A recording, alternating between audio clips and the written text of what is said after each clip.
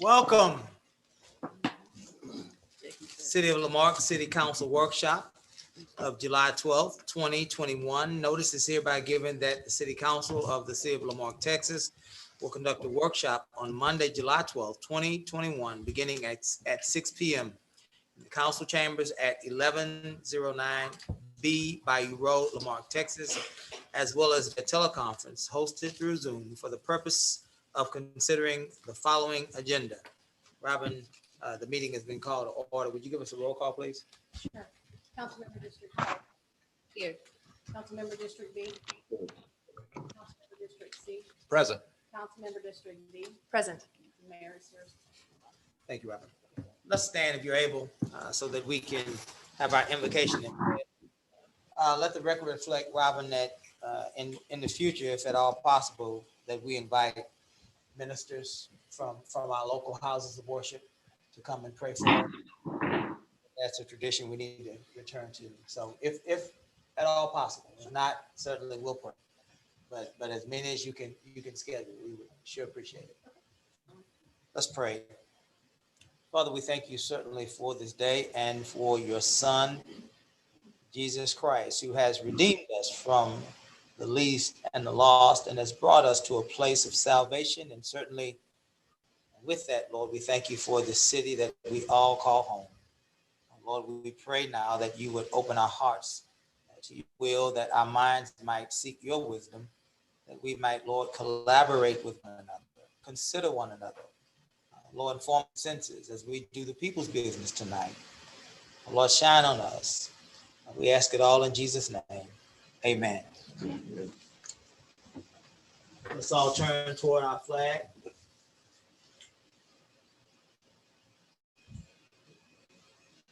Pledge allegiance to the flag of the United States of America and to the republic for which it stands, one nation, God, indivisible, with liberty and justice for all. Thank you. You may be seated. I just thought that we were going to get somebody to lead us out. Amen. Having said all of that, let the people's business begin. Item 4, citizens participation, limited to 3 minutes per person. Comments from the public will be heard at this time. Any person with city-related business who has signed up may speak to council on a specific agenda item limited to 3 minutes. Should give the mayor your name and the item you wish to speak about in compliance with the Texas Open Meetings Act. Item in compliance with the Texas Open Meetings Act, the city may not deliberate on comments.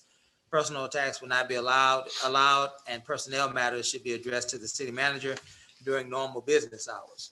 Press *6 if you are with us via telephone to mute or unmute. If you're participating via smartphone, tablet, or computer, there should be in the lower left-hand portion of your screen a microphone-looking space for you to press. Press that microphone to mute and unmute yourselves. First speaker we have tonight in person would be Marcy Doolittle.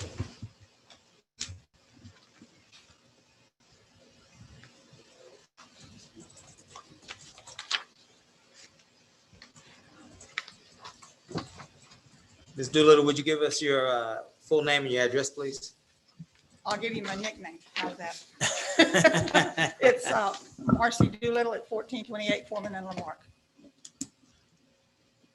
Yes, ma'am, go ahead. Okay, I want to talk about some departments in this city that really have helped me. I want to talk to the street department. My daughter had a problem. I met a man. I looked him in the eye and asked him, could he help me? He looked me back in the eye and he said, I will try. And he did. That was Mr. Mose, Terry, Brad, Nate, Rodriguez, Willie, Tim, and Ernest. They came through for me. The second department I want to thank is my police department. I had an incident the other night and the dispatcher, I called her. She was very sweet. 3 officers responded to my house. I didn't get 2 of their names, but one name was Officer Gonzalez. Very sweet lady, very sweet. Also want to thank the water department for what they did for me when I had a leak. I called him in. I left a message on his phone. He called me back. I asked him, could he help me? He said he would, and he came through for me. So I'd like to thank them. There's so much complaining against the city. I want to compliment them. So that's what I've got to say. Thank you. Thank you. Thank you, Ms. Doolittle. Kathy Heron Keith. Hi, everybody. Hello, Ms. Keith. Name and address, please. Hi, I'm Kathy Heron Keith. I live at 56 Barondo Pines.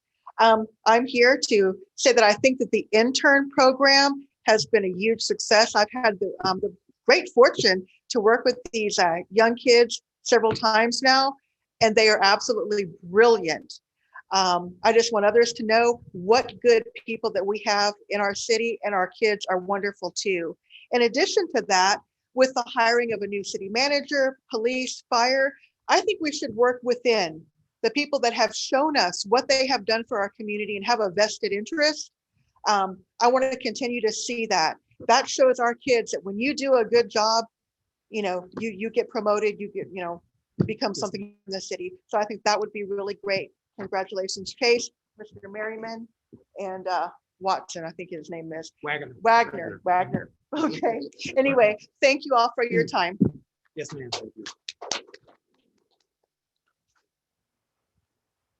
Mr. Rashard Loftus. Name and address, sir, please. Hello, Mayor and Council, everybody assembled. I have here in my hand a formal complaint about a few members that's on the EDC board.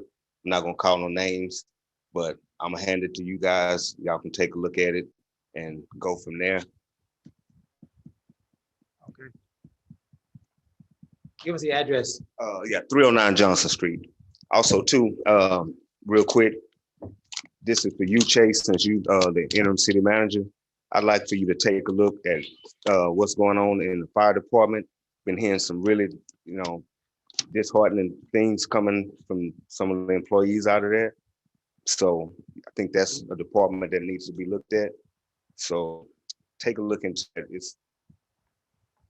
I didn't like what I've been hearing. So, yeah, okay, that's it. Thank you, sir. Mrs. Lisa Lewis. You are a veteran speaker now, so name and address. Lisa Lewis. I live at 226 Manling Street.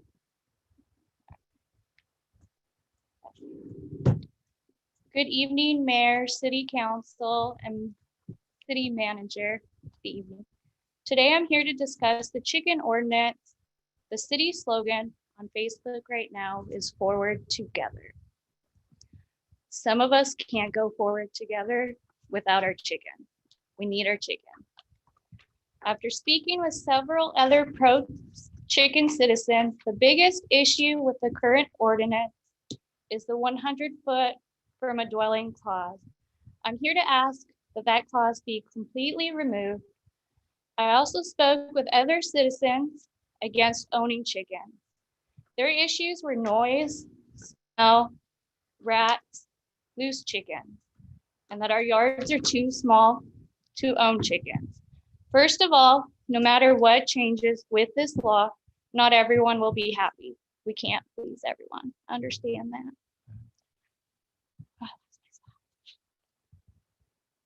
Okay. And their issues were noise, smell, rats, loose chickens, and that our yards are too small to own chickens. The noise issue can be fixed with not allowing citizens to own roosters, but please consider allowing citizens to rent a rooster because they do have a purpose to make little baby chicks. We can't have baby chicks without roosters. So maybe we can have a rooster dating site or something. I don't know, just for a day or two. I don't know how long that takes. Okay, so let's eliminate the rooster. We don't need roosters in the city. They have one purpose. So let's have that rooster date, and that's it. The noise level of laying an egg is up to 70 decibels. A barking dog registers around 90 to 100 decibels. much louder than a few hens, right? Okay. And chickens don't attract rats. Raising chickens doesn't make rodents magically appear. What is true, if there's already rodents in the neighborhood, then yes, rats will be attracted to an unkept, dirty, nasty coop and easily ready food. My solution for this is to require chicken owners to keep all feed in a metal container or pest-proof container to keep rodents and whatever else away from that. The code enforcement should be able to issue fines up to $500. This will keep citizens in control, and I don't want to be fined $500, so I'm gonna make sure my poop and all that is clean and gone and not smelly. So I think that $500 is reasonable, and that's money for the city. These are Lamarck's chickens, not Texas City, not Hitchcock. That's money for our city. Okay, and this fine should be applied to loose fowl. Oh man. Go ahead, Mr. Lewis, go ahead. This fine should be allowed and fined to loose chickens and fowl should be fined as well. As far as space and land and size goes, a chicken only requires 8 to 10 square feet per chicken outside. So all of our yards are perfectly capable of having happy chickens. Lastly, I would like to be more self-sustainable, especially with everything going on in the world, such as food shortages and COVID virus going away. Right now, we grow all of our own fruits and vegetables on less than a quarter acre. Every day, my 2-year-old goes out and picks her own snack, whether it be organic berries or sweet tomatoes. I would love for her to go collect her own chicken eggs as well. That's all. Yes, ma'am. Thank you. Well done. Well done. Ms. Lewis, this council is transparent in democratic government. So there's going to be a portion of our agenda later where we'll have a discussion.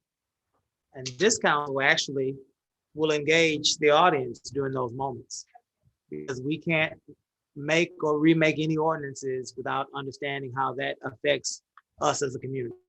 So if you can hang out for a minute, we'll get that point. You'll start to hear what he thinks, and you'll be invited back to the podium so that we can understand what you think and how you see it.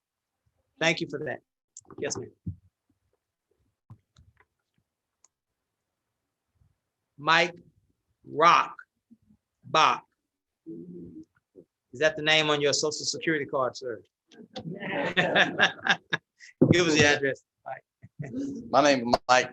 Everybody knows me as Rock Bach. I live at 106 Long Ridge. And what I come up here to speak on my personal feelings is an agenda item y'all have on tonight about the perhaps waiving or going backwards on the parks fee. Mhm. And past administration, also I forgot to mention, I'm a sitting member of the parks. So past administration promises, this all we kept hearing was about this master plan parks grant. We needed money because some of these grants have some matching funds that go along with it. So that's what this little account was for, and growing and growing. And I would like if we can, with the city minister and council, to see this continue, just for the sheer, there's no way Lamarque can afford the millions of dollars that the residents would like to see the older parks approved. New subdivisions, it's in their contract, but how you want to describe it, they build a subdivision, they have to build a park. But all these old remaining parks need millions of dollars. I mean, just for instance, just to stabilize the shoreline at Highland Bayou Park, which ate up, I think, out of quote of over $250,000. The roof on the pavilion at Highland Bayou Park needs over $100 estimate there is over $100,000. The city don't have the budget for this. You know, we don't have the tax base like Texas City does in Lake City. So there's no way we can make these kind of improvements and upgrades, kind of like our city infrastructure.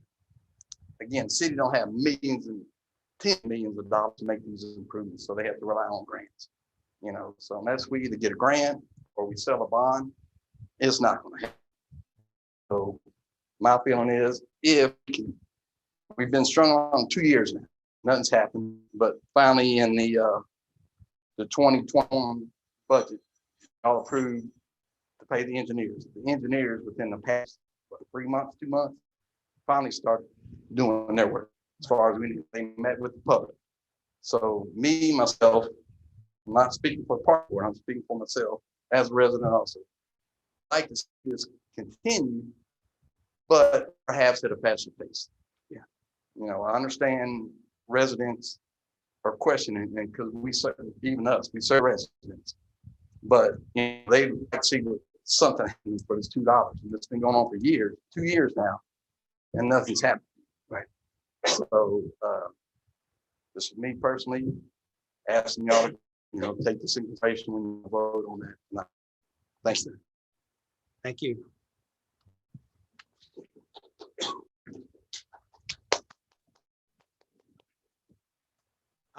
That concludes those we have here in person. Are there any persons via the internet that would like to speak in our citizens participation portion of our? Any persons via the internet that would like to speak in our citizens participation portion of the agenda?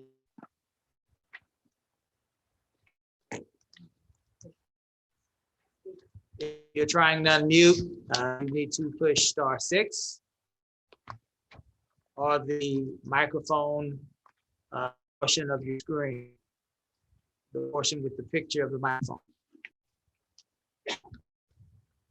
Two names up there, the shoe and the Ira party. Those two are be available for questions only while they're on the agenda. Okay. Okay, well, we'll move past this point of our agenda. We'll move to item 5, the consent agenda. I believe we're pulling out for discussion item 5A. Is that right? Ms. Susie? Are we pulling 5A for discussion? Okay. So 5A, discussion relating to accepting the City of Lamar audited comprehensive annual financial report as of September 30, 2020. Yes, ma'am. Good evening. My name is Stephanie Harris. I'm one of the partners with Harris Bahachek. It's my pleasure to be here this evening to present this annual financial report for the fiscal year ended September 30th, 2020. I would like to start just by recognizing the city and its finance staff.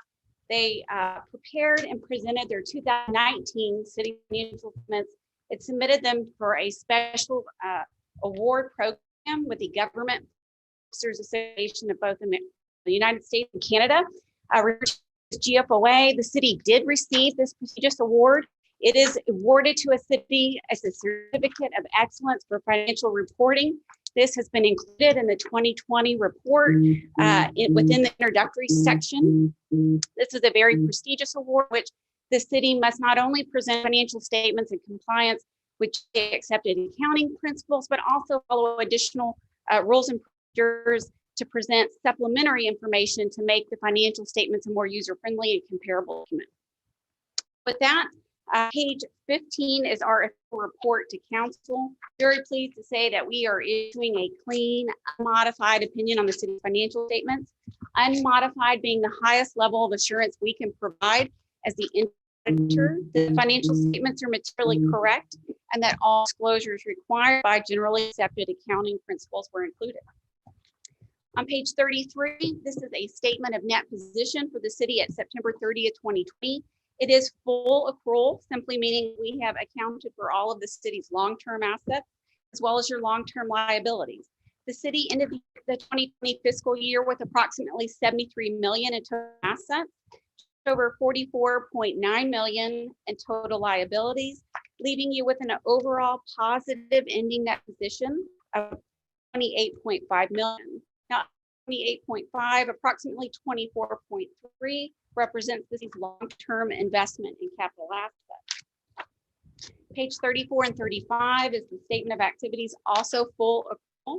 So this would include some non-cash items like depreciation. For the 2020 fiscal year, the city incurred just 26.3 million to provide all municipal functions.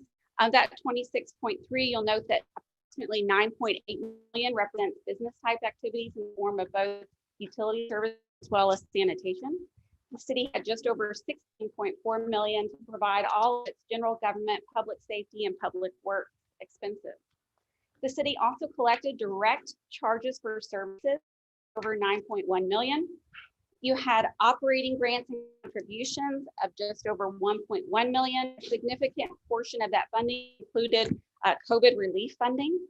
You had capital grants and contributions of just over 175,000. If you follow the page all the way over to the second column to the right on page 35, you'll note that the city ended the year with a net expense of 13.3 million. After general revenues, which can be used to finance any of your municipal functions, primarily property and sales tax dollars, the city had just over 12.2 million in general revenues. You did see an overall increase in both property and sales tax in the 2020 fiscal year. You did have a net reduction for the 2020 fiscal year of just over 1.1 million. On page 40 and 41, this is the statement of revenues, expenditures, and changes in fund balance for the city's governmental funds. This is a different basis of accounting. It is modified accrual, the same basis by which you annually review and adopt the operating budget. For the 2020 fiscal year, the city had just over 15.7 million in total revenues. Total expenditures, which included both capital outlay investments as well as principal and interest on your long-term debt, just over 16.9 million. After some other financing sources and uses, which did include some debt that was issued of just over 937,000, the city saw an overall reduction in its ending fund balance of 228,000. Despite the reduction in fund balance, I would like to note the city's general fund did see an overall positive increase in fund balance of just over 92,000.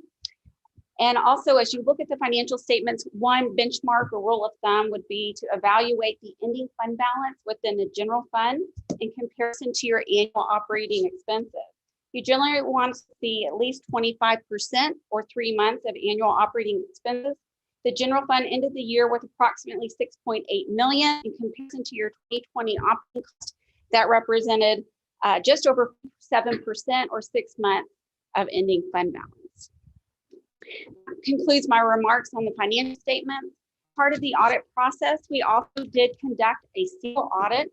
A single audit is required when the city has more than 750,000 in federal grant expenditures within a single fiscal year. For 2020, the city had just over 1 million in total federal grant expenditures, bulk of which represented coronavirus relief funding at 924,000.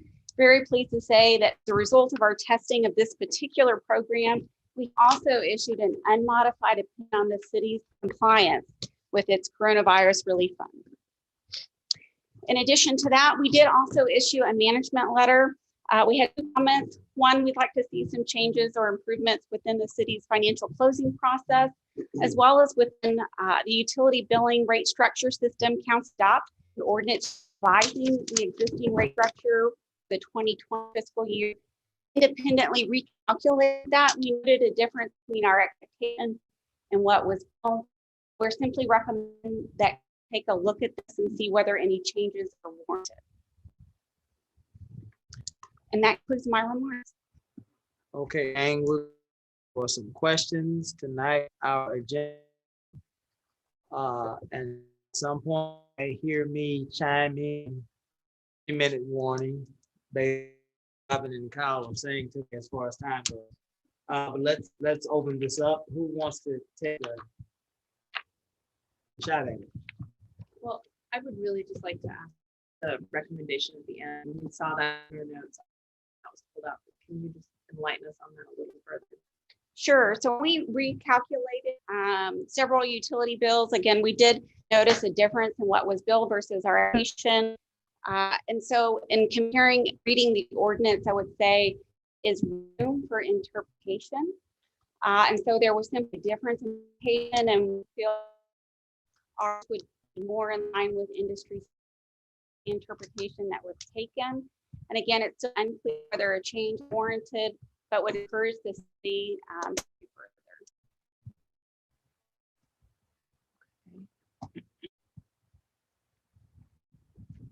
So Mayor and Council, after speaking to Susie earlier, I know that we are looking into that ordinance. We're going to investigate it. I know there was interpreted that ordinance. I don't know how should I say it, Susie? It wasn't wrong, but the interpretation was not accurate. So that's what Susie and I are going to be looking into that. It was just, sorry. It was just a different approach that we calculated based on the tiers level. And because remember, when we increased the utility rate, we introduced to council the level, and it was just a matter of calculating what tiers based on consumptions.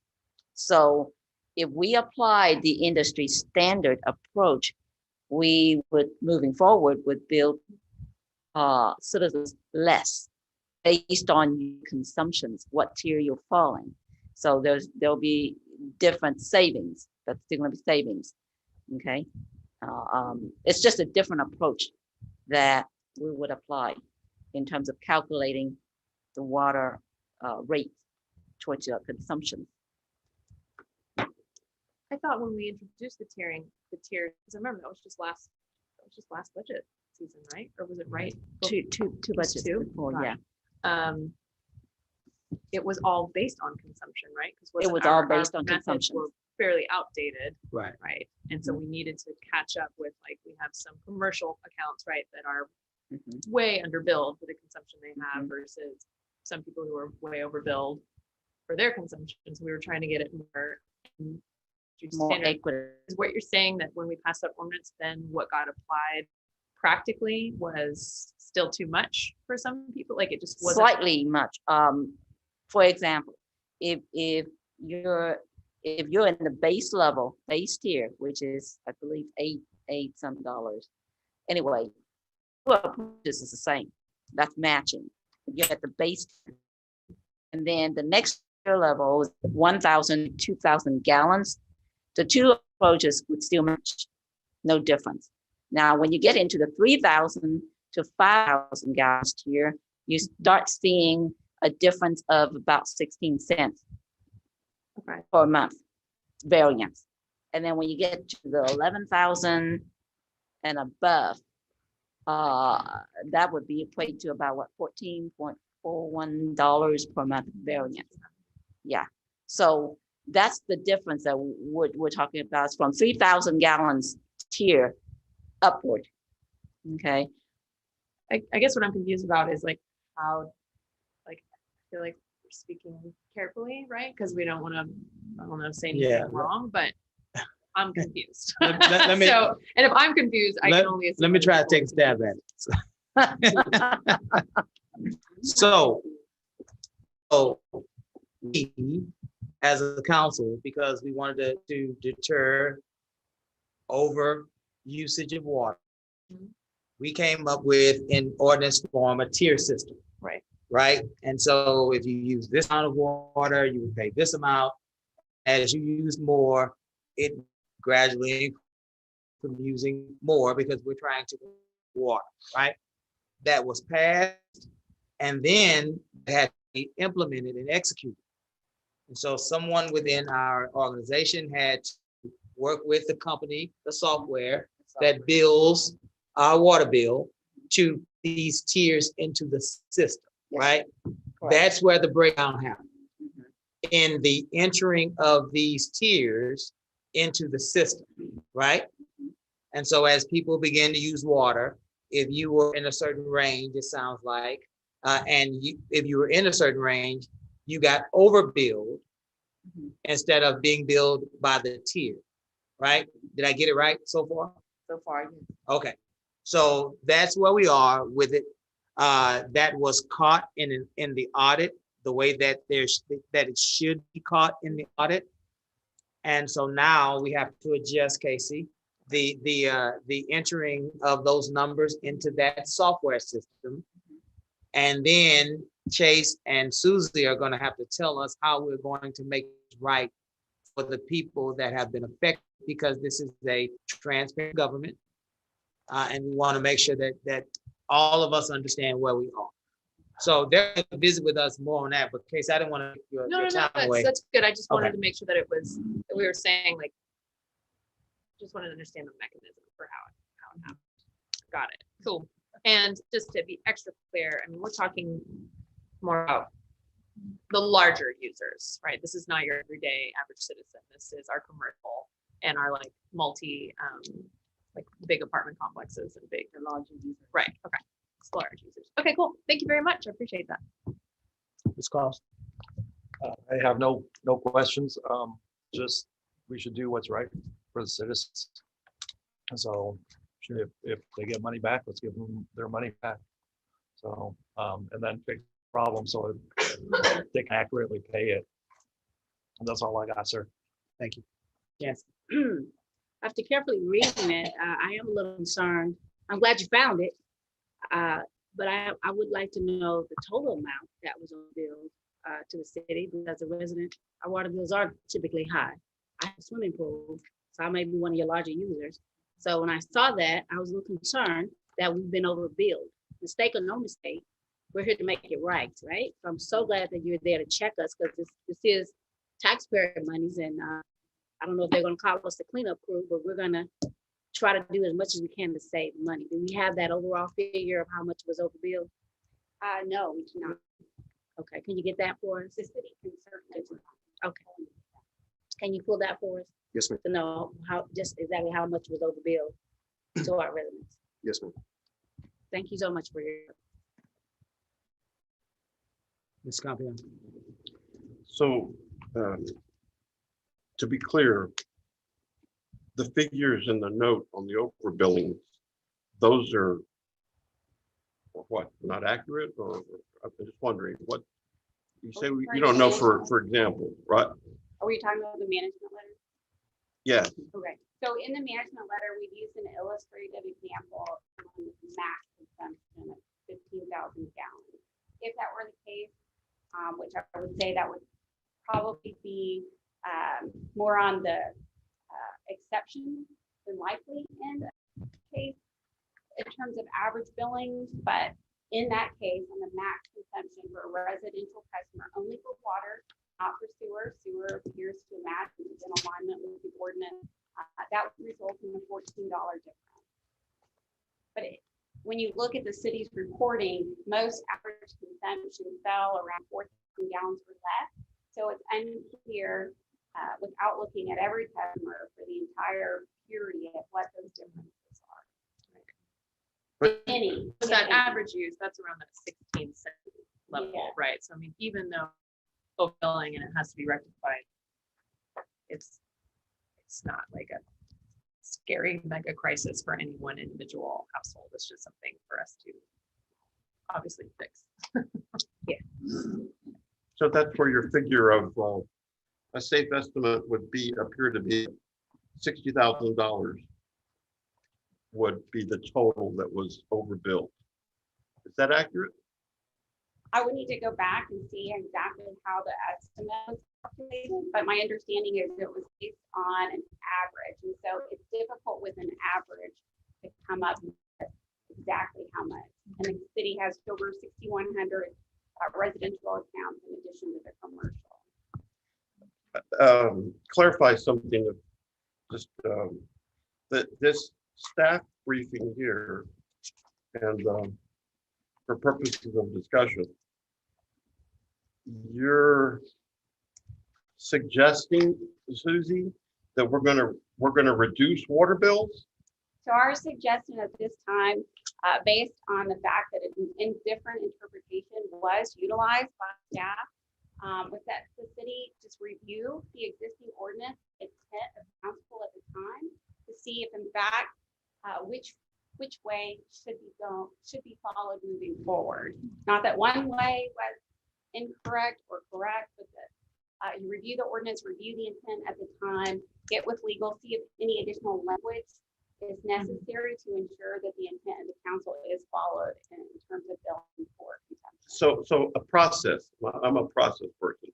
First process is now, and as ASAP, our proper billing for water purposes is going to be implemented. Is that correct? Is that correct, Chase? Susie? Yes, sir. Yeah, that's Okay. what we're working on, Susie, and she's working with STW now. All make right, sure so this is that's accurate. number one. And number two, we here, working with council, we need to revisit the ordinance that was passed in 2019. And because this goes on for 8 months, Correct. according to the letter, this overbilling for 18 months. So we need to understand the ordinance, and we need to then come back, revisit that as an agenda item.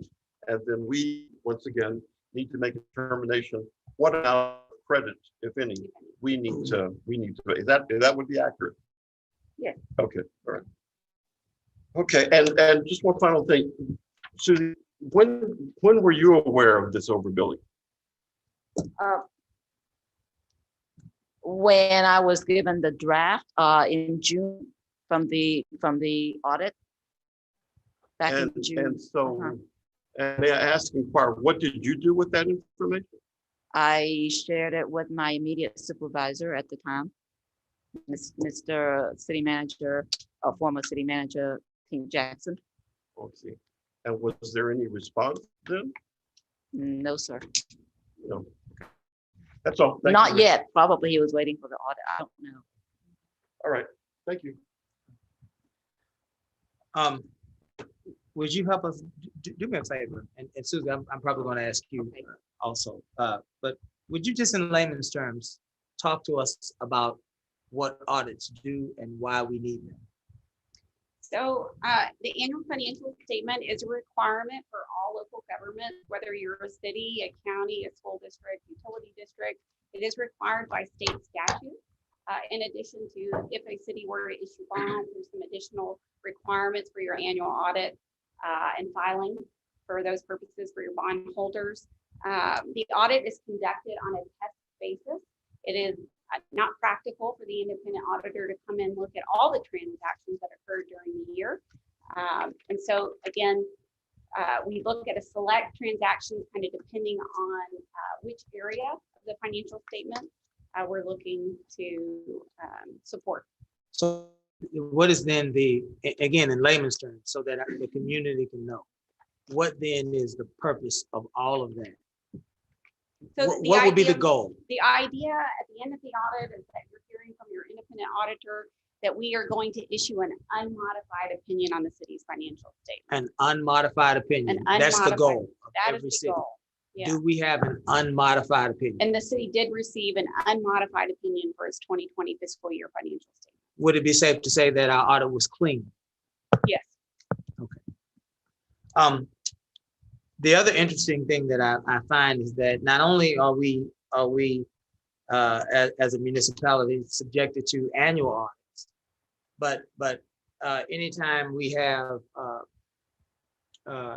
federal funding, right, over $750,000, we have to have single audits, right? That's correct. And so not only did we have an annual audit this time, we also had a single audit as well. Is that right? That's correct. Okay.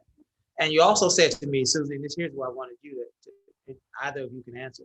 But you said to me, when we are awarded grant funding, before we receive the money, we have to go through another audit. Is that right? Yes, sir. And you hit it to the target. When we are awarded by whether it's federal agency or state, you are awarded a lump sum. Is an opportunity for you to claim that amount of money, as long as you put proper usage of the grant money and survive through the state or the federal, the grantors audit. Once you pass the audit, then they release the fund, the cash to us as a form of a reimbursement. So that is when we get the cash. It's after they go through an audit review, how we apply the funds, how we spend it on proper projects based on whatever the grant guidelines happens to be.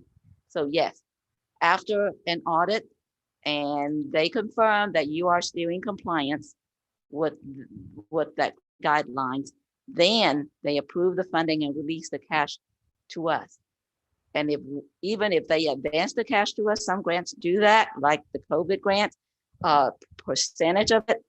But if the audit finds that you're not in compliance, you are still obligated to return the grant money to the grantor. So at the end of the day, what I'm trying to say is you must be in compliance and pass the grantor's audit in order for us to have legal claims of the grant award was $48 million or $8 million. It's great that you get awarded, but at the end of the day, you must comply to the grant guidelines through their audit in order for us to keep the fundings. That's where it's most important. So it's safe to say that we're audited at minimum 1 time per year, but we can be audited at some point 3-4 times a year. Absolutely, absolutely. And now, would they be the same source, the same independent auditor, or would they be various different auditors? Various. Okay, so we are audited more times than not, multiple times a year, and by multiple different sources. Yes, sir. Okay. Yes, sir, we are. I just wanted, again, this is your government. We're just trying to break this down in a way that we can all understand. So I do have a question. If we're audited every 12 months, is it last summer, the way that it was being interpreted? Because if it's been going on for 18 months, did we miss it? Well, last summer, I'm just wondering. well, we haven't gone through this current year's audit Okay. yet. Okay. This audit is only up through September 30th, 2020. But we're saying 18 months is because we know before the audit occurs that it's been Still been ongoing. going on. Okay, so this is actually the first. This is audit. early. Exactly. As early as we can. Okay. Exactly. Because it actually started October the 1st of 2019, which was when the audits began. Can I ask just one more timeline question, just so I'm understanding? So back to the discrepancy in the billing. Well, first off, I'm happy to hear that we can still receive an unmodified, assessment, even with something that is, I mean, obviously seen as a mistake, probably, right? I mean, or like, as you said, it's not necessarily wrong. It's just, it's a different interpretation than what you guys expected based on how you read things. So obviously we have to go back and fix it, check things. I mean, I don't want to say that, maybe we would go back and be like, yikes, that's how I read that too. Maybe we rethink what we originally passed. I mean, I want to leave room for the council had bad judgment, or maybe what we gave direction was enacted, but it's time to reassess that. I don't want to say that it's necessarily staff fault, but so the draft audit, that's where you said you learned of the discrepancy, and so that was in June, and middle of June, end of June, beginning of June. When did you guys do? It would have been close to the end of June. Okay, so close to the end of June. So it's not like anyone has been sitting on this a long time. Okay. No. Cool. That's all I want to know. I really appreciate it. Just, and one other item. For our citizens and the public to know, the audit issue, and this is just from my own personal experience, it's one of the most important elements of establishing confidence in us sitting up here. If we don't understand the ramifications here, then we have serious problems in it. And I want to let you know that this council collectively came together in a retreat, and we visited some of these issues already in terms of, I presented to this council some concerns that I had from previous audits, because that was the first thing I did. come back and let me understand what I'm getting involved in. And this is not anything that Chase is responsible for or Susie, but there's a section in this that's statistical information, and it lists different items, and some of it is like categories. Public safety, for example, there's 2020 physical arrest under police 666. The previous year 1,516 traffic violations, 8 calls for service. Same thing for fire, public works. In that area, I was pointing out to Chase, and he was not even aware of this as the public works director, that there's nothing listed in here on these criteria, on these elements in here, such as community room rentals. And I'm sure we're renting our community rooms at some point, but there's no information here at all. So the council was pleased to know that our interim city manager, working staff, and Susie are making sure that all of these issues are corrected so that we have a complete statistical snapshot of our picture that we can, of our community, that we can be proud of and report to you as well too. That's all. Thank you. Thank you. Any other questions? Thank you, ladies. You did awesome. Thank you. Thank you so much. Stick around. Perhaps we might have other questions when we get to our regular meeting. All right, team. The other items under, and I'll read them for the purposes of our minutes. But I don't know that we want to pull any of these for discussion, but let me just read through them. Item 5B, discussion relating to adopting resolution number letter R-2021-0017, authorizing certain officers of the city to sign and endorse checks and drafts of the city of Marque accounts, effective July 13th, 2021. That's a housekeeping measure. Ladies and gentlemen, it takes certain members off and replaces them with other members. It takes, for example, Mr. Hocking off, and it puts me on as mayor. Item 5C, discussion relating to adopting logic resolution number letter R-2021-018, authorizing certain officers of the city as authorized representatives to administer and manage the city's investment account, effective July 13th, 2021. Similar issue. Item 5D, discussion relating to adopting text pool resolution number letter R-2021-0019, authorizing certain officers of the city as authorized representatives to administer and manage the city's investment accounts, effective July 13th, 2021. Again, that's similar to item 5B. Council, do we have anything on those? Okay, let's move to item 6, old business. Item 6A, discussion relating to speed humps, provide staff with direction. This is something that we have considered for about 2 months now. This council believes that we want to provide direction before we get language. And so this is our time to suggest to Mr. Carey what our must-haves are in this criteria. Certainly the goal is for us to reduce speeding in our residential areas. It can be achieved in many different ways. This is one that we have at disposal. So let's open this up for discussion. Let's see if we can get through it in an expeditious manner. Who wants to start? Well, Go ahead.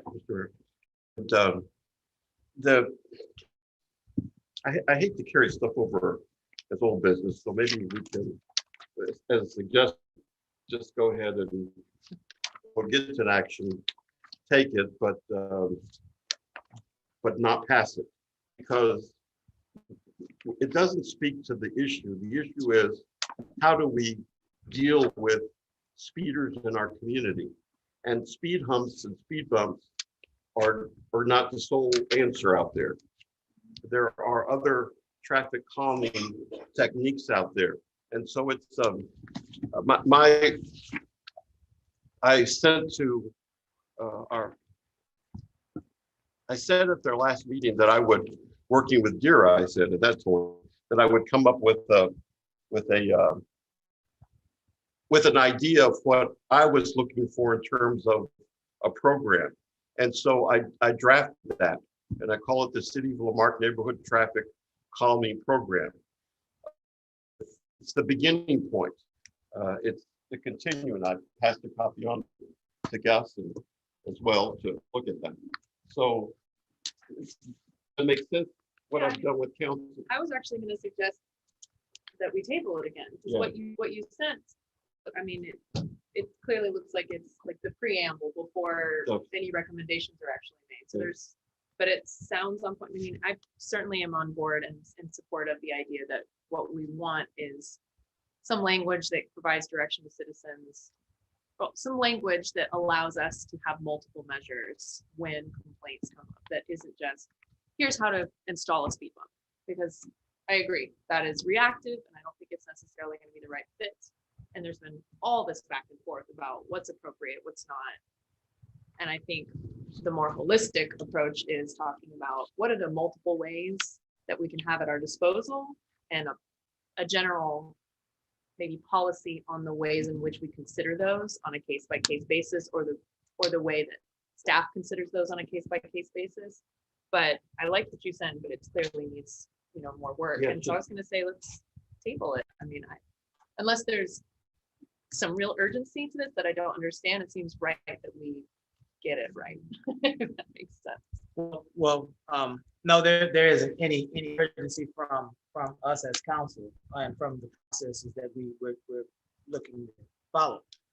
There is urgency from our community and from some of those members of our community that have had to witness some of these accidents. Certainly a young man's life was lost here recently in our city. And so I think that there's some anxiety from community. They want to have whatever tools that they would have at their disposal because it's something that they feel powerless over as relates to uncontrolled speeding in those neighborhoods. So no, it's not any urgency here. I think we need to act. We need to move forward.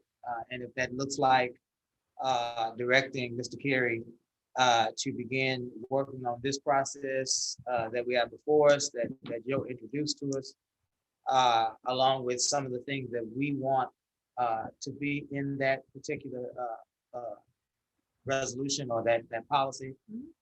I think that we can get there, but I think that we have to start actually doing work on the policy. So again, it can be that way. It can be where we take it, but the next time we bring it back, I would hope that we're actually ready to move forward with something. And you're not suggesting that. Right. I mean, I'm Right. happy to go, Yes. I'm happy to go with what feels like the momentum is, but I respect that you felt a special connection to this issue and you wanted to draft some more ideas to give, and especially since, we're still in our transition moment of Absolutely not wanting to dump the whole policy. And to be clear, this is just a beginning, was what I had time to draft or work on, right? This is not the whole, they're other than going into the process. How does the citizen go about asking, implementing, for a speed study? There's a section on that. And then for the devices out there. So this is just the beginning. And I wanted to make that clear. Absolutely. Is there a way we can use what you have, merge it with what Mr. Jackson had, and then combine the two? It may Because be. that way we're not reinventing the wheel. It may be, but the reality is, Michael, that policy will never see any speed bumps in the city. Well, no, I mean, yeah, some of those things we can tweak and Yeah. modify because, yeah, some of those things are not realistic. Yeah, But so the answer is yes, because it's one section, part of this. It would be one of the sections in here. Under this. Right, I just don't want to take 2 steps backwards, even though we have something drawn up, but that needs tweaking. So maybe we So- can give direction to staff and say that we like the look of the parameters that Joe set forth in this draft. obviously we need to add procedures for how citizens can make a request for a speed study, and maybe, like you said, the different devices, the different measures that we would take, including speed humps, but not limited to speed humps. And then we can talk about that next time. And my suggestion, if you permit me, I'll work with Gus to on next steps on this. And we'll. But was this the only option? Because I think when we talked before, I asked what are the best practices to help with speed in our neighborhood? Yeah, no. And that's what, and I think we need to direct our staff to look at what are the best practices that deal with speed in neighborhoods. Yeah. Now, is that what T did? I don't know. I haven't No. seen. Well, I mean, the direction team got was very explicitly about speed humps. Oh, okay. And the conversation has evolved since then about speed humps are one option. There's also the radar signs. There's also, Right. I mean, unfortunately, like, it's really easy to get in the weeds of this conversation because a lot of it is about much larger infrastructural, like, design things that we can't retroactively implement, I'm gonna say. I don't know, I'm looking at Den, like, Den, is that right? But I do think we, in the interest of starting somewhere, maybe we could start with, like, what are The best the, practices. like, well, best practice, but also what are the What's quick, feasible for what are the us? quicker things that could happen? And then also continue that conversation around what are the kinds of things that we want to see in future developments. And when we renovate certain areas, then we have the opportunity to build roundabouts or, you know, curved roads and whatnot. And now we're talking about things I don't know anything about. Right. And Chase, for me, I like innovation. So let's see what is out there that works. Maybe there's new technology or something new, because everybody's like, like speed bumps, we know they're gonna please everyone. Yes, But ma'am. I would like Lamar to be a leading city when it comes to innovation, new Sure. technology. Let's just see what's out there. Yes, ma'am. Okay.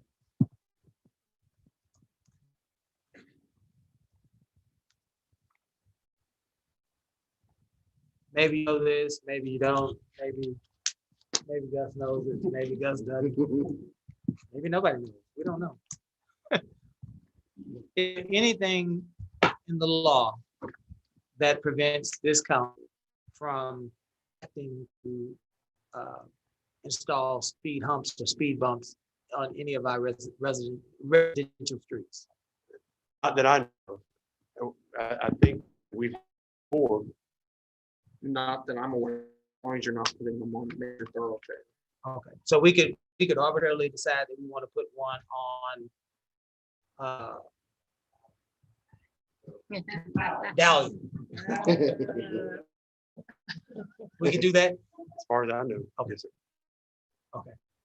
Thank you. Yes, That's important because that helps us with some possible time frame, right? Because there may be one or two streets in our community that really want these speed humps like yesterday, right? Those streets that maybe some of the tragedies have happened. So that would, and what I'm suggesting is we can work on this policy. Let's get a good policy, a good comprehensive policy. But if there are neighborhoods that are requesting speed humps for special circumstances, this council still has the power to take those streets up, street by street, and if warranted, then we can act even outside of a speed hump policy. That's the point that I'm trying to make. So that may relieve some pressure on trying to get things done. So then it's like a neighborhood approach. Well, it would be just until we get the policy the way that we want it, right? So in other words, if it takes us 2 months to get the policy right, but next week we have everybody on one street saying, this is horrible, one of our children almost died, we want speed humps. This council can take that up individually and decide whether or not, you know, we can do that for that neighborhood or that street based on what the needs are at the moment. We don't need a policy to act. The policy will guide our actions, but perhaps there might be an emergency or some sort of an urgency that will come and act before the policy. Well, it kind of does, but then what precedent? If I have someone from District A that said, hey, we don't have street signs, we don't have lights, I want lights in 2 weeks. So you gotta be careful of that.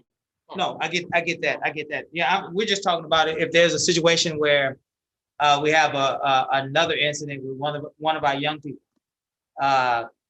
getting hit on one of our residential streets, right? And that neighborhood is up in arms, wanting a speed hump. The council can then deal with that on a case-by-case basis until we get this policy. Does that make better sense?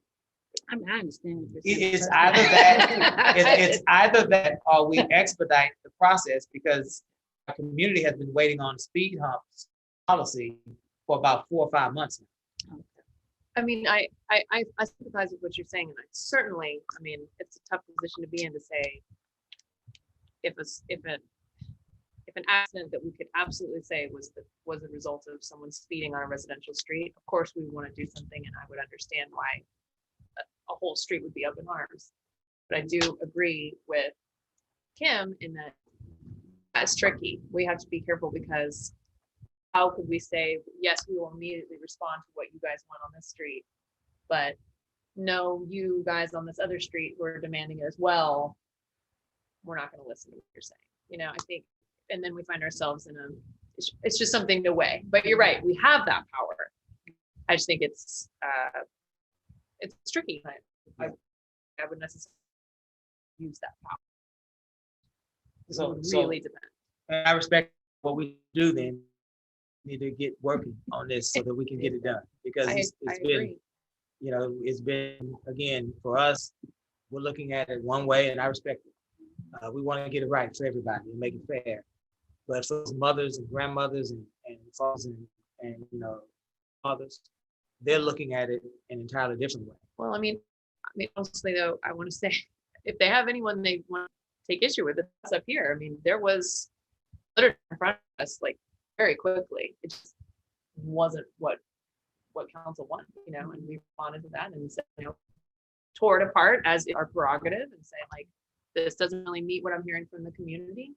I'm just like, I would argue that we're not dragging our feet or anything. It's just an issue that actually has a lot more bones to it than might appear on the surface. And I just, I agree, like, let's move.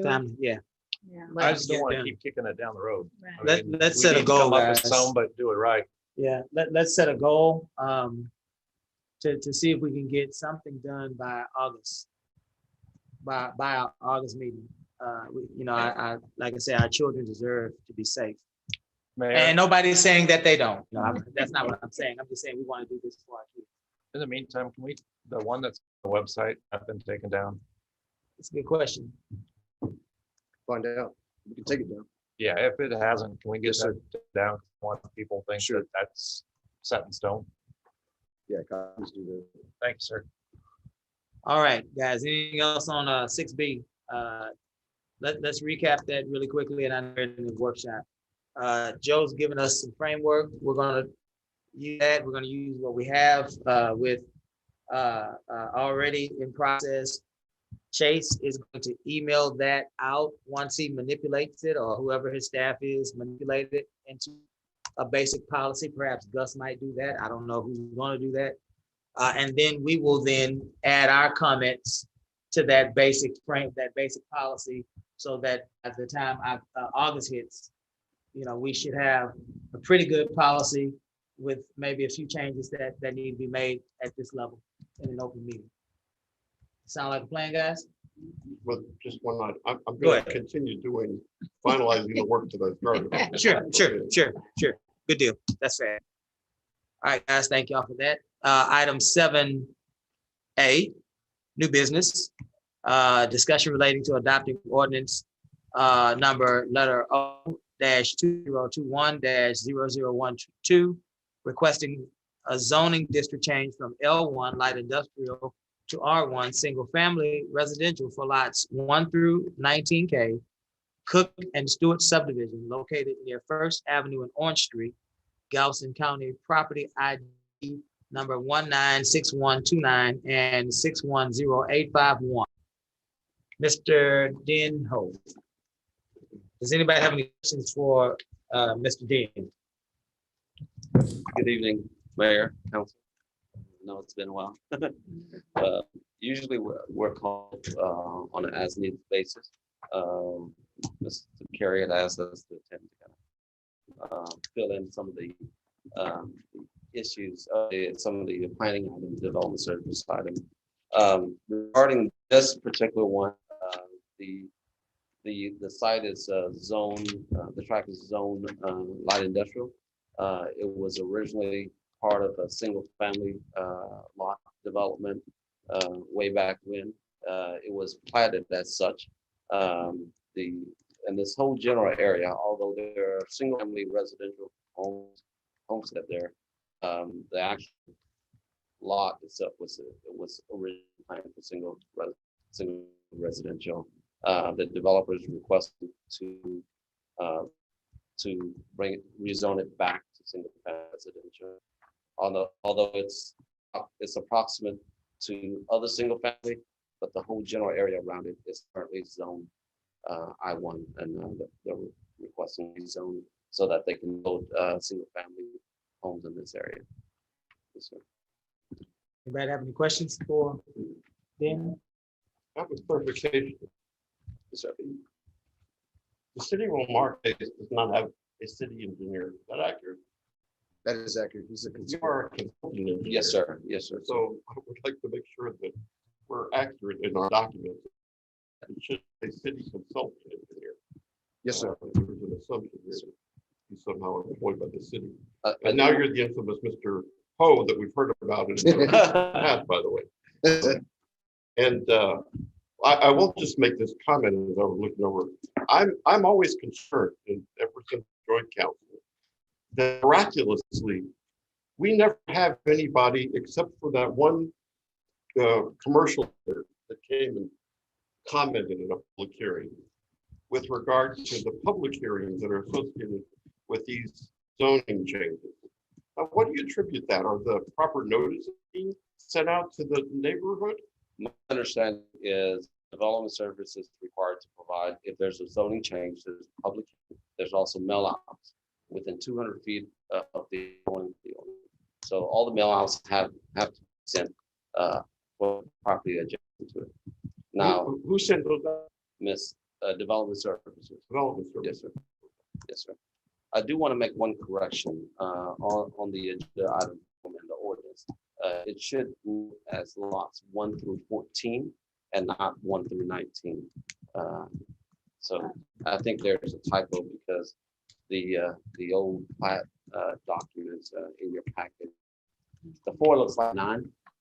And I think that's where it came out. So I just want to make one correction on that one. It's the old plat document on page 25 of your package. I would say that in regards to Joe's point, I would assume that for folks who receive the mail out, this is probably like, yeah, duh, right? Because of where it is, I'm sure some would be surprised to know that it was zoned like industrial in the first place. Because that's not, yeah, where it is right behind Murphy's, it's all small over there.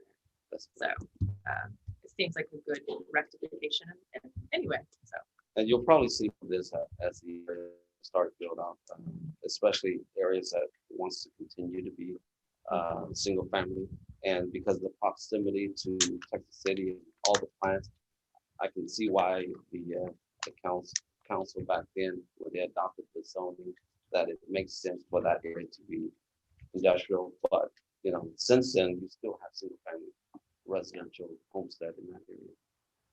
So on the plat here, that lot 19 is actually not 19, that's 14, that's a 4, yes, not sir. a 9? It's the 4. Oh, okay. If you can read it's 1 through 7 Yeah, I on see the that. north Yeah, side, yeah, and yeah. then 8 through It does look 13. like a 19. It does look like a 19. I can see why. Is there a planned development? Is this person going to just sell those lots to individual? Yes, this is not a planned development because the lot was these lots was previously platted as single family. It will stay as such. Just the rezoning. So you're just going to buy an individual lot and build a home on it? Yes, yes, sir. The developer is Senseo Homes, They are a home builder, built Okay. homes within the Gotcha. city. So Yeah. And just so you know, guys, my name's Chad Barham. I represent Senseo Homes, and we've been going into a lot of the older parts of Lamarck and just trying to revitalize it off Lake Road in some of these areas. And they got a lot of hardworking people in Lamarck, and we just want to bring them single family homes we can sell them and they can move into. Good deal. Thank you, sir. What is his name? Chad Barham with Senseo Homes. Senseo Home. Any other questions? So I'm sorry. So he was thinking of selling homes. He's on been Lake buying Road, land. Yeah, buying land off of Lake and Road. building homes. Same guy, same company. Good evening, ladies and gentlemen. My name is Arya Karve. I am a planner for 7 Gen Planning, and I'm here on behalf of the client to answer any questions about this item. So please let me know if there's anything I can clarify. Aria, this is the wrong item. Oh, I'm sorry. I thought you guys were talking about the 7A. We're on 7A now. 7A is the rezone. Aria. Isn't that the Ready to PDD? get there, I think. Is I think. About 20 seconds. 20 seconds. I'm sorry. I apologize because I think I must. All right. I'm sorry. Let's move to item 7B. All right. Discussion relating to a general plan application for Olympia Lakes. So, Mr. Dean. So, Mayor, if we can switch 7B with 7C. Okay, we can do that. Is that where she needs to be? Yes. Okay. They're both in one in the same, except that we want to make sure that the plan development is approved before we approve the general plan. Okay, let's do this since we're in the workshop. I'll read C and then y'all can speak to both B and C. Okay. All right. Great. Item 7B was just read before you. Item 7C, discussion relating to adopting ordinance number letter O-2021-0013, requesting a zoning district change from R1 single family residential to PDD Olympia Lakes Plan Development District for approximately 51.01 acres located near Delaney Road and Lawndale Street, Galveston County Property ID number 131493. Mr. Dean.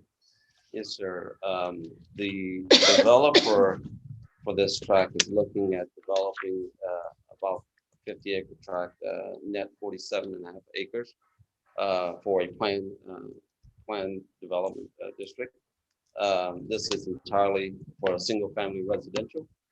As you can see in the land plan, there's a total of 100 plus or minus 171 lots.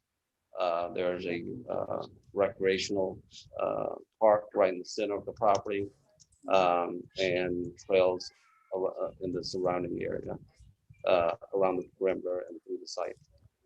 The track is immediately to the west of Sunset Grove and south of Trails of Woodhaven Lakes. There's no connection to the north, but it'll tie directly into Delaney Road. So pretty straightforward. It does meet the percentage of space. I'm sorry, but here, Kaveri is a little loud. Can you please sound? I don't think she meant to unmute it. So with that, I'll open up for any questions, or if you would like the So planner. this is a new subdivision. Yes, sir. This is a new subdivision. So not Sunset Grove, Not Sunset Grove. not Woodhaven Trails, No, sir. not the finished build out of Sawgrass or Delaney. No, sir. This is more growth. This is more growth. Yes, approximately 171 lots. There are 50 by 120-ish depth wise. So this is a one-phase development. What you've seen in other development, development is multiple sections. They're going to come in, build all the lots, sell it to a home builder, and be done with it. Okay. Just one phase. 171 homes. 100 approximately 171. Yes, Okay. sir. All right, The- ladies and gents. I have some issues with it. Issues. Issues, yes, sir. I got my fireman hat on. All right, who's going first? You going first, Mike? Yes, sir. Go. Okay, streets. Yes, sir. First thing, I was looking at the plot plan. Streets, how wide are those streets? 28-foot wide. The typical street is 28-foot wide for our design criteria manual. Okay. Back curve to back curve. The entry road is a divided section, and it necks down to a 28-foot section. Okay. It meets our code. Yes, sir. Don't like it, but it meets our code. It meets the fire code as well. The turning radius is for our the fire code requirements. So it does meet that requirement. Right. Just on the plot plan, it looks small. It looks tight, yeah, Right. and it usually does because of the the scale of it. But it does meet the requirement as far as turning radius.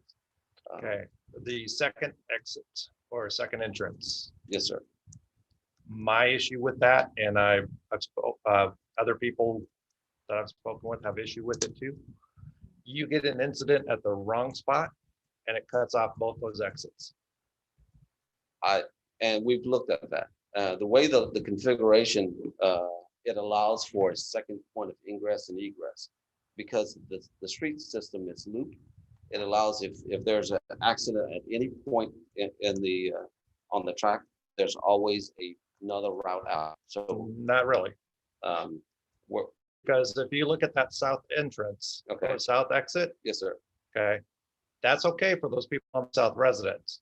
But you get an incident just on the inside part that cuts off the whole. That takes out that whole intersection. So you take out that whole intersection, you've stopped everything right there. And the way engineers look at things is if the divided section allows that separation if you have an accident there. So if there's let's say an accident on the north side of that road coming in, it allows you for that divided section to split off. Okay, So but you get a house fire right there at the corner. You just knocked off the whole, you cut it all off. That's the challenge. So there's, you can't, so that particular case. That's yes, where my it heartburn does. is. Yes, sir. And I can certainly understand that. But that's a challenging part, because if you have a accident right in that corner, you have a house fire, you know, if you're on the south side of that intersection, then you have the north side to move people in and out. Right, but you get something massive. I mean, you've knocked out that whole section, so you've lost all those people on the west side. They have no place to go. So my feeling, and I mean, this is just my opinion, there needs to be another entrance. Yes, it cuts down on the number of houses, but it alleviates that. Something happens right at that main entrance with a house fire. People got someplace to go. So, and we haven't even talked about wildland fires. So what are you suggesting as another entrance? Put a third entrance. Yes, sir. That's what I'd like to see, because that way, because like I said, that south entrance exit.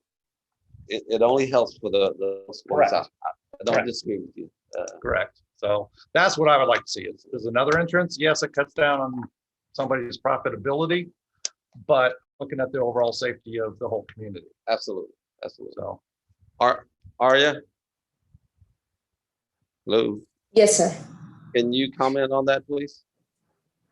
Well, The Councilman Carlson is recommending an additional egress point on the north side of the roadway cutting into Delaney Drive. Delaney Road, I'm sorry. okay. So you would still be okay. Or the thing is, the ordinance demands 2 points of access into the property. Since we have as many lots, which we did provide. And Delaney is a major road. And then the only road on that we can take access off of. And we have provided 2 points of entry. And in fact, one of them is a boulevarded street, like Mr. Denholm mentioned earlier. So I understand that, but if you have a major incident right there at the main entrance, i.e. one of those houses catches fire, you're gonna block that second means of egress on the south side for everybody, except for those 12 homes. okay, so would it help if we still provide just 2 points of access, but change the location of the second point? Because what I understand what you see is if there was an incident, where the boulevarded entry is, you would still have that intersection to divert traffic. But if I put it elsewhere, I could divert it from within the community through the second point. Is that what you're saying? Yeah, it looks like if you move it to that ingress north side, you may be able to accomplish that. It would be less of a threat for the entire community if it's moved to the north side, if you don't want to put a third entrance in there. If we do put a third entrance, I'm just concerned there be too many entrances or too many curbs along the Laney. But I think we probably could shift what you see as the secondary entrance to the south. We could probably try and work something towards the north. And that way you would have, 2 entrances, but it would still not interfere in case of incident. Okay. Ms. Aria? Yes.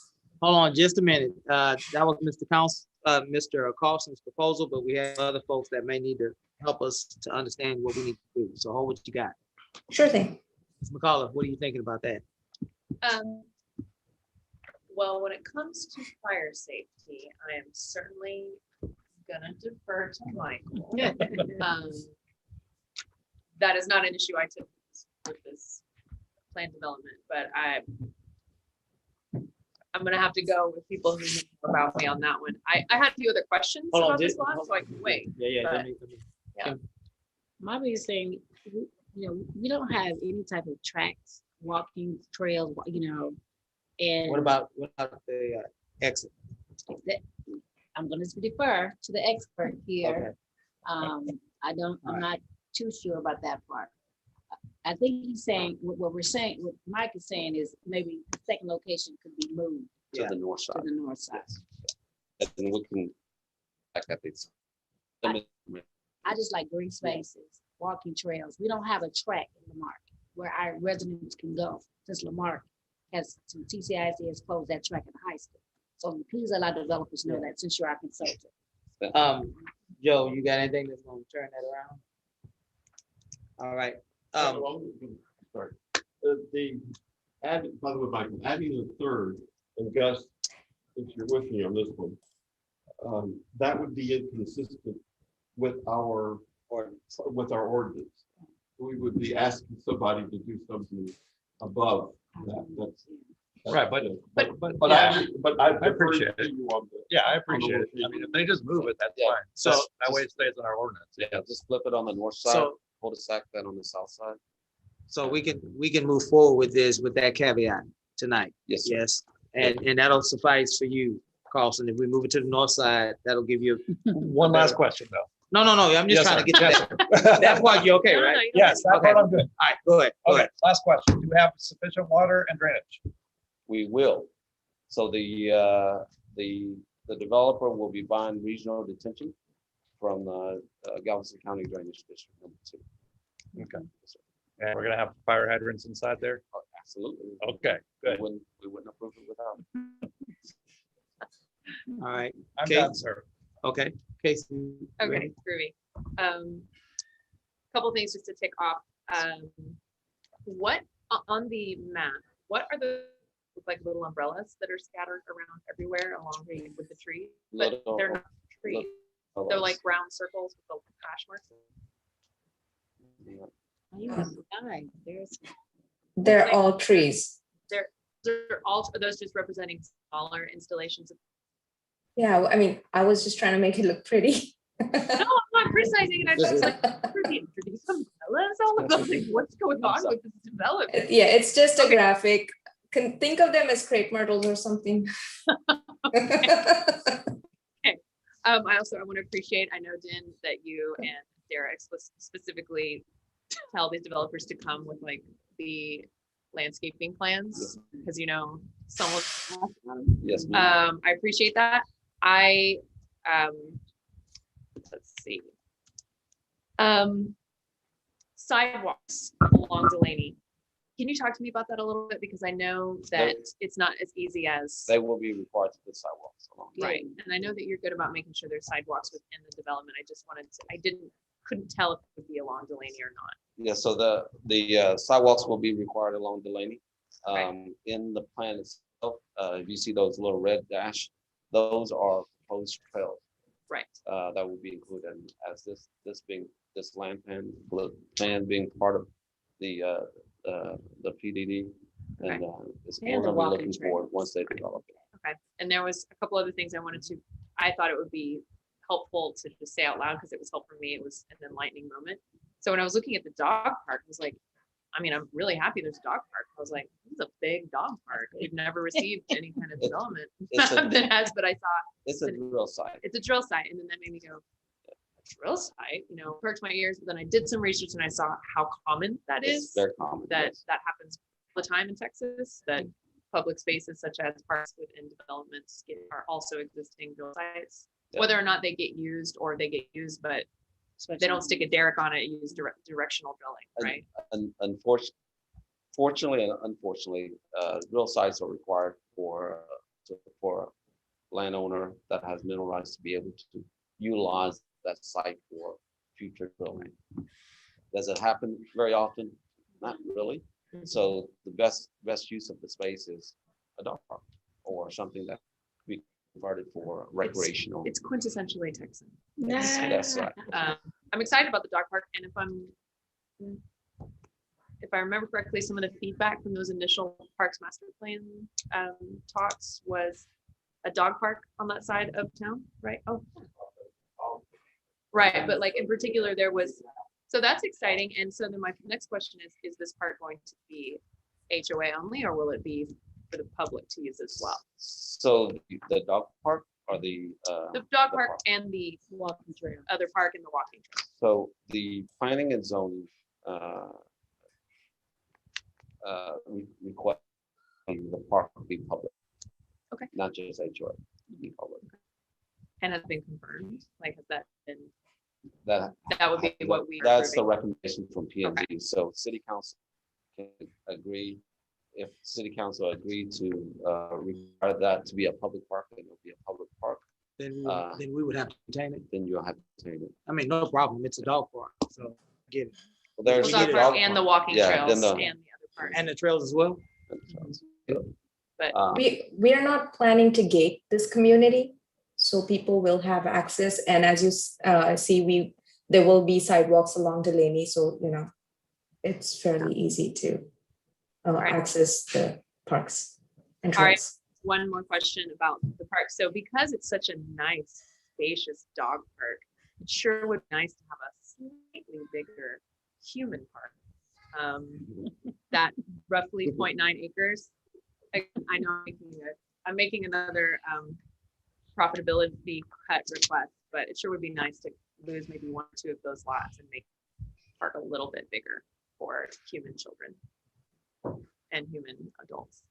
But other than that, I'm really excited about that. I was excited to see the native landscaping that was involved. I'd like to see fruit tree installations, particularly in the public park section, not on the Esplanades and whatnot. I would understand why we wouldn't want that, but the one other item that the planning and zoning had agreed is to require installation of 2 handicap parking spaces. right. I saw, yeah, Sure. and just 2, you think like, Yeah, the park is in a quarter mile of all the residents within this development. So majority of it will be, walking distance. We thought it was important to have ADA access for those that are. okay. Well, that says to me that we can't consider this dog park to be just be like, I agree with that, but that definitely makes it much more of the dog park for this neighborhood, right? If there's not a dog park for anyone on that, or that wants to bring their dog to this park, if there's only 2 parking spaces, which I'm not arguing that it becomes like the big public dog park on that side of town. I just want to point out that we shouldn't treat it as such. We shouldn't Access. double count it, right? Access is limited. Right. Okay. And that makes sense too. Building a giant parking lot there wouldn't make any sense either. I get that. I just don't want us, again, like I said, to double count that idea of like, oh, this is the dog park for that side of town, but also we don't put any parking there. So, okay. Thank you, Jen. Ms. Jansen. Yes. You I'm good? good. Okay, let's continue. Just, what is regional detention? I mean, So the drainage district has a network of bayous, channels, and they build these massive detention ponds to, instead of all the communities have separate little detention ponds, they build these massive ponds, and developers will contribute to it as opposed to building their own. so where's this one located? This one, I believe, is south of this channel. I don't know exactly sure, but in the Highland Bayou area. My understanding is they provided a letter from Galveston County Drainage District 2 that states they have the capacity to serve it. Okay. Following a question on sidewalk on Delaney. Yes, sir. So is the sidewalk on Delaney, Delaney is open ditch right now, both sides, Yes, sir. and it's a single lane highway. I mean, well, two lane highway, It's a little wider than that. a little Yes, sir. wider, Yes, sir. that part of Delaney? Yes. Is there any plans for that to be 4 lanes like the other part of Delaney? We That you love- know of? We love to, but Huh? currently it's the same width as the north side of Delaney. It is? Yeah, it looks With the wider. ditch, Same width with the ditch. with the ditch, that's what you're saying, with the ditch. But if you see, there's a 25-foot transitional fill area. Usually that area would be where we would put the sidewalk. Is that sidewalk going to be tying into the development to the, what is it? Development would be to the north of it? Yes, sir. It is. So there's going to be a contiguous sidewalk from the corner of Delaney and Highway at Delaney and Texas Avenue. That's the goal. That's the goal. Yes, sir. And we had instructed the developer to the north, Padua, to provide sidewalks so that we can have continuation from this, where this site is on the south side is the termination of the city limit going north to 1765. And if you or Orion knows, what's the price range on the homes that are anticipated here? I'm not quite sure, but I think in the 250,000 or maybe a little bit less, plus minus. I'm not really sure about what the market is right now, or Saying what we have now. but these will be single family homes, 40 feet wide by 70, 80 feet wide, so deep. So I couldn't give you a number exactly. That's the width of the home, not the lot. Right. That's the width of the house itself, the house that will sit on the lot. Okay, thank you. And as to sidewalks along Delaney to the north, yes, we are the planners for the development to the north as well. So yes, we have shown sidewalks on our plans. So you will see sidewalks, continuous sidewalks along Delaney. Okay. Dan, you said that this development is buying regional detention from DD2. Yes, sir.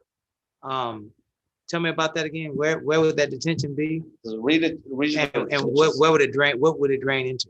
It would drain into there's a ditch immediately to the west of the site. There's a big drainage ditch. You can see here on the plans. Immediately to the west, there's a big channel. It currently is on the opposite side of Saltgrass. So there's a big drainage channel. between So- Sawgrass and this development. Yes, sir. Gotcha. There's a So, big- so this won't affect the Partridge,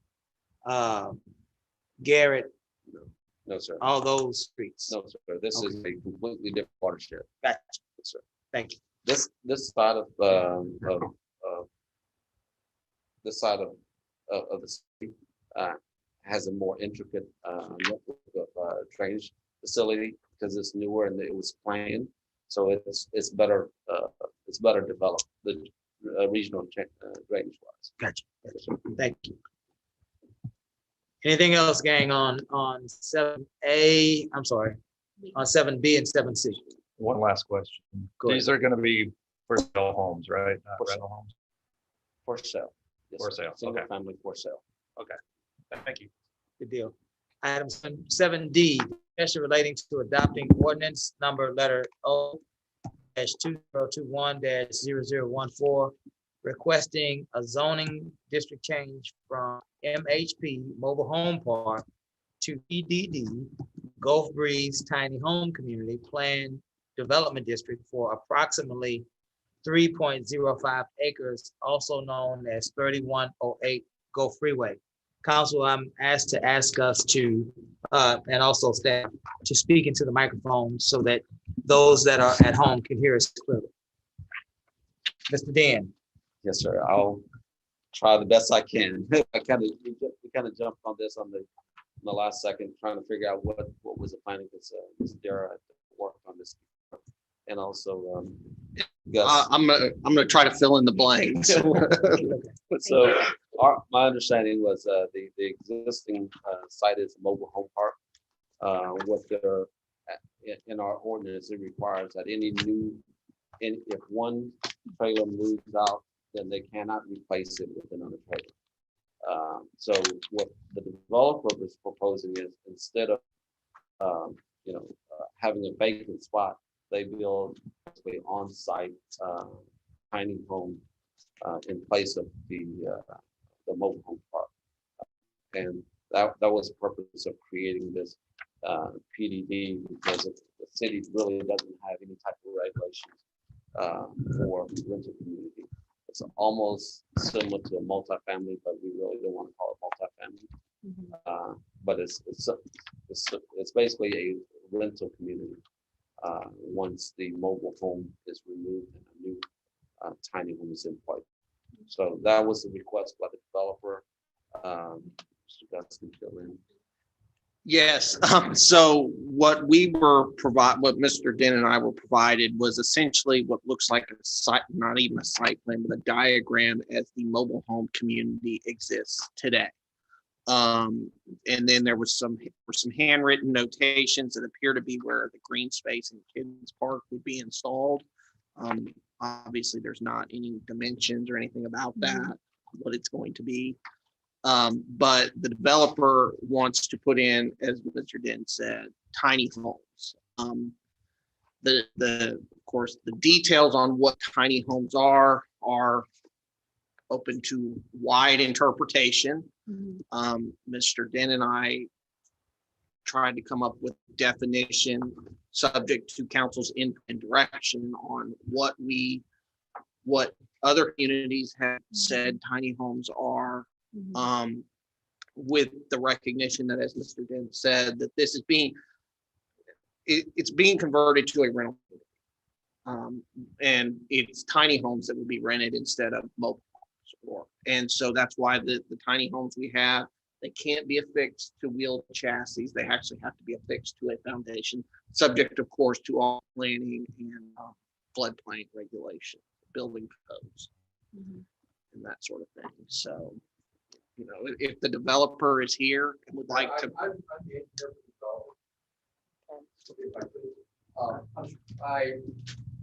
Could you give us your name and, and the company you represent? My name is James Albert Babb. Okay, I have my own company, James A. Babb PE LLC, and I have been retained by Mr. Ray Lofty and his corporation to assist him in developing this project. Welcome. I submitted actually I had a site plan here that I thought you got a hold of. The green space is is 30 by 30, and the dog run is approximately 30 by 20 on the space noted. This is plan? permanent. No, actually, No. Yeah, we didn't get that. We didn't get it. the policy, if you can, if somebody can get that on the screen. That's a preliminary. And what there are is there are two sizes of houses here. One is approximately 19 by, or 17 by 30, and the other is 19 by 41. So a tiny house here is about 500 to 800 square feet. You got 500 or 800 depending on the place. You want to show them? Pass around. Just go ahead and pass around. I've got a PDF file, so you can keep that one if you want. I can still fire it up and bring it up. The other thing is that these will be built in accordance with Texas Department of Insurance windstorm standards. So the foundations will be they'll be pier and beam because we want them basically at the same level as the mobile homes that are there now, so it doesn't look like you've got different levels of houses and so on. But they will meet all of the standards. We will be hiring local contractors to build the houses so that they will be built again per code and by local companies. And my company, along with Tony's Engineering and Construction, will be doing the windstorm certification on these as they come up to be worked. Anybody have any questions? Yeah. Nice to meet you. My name is Ms. Shancy. I represent District A. Yes, ma'am, Ms. Where you're building. I just want an understanding of what you're saying that he's proposing, because that area really needs to be cleaned up. Yes. Right there along 45. Yes, ma'am. So he's proposing to move the mobile homes back and make it like a greeny space, attractive space, because right now it's not very attractive. No, what he's trying to do, we don't want to throw people out. What we want to do is develop what's there, and there are spaces there now for, if you look at it, 12 of these smaller homes, mini homes. So you whatever would want to. immediately build 12. Yes, ma'am. There are homes right spaces that are away. 12 there. They're marked in pink and green, and I forget which one is which. Like But what was that? Go ahead. I'm just But anyway, they're marked in pink and green, so you can see which one is which one smaller one. And it's a preliminary plan because there are some other things in there that we have to play the Ouija board with to move them around. But that's the idea behind it, is to get that in there.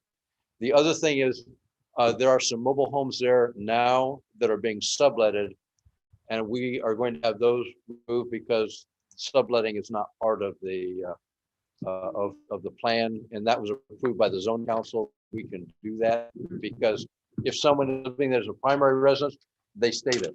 But if they are subletting to someone, then it is a commercial property, and this is being zoned, and that would not be commercial rental. So that's what's going to happen, is we will eventually replace those with these smaller houses in that area as a rental area. That's the idea behind it. And it's already a rental area. It's already a rental. It's HUD homes. And Those are HUD homes, those mobile homes are HUD homes? yes, ma'am, that is my understanding. They were placed there by HUD, so you can't do anything with them because once it's built as HUD, it's fixed in stone, even though it's mobile. There's a recent regulation that changed that. We'll talk about that. Yeah, well, I'm not familiar with that. It's just my understanding that may change, but the idea here is to replace the mobile homes with a more upscale, Prettier. yeah, prettier, and we're going to put a wall around of it so that they won't be looking the way. And we are going to plan some upgrades on the water and the sewer lines so that we won't be going in under somebody's house to get to another house, and everyone will have their own water and sewer lines coming in. Did you work with these? Look like architecture vendor drawings of the Yes, ma'am. We do have an architect on board. Yes, ma'am. The architect has been retained. Her name is Netta, and I forget the last name, but she did the renderings on that. I adjusted them slightly because originally they were longer and thinner, and I thought, no, let's make them shorter and fatter so they look more like houses and less like a modified mobile home. Yeah. So, okay, so I have long like been up here talking about how I would like to see tiny homes in our community. I think that there is ample room for homes that are not, you know, I think there's room for tiny homes in Lamarck. I do say I do have a lot of questions about this property, as I'm sure Kim has more. Since this is workshop, I'd like to hear from Kathleen and co-compliance and kind of hear what maybe some of their concerns might be, so that we can wrap our head around more questions we need to ask. If Kathleen is amenable to that, and council is, because I just feel like there's probably a lot of questions here I'm not even thinking. And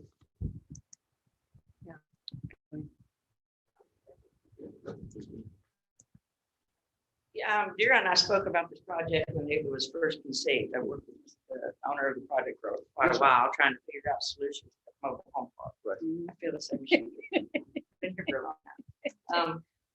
The original, he wanted to add more mobile homes in there, and according to our ordinance, after a mobile home's been removed, if you don't replace it within 180 days, you cannot put one back. So we, in this park in particular, a lot of them have been moved out, some have been demolished.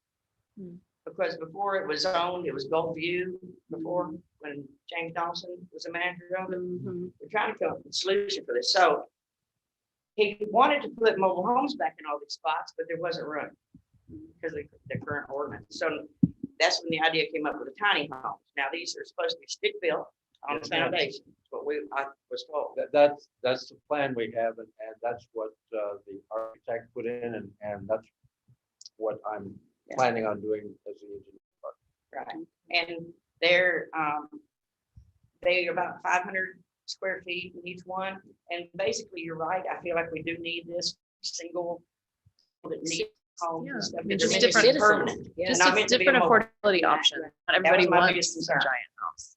So I have heartburn on that. So, but he came up with a tiny home plan, which I think is great. We don't have anything like that. And we don't have very much rental apartments for people. So he's supposed to put in green space and do everything just like a traditional would. Yeah, I think that might be one of the biggest things is I want, because we didn't get that, and seeing something a little more polished that shows us what the plan for landscaping would be like. What kind of trees are you going to put in? What does that green space look like? Make us feel better about how close that is to I-45, and then say there'd be a playground. I go, yikes, you know, like let's. I believe that's It's going to be fenced, actually. It will. That's great, but we need to see that. That's all I'm saying. Okay. So I will. Ray, are you on? His name is up there on the. Oh yeah. Unless he's disappeared. Yes, I'm here. Good evening. Yeah, Ray, they had a question for you about the landscaping and some other details that are kind of outside my purview. Please go ahead. I mean, it's less a question and more that just, there's nothing for us to discuss because we can't see anything. Right. So, you know, I'm really interested in seeing more of this. I think that this is a really creative solution to, I think, an area along I-45 that we'd all like to see become beautified and provide some high quality but affordable rental properties. That would be great. And introduce the idea that tiny houses can absolutely be a housing option in the city of Lamarck. I love all of that. It's just this doesn't have enough information for me to feel comfortable saying like, yep, let's do it. For me personally. But I'd really like to see more. I think we need a more finished plan with the landscaping and sidewalks and everything included in it. And let's be clear. This is simply a zoning change tonight. Yes, sir. Yeah. But Casey's Yeah, I mean, alluding to the final plan. Right. Yeah, I'm sorry. I should be clear. Like I'm comfortable with the zoning change, but I do want to see something much more put together next time. Well, plans will be submitted to the city for permit for each individual unit. Okay. Because that would be a requirement for TDI, if you have to have that unit specified under permit. So that would happen. A couple of the other items would be, we're planning for the siding to be hardy board. So I'm assuming everybody here knows what hardy board is, or it's very resistant to the Houston climate is made from cement. It's a cementous product, so it doesn't rust. It paints over easily. The only time I've really seen it damaged, and I've been doing a lot of work since 2008, is there was a windstorm that went through Santa Fe and Hitchcock, and they had baseball-sized hail. And yeah, that took out some hardy board, but it took out about everything else too with it. So it's pretty much indestructible from that point of view. We're also considering possibly metal roofs and standing seam roofs, not cheap ones, but standing seam roofs. We're looking at the cost benefit on that as opposed to just straight shingles, just to give it a better look. But those are the things that we're working on for the details. So this is the example of one perhaps? That's sort of an example. That's actually a little bit, that's a preliminary example. That one is, I don't think it has quite all the details that we've had on that, but that's the concept. Okay, we have an emerging senior citizen population in Lamar. And I know we have Highlands right around the corner from that property. It'd be nice because a lot of people are getting older and they're downsizing. That would be a nice thing to kind of market, just to give you, because we do have an older city. I just came back from Miami, so I'm in love with the condos in that area. We're 10 minutes away from the Gulf. Right. So just to kind of give you, your developer, some idea about trying to market that, because we have that market that will buy those homes. And I've been researching tiny homes like Casey, because that's the new techno thing that they're doing. And I agree with Casey. I know I'm a fan of tiny homes. I just want it to look pretty and unified. Well, that's the architect's job. I build them strong and ugly, and I let the architect take them and make them look good. And all right, any other questions, Joe? You got anything? Can I add something as well, please? Oh, yeah, go ahead. Ray, my yes. Boss man has a comment. Yes, hello. First of all, this this mobile home park was built in 1960, and every mobile home has its own water, sewer, gas, and electric connection. And there is 12 space that has been designated for mobile homes. And right now, instead of the mobile home to bring it across the state and spend this money somewhere else, we want to spend that money and build it a lot stronger on the permanent structure right here at the property. And practically, okay, assume that we have to bring a mobile home and put in those space. This will be a substitute for that. It will be a lot nicer and a lot more, a lot stronger. I'm gonna hold you to that. A lot of people say that. Quick question. Yes, sir. Entrance is still planned to be off of Cedar Road. I'd have to check the map, but yes, sir, wherever the entrance is now, that. Still planned on Cedar Road. And that space is tiny. And so fire engines can get in there, chief? Yes. They can, in that area? And when you say stick built, that's this arty siding. Well, stick built basically refers to the fact that we're not going to build them over there and assemble them over here. We will actually build it. It'll go up just like a regular house, and it'll be on site, and they'll deliver the materials on site, and we'll take it and build it on site. On site. Our electric connections going to be wires, or are they going to be underground? They'll have what they have now. I'm not sure what that is. That currently, the electrical connections are above ground, because I think there are 2 or 3 poles that have electrical power coming in on that. But each house will have its own electrical distribution point, and they also have their own water and sewer. And I hope in your planning, you're including fire alarms.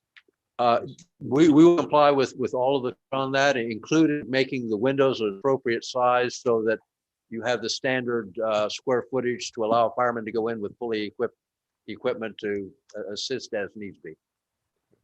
And all of the homes are currently planned to have sufficient entries and exits so you don't have a dead end and you can get out more than one way from a closed environment. And last thing, what is the zoning change, the PDD, what is that? Plan Development District. Plan Development District. What does that signify anything to us in terms of cost, money we're losing, money we're gaining, anything like that?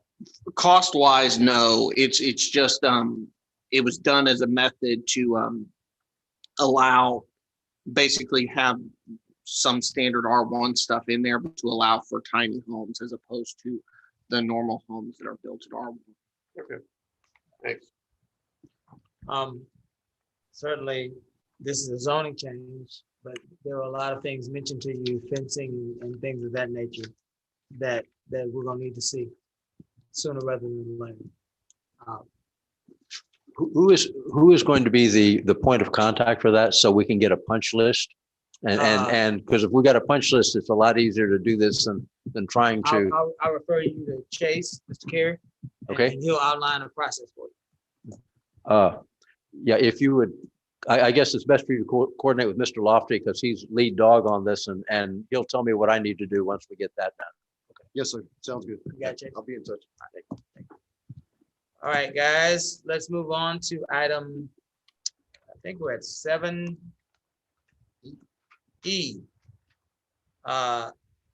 Time is about 7:56. We're at 7E.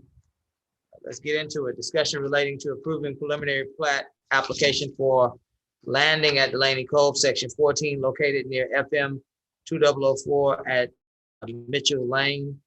Mr. Dan is on standby for this one as well. Question.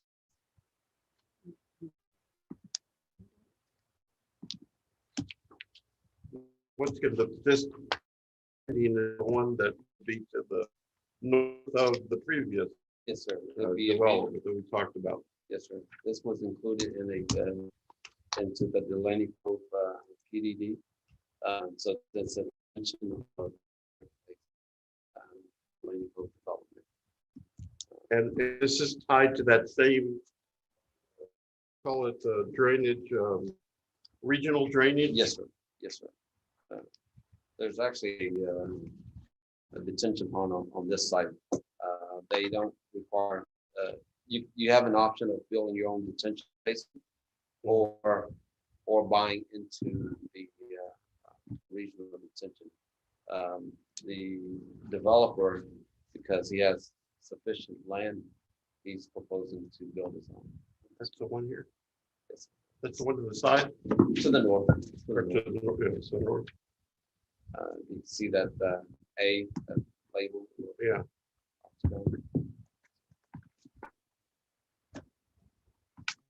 How many homes? Total of 36 lots. I'm gonna make this comment because in our world, and this is, I studied economics, one of my areas, right? There's economic theory and there's economic reality. Theory, we have all these drainage plans. And the reality, when we have weather events, they go out the window, everybody's flooding. And I don't want to be at the receiving end of calls that this is my district. That, you know what, Joe, all those great homes that were promised, everybody's flooding over here. So I'm gonna come looking for you. I will. I'm not the designer. I'm just saying somebody's gonna be held accountable. The reality of the drainage system. The newer development is required to put detention. The older development, as it was developed years ago, did not have any type of detention system. And it's based on the rainfall data that was provided by NOAA, National Oceanic An atmospheric association. Yes. And the rainfall data is what you design to for what they call a 100-year storm event. That doesn't mean it happens every 100 year.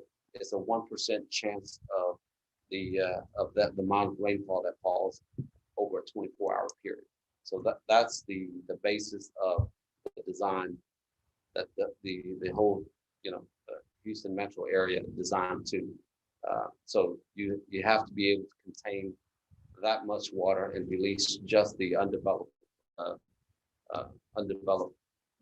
natural drainage into a big system. So the remaining portion. Now, there are cases, rain that, if we can estimate the rain during a rain event, that it only rains to the 13 inch over a 4 period rain. But the way Texas rain is, it can rain for 6 inches, then continue for over a 6 hour, and then it can rain more so than that. So like in Harvey, it's 52 inches over the 4-day period, and that's more than is usually allowed, or that the system can is capable of handling. Yeah. And so once again, my theory, that's theory. And the reality is we seem to be having annual 500-year floods. That's what we're seeing in different parts. So, and my greatest fear is that we're putting all this concrete, we're building streets, we're building now homes, and water, which traditionally was being absorbed by the land out there, is no longer being absorbed. It is washing off into these other areas. And so I'm going to be watching that. In 2020, the NOAA adopted the new rainfall data, and that increased that rainfall increased from 13 inches over 24-hour period to close to 18 inches. So as the community around this Houston metro area is adjusting and adopting new regulations, soon enough, the city will have to make that decision as well. What does that mean? That means increased storm sewer sizes for all your drainage system, increased detention pond sizes. So the net effective development area is a lot less than what it was 2 years ago. It also means sometimes make decisions to not develop. Yes. I mean, when that like you're is- saying, it sounds like you're in favor of conservation areas, Joe. Yeah, but there's got to be some balance here. So it gets to a point where it becomes economically unfeasible for Right. developers. I mean, it's all balance, right? I mean, It's all I remember talking about this several years ago when we were talking about the newly adopted, I guess not several years ago, in 2020, when the NOAA data came out, and we had debate around when do we say we don't develop anymore? Because the only way to assure any of our citizens they'll never flood is to say, we're not going to build a house. I mean, honestly, because these events that we're having are more and more dramatic. I mean, climate changes here. We are seeing abnormal storm events that we're not able to build to in time. And so the only way to absolutely promise that no one will flood is to say, I'm not going to put a house there, and we already have built what used to be floodplains. I mean, that's for everywhere in Texas, right? But I think I would say that I know a lot of the work we have done. Anyway, I'll just say, I think that we should address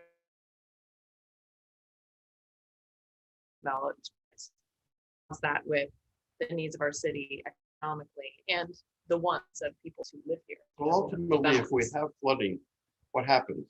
Insurance rates. It costs a homeowner more to insure your home if you want to be protected. I'm paying your insurance now. My home flooded. Probably higher insurance. So those are the other thing in this particular area of the Grove. This is near Hitchcock, and Hitchcock is developing its own plans, right? Especially along Delaney. Up the road is where they're going to be building or renovating their new city hall, by the way. And so are we discussing with Hitchcock? Are we collaborating, or is there planning associated with that? It seems to me in my world, that's just me. So the regional drainage in this area, as far as the entity of the drainage district, they are responsible for channelizing the runoff from these cities, the city storm sewer system and into the wastewater system and collectively develop. Recently, the Galveston County adopted a new master plan that itemized projects, priority projects, and then in the Lamar and Hitchcock area, Highland Bayou, there were priority projects for the top 9 projects that was identified was for that general area. So all throughout Galveston County. So that's just say something about where the priorities are in this area. This is the one on the north side of Delaney Cove, right? Between Delaney Cove and that mobile home park, right? This one is actually on right off 204, right? 204. Okay. On the northmost. Right, between Delaney Cove and the RV park, right? Because that little RV yes. park.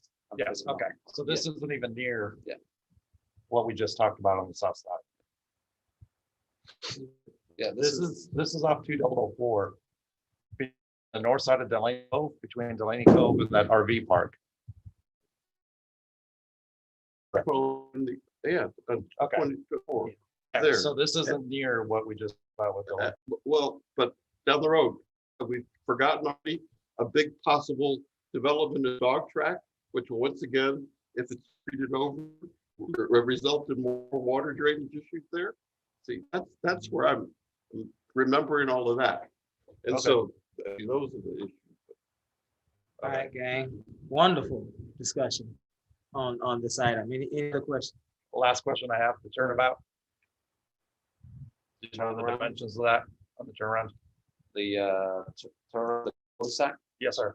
40-foot radius on the turnaround. So you have an 80-foot diameter. Okay. Radius. That's in accordance with our criteria. Gotcha. Appreciate it. Thank you. Yes, sir. Good Yes, call. The reality is on those turning, because it came up over tall grass, people are parking in the streets. So we have this wonderful plan, but the reality is people's cars are there and our fire trucks can't turn. Ambulances can't get to there. That's where traffic enforcement comes in. Traffic enforcement, also, we can change the ordinance, because right now our ordinance, we're ordering ourselves about 2 feet. Because the way our ordinance is written, which is another subject, because we're going from the outside of the curb, or going from the inside instead of the outside, because that'll give us 2 extra feet. So that's something that needs to be talked about too. I'm listening. Those are adjustments to the design criteria. If we get from the council, if they want to make adjustments. Sure. Yes, sir. Guys, 10 minutes after 8. We have 14 left on the workshop. And then we got to do this all over again for the regular. So we're getting ready to have to start implementing some discussion minutes.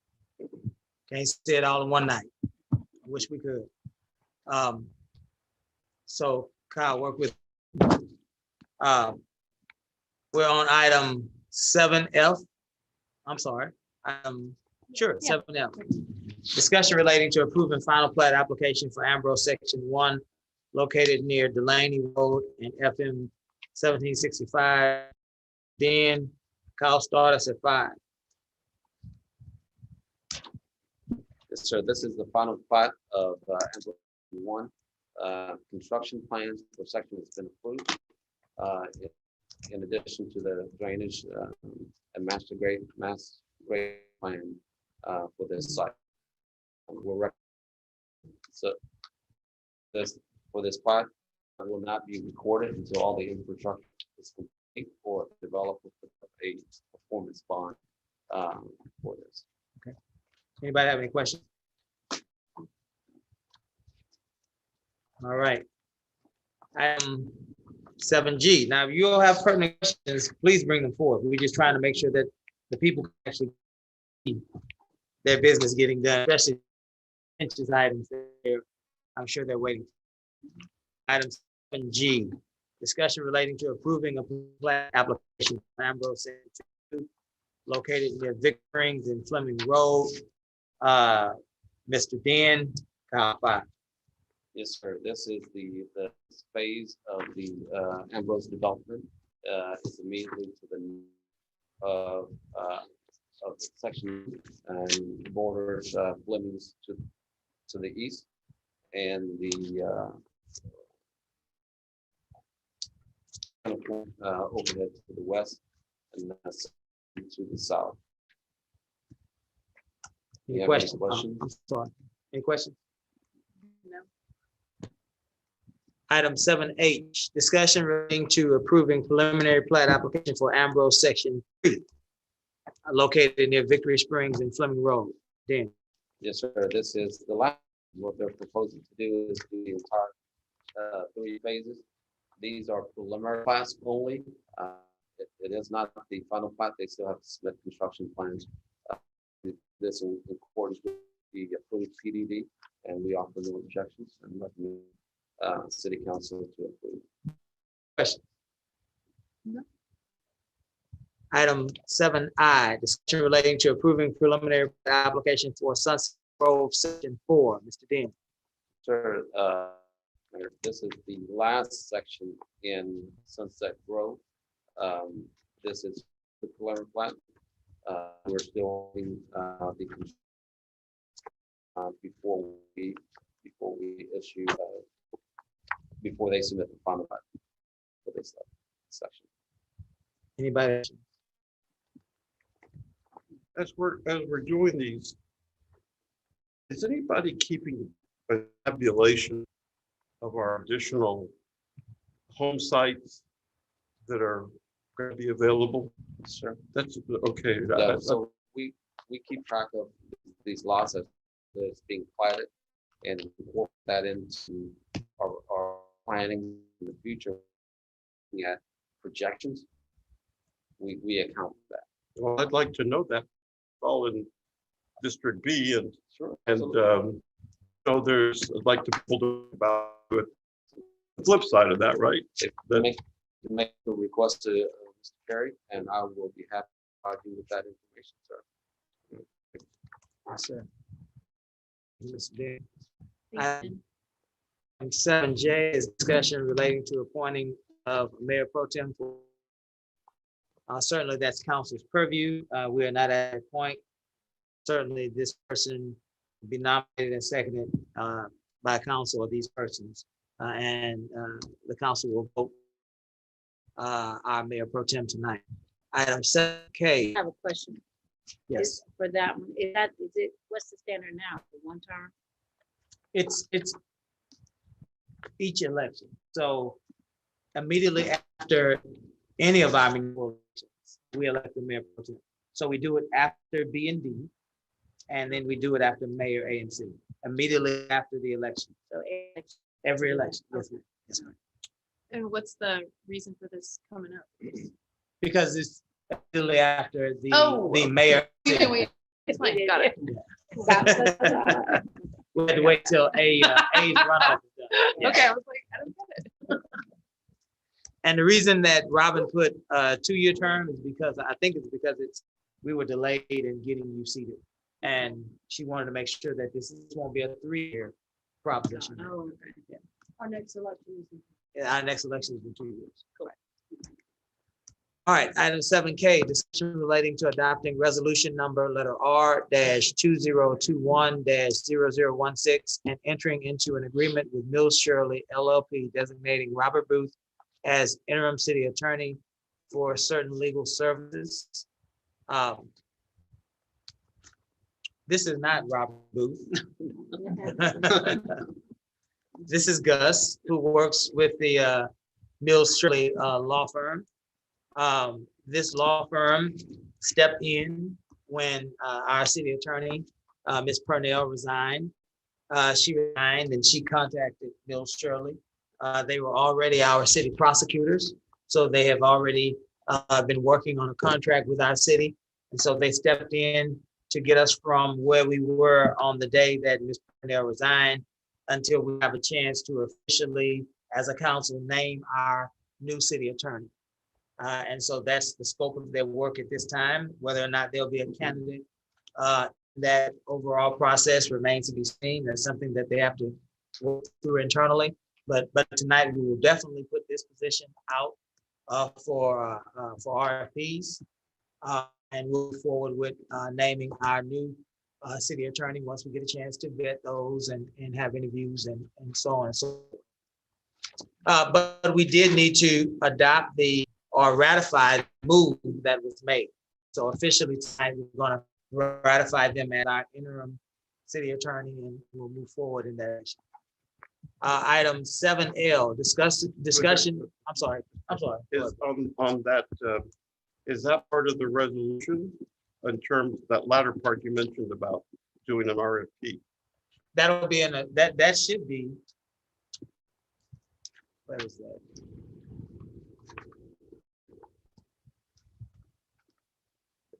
Because I just read it was designation. I didn't see. Yeah, that's in item L, to open the position of city attorney for application. Okay. So that's two separate options. That's two separate line items. Thank you. Agenda items. Yes. I did have one question. I'm ready to ratify, ready to move forward, but in our resolution in section 2, is it a typo, or am I just misunderstanding where in section 2 it names Megan Jones as our city attorney? It should be for municipal prosecutions only. And the reason that is there is it was in the original one when Darrell was appointed, and the original one listed Ashley Joyner as Megan Jones' assistant or deputy. Ashley Joyner is no longer with Mill Shirley, so that was the reason for the change. Thank you. Any other questions on 7K? 7L, discussion relating to and provide direction to the manager to open the position of city attorney for applications. Certainly, again, tonight we're just providing direction to Mr. Carey to open his position for RFPs so that we can vet, interview, and appoint as a council. Think about what that scope will look like when we get to that line item. Do we want to add the prosecutorial piece to this? Have your minds working so that when we get there, we'll be able to move through it. Item 7M, discussion only on the organizational provide staff with direction. I believe Mr. Carlson brought this to our attention tonight, and so we'll allow Mr. Carlson to have the floor. Thank you, sir. Reason why I brought this up is in the organizational chart, if you notice, there's a couple of positions that they answer to the city manager, but they also answer or represent council. So in the past, there may have been some conflicts of interest of who they represented. So what I would like to do is once we go through our ordinance and charter review, is to move those two positions, and the two positions I'm talking about is the legal, the city attorney. They should answer directly to the council, but yes, they do represent the city manager, but they should be able to answer to the council and the mayor directly. And the other one would be the finance director in particular, because to me on a council, I shouldn't have to, if I want to know how much money our city's looking at, we should be able to go directly to finance and go, hey, how much money do you have? Plus, of course, the city manager would still have access to those two positions. It's just giving them a clearer line of, I don't want to say freedom, but more direct access to council and the mayor. So that's the only two positions that I'd like to, in the org chart, be moved. So which chart are you looking at, Michael? The one that's at the website? The one on the website already shows the city as well as the prosecuting attorney, municipal court judge, city manager, city clerk. Let me pull mine up just a minute.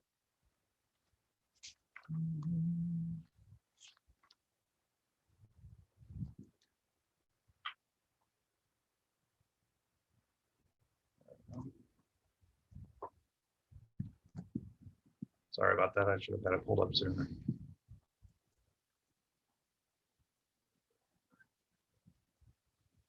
Okay, the one that I have that I pulled off of was the one that's on the website.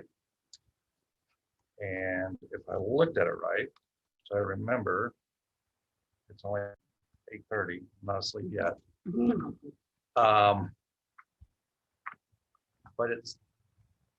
But we're talking the municipal side.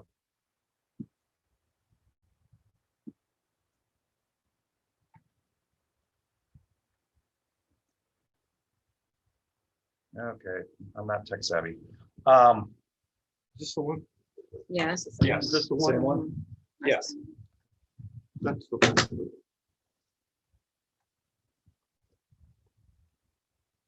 So you're saying, Okay, I got you. No, we're good with the city attorney now. I thought I got confused because the previous one did the development The service development, too. yeah, that So was that's what was outside. confused me. So I'm good with that one. So it's just the movement of the finance. The finance that. That doesn't make any sense to me. I mean, we're a manager, I mean, a council manager form of government. And I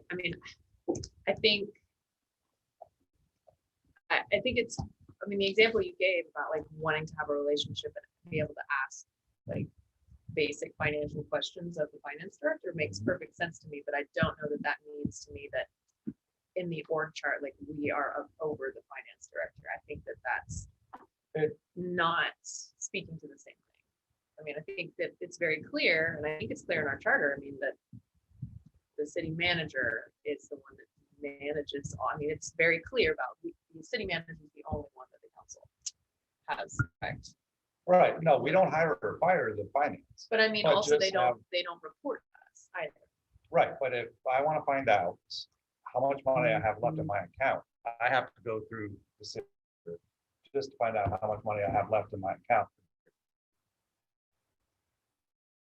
It alleviates, I mean, because this way I can just go, hey, finance director, how much money do I have left? So, but it also takes off. I don't see Any- what's stopping you now. Are you talking about $10,000? Well, just in general, plus, if I want to know how much money we have left in the account period, I have to go through the city manager. I can't go direct. Yeah, I mean, I think that's appropriate. Okay, but that leads. Okay. I mean, I see what you're saying about wanting to know about your, our discretionary funds for our districts, but I don't see how that would be a conflict of interest to, say email the finance director and say, hey, I want to know how much I have left so I can make plans for whatever thing I want to do in my district. You let the city manager know that you also, or not. I don't see that being a conflict of interest, but I think it is a definite problem for us to have, for it to be an official in the org chart, like they report to us and that we are above them. I think that that's distinctly not the way our form of government is laid out. Okay. I'm just proposing, I'm talking about it, yes. I'd like to perhaps tag on to maybe give us a different view. This organizational chart, in my opinion, is not accurate. Okay, that seems to be because under the structure here, boards and commissions are directly tied to the mayor and the city council. And yet further down, and by the way, we don't have a finance director listed at all under this organizational chart. There is a department called just that's it. And then furthermore, then notwithstanding the chart that has boards and commissions and then the city council, which I think is accurate, by the way, then we have a repetition of all of our boards and commissions further down, Parks Board, Cemetery Board. And then there's one that I find interesting on here, Citizens Police Academy. That's not even part of an official City of Lamar group. Isn't that accurate? I thought that's a separate nonprofit entity. So my suggestion, Michael, maybe we should just visit this whole organizational chart. Any other discussion on this item? Just to say, I mean, there's not finance director, but there is finance. Accounting is under finance. Right. It's just like all the other ones, like there's police, it doesn't say police chief. There's fire, EMS, public works, finance, HR. So I'm assuming finance director is under finance. And accounting is under that. Yes. Just to make sure people don't think we Yes, don't have a sorry. finance director in our org chart. I just wanted to, the auditor is here, Joe. Yeah, but I'm in a district, we don't have a finance director under this. Accounting is not, But Joe, it's above not it is finance. We have a finance office. And a then finance office. I don't But see under it. that logic, we don't have a police chief on this. Well, police, that's what I'm saying. I think we should visit this for clarity purposes. I think other organized cities, let's Sorry. take a look at other. what Sorry, other open a cities can do. of worms. All right, we got about 3 minutes on this one, guys. Let's get to the point. I just figured I'd make it easier. That was my only, I mean, I see where the city attorney, yes, answers does. But that way it leaves a direct approach if we want to find something out about finance. And it gives them, I don't want to say the freedom, but they don't have to feel like I got to do what the manager says or. I mean, my gotta do stuff. experience is that's, I mean, I've only been on council with 2 different city managers. Keith can speak to this one, but it seems like that's much more about how does city manager run the staff and how to run the admin. I mean, I have never felt at any time for Carol or with Tate that I couldn't reach out to Susan and ask her a question if I was trying to understand something or just get some fact finding. You know, I think it would have been a conflict of interest if then, you know, I scheduled a meeting and started giving her direction on things to do, right? Oh, And I'm right. not saying No. that's what you're saying, but I do No. think that I have real issue with saying like we move the finance director so that they report to us and that they're under us in the org chart, because I think that opens it up. I think that just distinctly deviates from the council form of government. But I think we have it's our prerogative to say to a city manager, like, I want the liberty to be able to talk to my finance director. Right. And then we're back into the personnel issue of us managing the city Well, manager. yeah, but by the charter, by the ordinance, it's all city manager. We have to go through city manager. So if I want to find out what I have for my money, like I said, I have to go through city manager to get to her. And you should get it. I agree with you, Casey. Protocol is protocol, that's a standard. And we just need to have a good relationship with the city manager. So whatever we ask for, to be able to get it. And if he does not get it, then we'll need to change. But the protocol and standard is your finance director, it's under the person in charge. That's just standard in the city. I'm a government manager, so let me be the expert for that. I'll let you be the expert. So, but we just have to have a good relationship and an open communication with the city manager to make sure we get what we're getting. I've been able to talk professionally with everyone without giving direct. Just asking, can I have this? Can you tell me this? And they've been very forthcoming. Oh, I mean, I don't have any issue. I'm just in case. exactly. Okay. Preventative. Yes. So just really quickly, the drawback to that scenario would be that the finance director would then be supervised by a group of individuals who don't necessarily have full time to engage, as opposed to a manager being on site every day. And that leaves open the vulnerability of inappropriate activity. Not Susan, we're just saying in general, right? But I think the bigger thing, Michael, is the idea that at some point, sooner rather than later, we need to create some sort of whistleblower protocol and policy, so that if perhaps there are things that we need to be notified of, those things can be reported in a way that would make people feel safe to report those items. That's always what I hear about things like that. When council wants to have more oversight, there is a perception, and not wrongly, I'm not saying one way or the other, that we need to have more oversight. And so then there are reasons maybe that we believe in. So that would be my advice. Casey, said that I've had experience working with other city managers. My advice would be to look at a way that we would be able to make it easier for the finance department to be more transparent with us, as opposed to the other alternative, which would then allow them, not Susan, finance directors after us, allow them an opportunity to maybe not be as transparent as they should be. Correct. Make sense? Yes. I just, like I said, I think like this, just revisit the corporate chart. And the good news is this is going to be a part of our budget workshop. Yes. So we'll have a chance in budget to scratch off all that was done, get some Crayola crayons, and put all things according to the charter the way that we want. Make sense? Good. All right, gang, let's see. We are at now 7N, discussion only of the file ordinance. Let's see, Kyle, let's try 10 minutes on this. All right. What in the world? I was going to use the other word. Pluck, but we're not. All right, ladies and gentlemen, we've heard several months, weeks worth of chicken debate.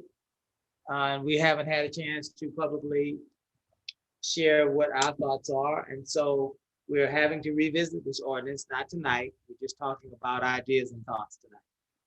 So we've had a chance to review the ordinance as it is written in 1972. What sorts of questions do we have about the ordinances, or what changes are we proposing to the ordinance? Who wants to start? I wrote up what I think should be. So I think it's very easy, obviously, for this conversation to get quickly out of hand, right? I think, especially because we are a small community still. And so I don't think we need to go to the list of which other cities that I've been researching have gone to name every possible animal, every type of enclosure, everything, because it's definitely overkill. I think the heart of this debate has been primarily about folks who want to be able to keep chickens because they're keeping them healthy and it makes their family happy. And they want to be able to do that in peace. And also some type of assurance from other community members that will be the case, right? So that people aren't going to have tons of chickens running around, unsanitary conditions, roosters crowing at all hours. So I think it's definitely about chickens. And so I want to keep it limited to chickens. I don't think this is the time to get into horses and everything else that could possibly get rolled into this. So I suggest that we keep it simple, and I am in favor of having chickens, but I am also in favor of us having some clearer parameters, because what we have is definitely outdated and not applicable and very confusing.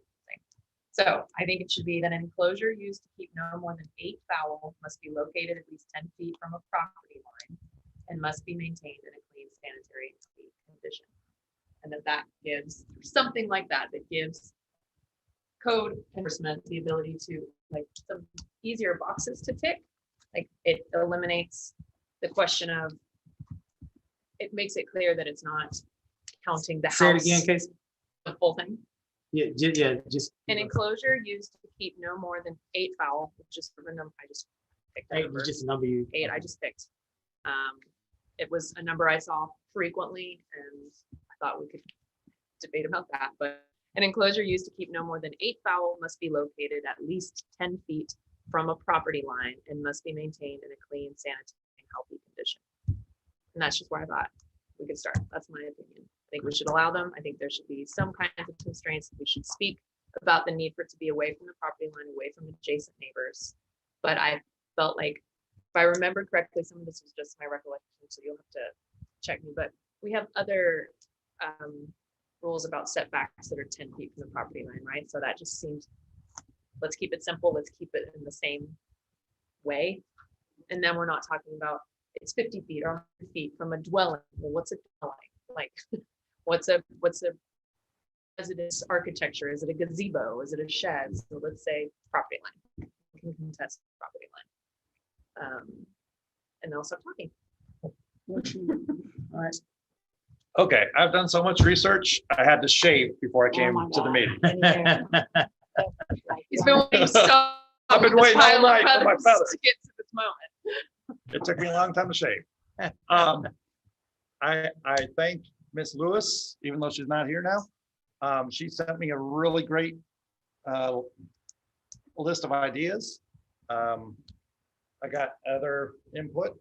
I did a lot of phone calls. Like Casey, let's keep it simple. And I'm also in favor of chickens. Never thought I'd say it, but I am. However, I think we should keep it to chickens. No fowl of other sorts, no geese, no pheasants. Now, with that being said, if there is a rescue, like a wildlife rescue, I'll rescue someone that takes in injured ducks, or they should rehabilitate them and then send them loose. I mean, I'm for that. Let them rehab them and then send them back, not keep them. Casey, instead of 10 feet, I said reduce like from 100 feet that we have now, reduce it to 50 feet, and it would be measured from the front corner of to the nearest occupied structure. So the next residence, or that residence even. So you take the front corner of the coop. So if this is the front corner and my residence is here, move it to 50. Or if this at the next neighbor's house is 50. So take it from whatever that front corner is and measure it to 50 feet. All food must be stored in a metal container. That's impervious, big word, and that can't be chewed through by rodents or animal. And then limit the number, it could be 6, could be 8. The conjugal visits of roosters, no roosters. Well, it's a dating site, so roosters allowed. Like I said, ban all other types, and then said howl currently, like the roosters, the ducks. Give them till January to find a nice home for them if they want to keep if they get rid of their ducks or their geese or their pheasants. So that way they have a little bit of time to say goodbye. So that was my idea. So I'm not a fan of roosters. I wouldn't want to live with wild roosters. That would wake me up. But I know there is a movement for that because people are really being very organic and we want more land. And some people are anti-suburban now. I'm here, but Casey, and it needs to be balanced. And our code enforcement department needs to have strict interpretation of that word, and that it applies, right? In a particular district, it's a problem. I wouldn't want to store a rooster, period. Even for, if they want to make, take somewhere else to make. Take them home. You can make some of them, leave them there for 2 days. They can stay at a boarding place for roosters and chickens. There we go. Because it's a nuisance for your neighborhood. It's a nuisance, and if it's still doing that. So while I am a lover of spaces and all that save energy, I do not like chickens or roosters. That's me though. And people in my district really don't like it because it's not being enforced with a strict interpretation. And if you're nasty, you're nasty, whether you have a dog or a cat, chicken, if you're not gonna take care of your fowl, right? And that's what needs to be enforced, because if I got a rat, I'm gonna say something about it, and as we try to better our community, This is my first time talking about chicken. So let the record reflect. No, I just think we need to balance an emerging sub-rural population that wants the land, and I agree that we have beautiful trees here. So, but I just think it has to be a balance with that. The standard is 50 feet. That's the standard. Some people are getting rid of it, but when I called around and did a research, standard is 50 feet. I don't know about going to 10 feet. I don't know if I'm a fan of 10 feet, just because until our code enforcement department, and we get Kathleen some more help and some direction with the interpretation, I think we'll still have these issues. I'm finished. That's fine with me, you know, like, sorry, I'll say my.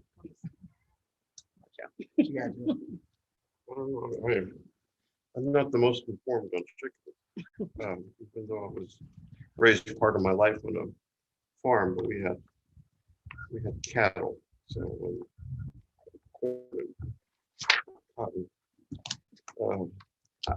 As a beginning point, I think we have to make the point that this ordinance is applicable if your HOA permits it. So I don't want anybody to feel that any work that we do is applicable all across the city. So defer to your HOA. Number two, I keep hearing the word simplest. Simplest, of course, for me is you have chickens. They can roam wherever you want them to roam in your yard. That's simplest. When we start, and of course, I think from a code enforcement perspective, that would be nice and clean. They got chickens that go anywhere. And I'd like to hear from Kathleen at least at some point too, by the way, on this side too. I agree with the roosters, no roosters. If you just want eggs, you don't need the rooster. And as to the numbers, this is interesting. In District B, we have some very expansive home sites out there. And if, acre or more, and if I want to have as many chickens as I can put on my yard, I don't see why I should be restricted to the city rules, put it that way, the city rules. And so I think there has to be some flexibility as well too. I think it's applicable only to chickens. I do like your part about if you're fostering something or there's a temporary need, then that's so. And I would love people. I've seen some innovative, like I know Kathleen there's got a great roost for her chicken.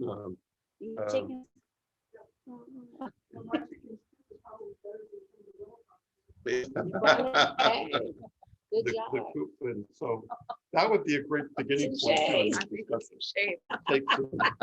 Let's take some ideas that we have already in place, and Miss there on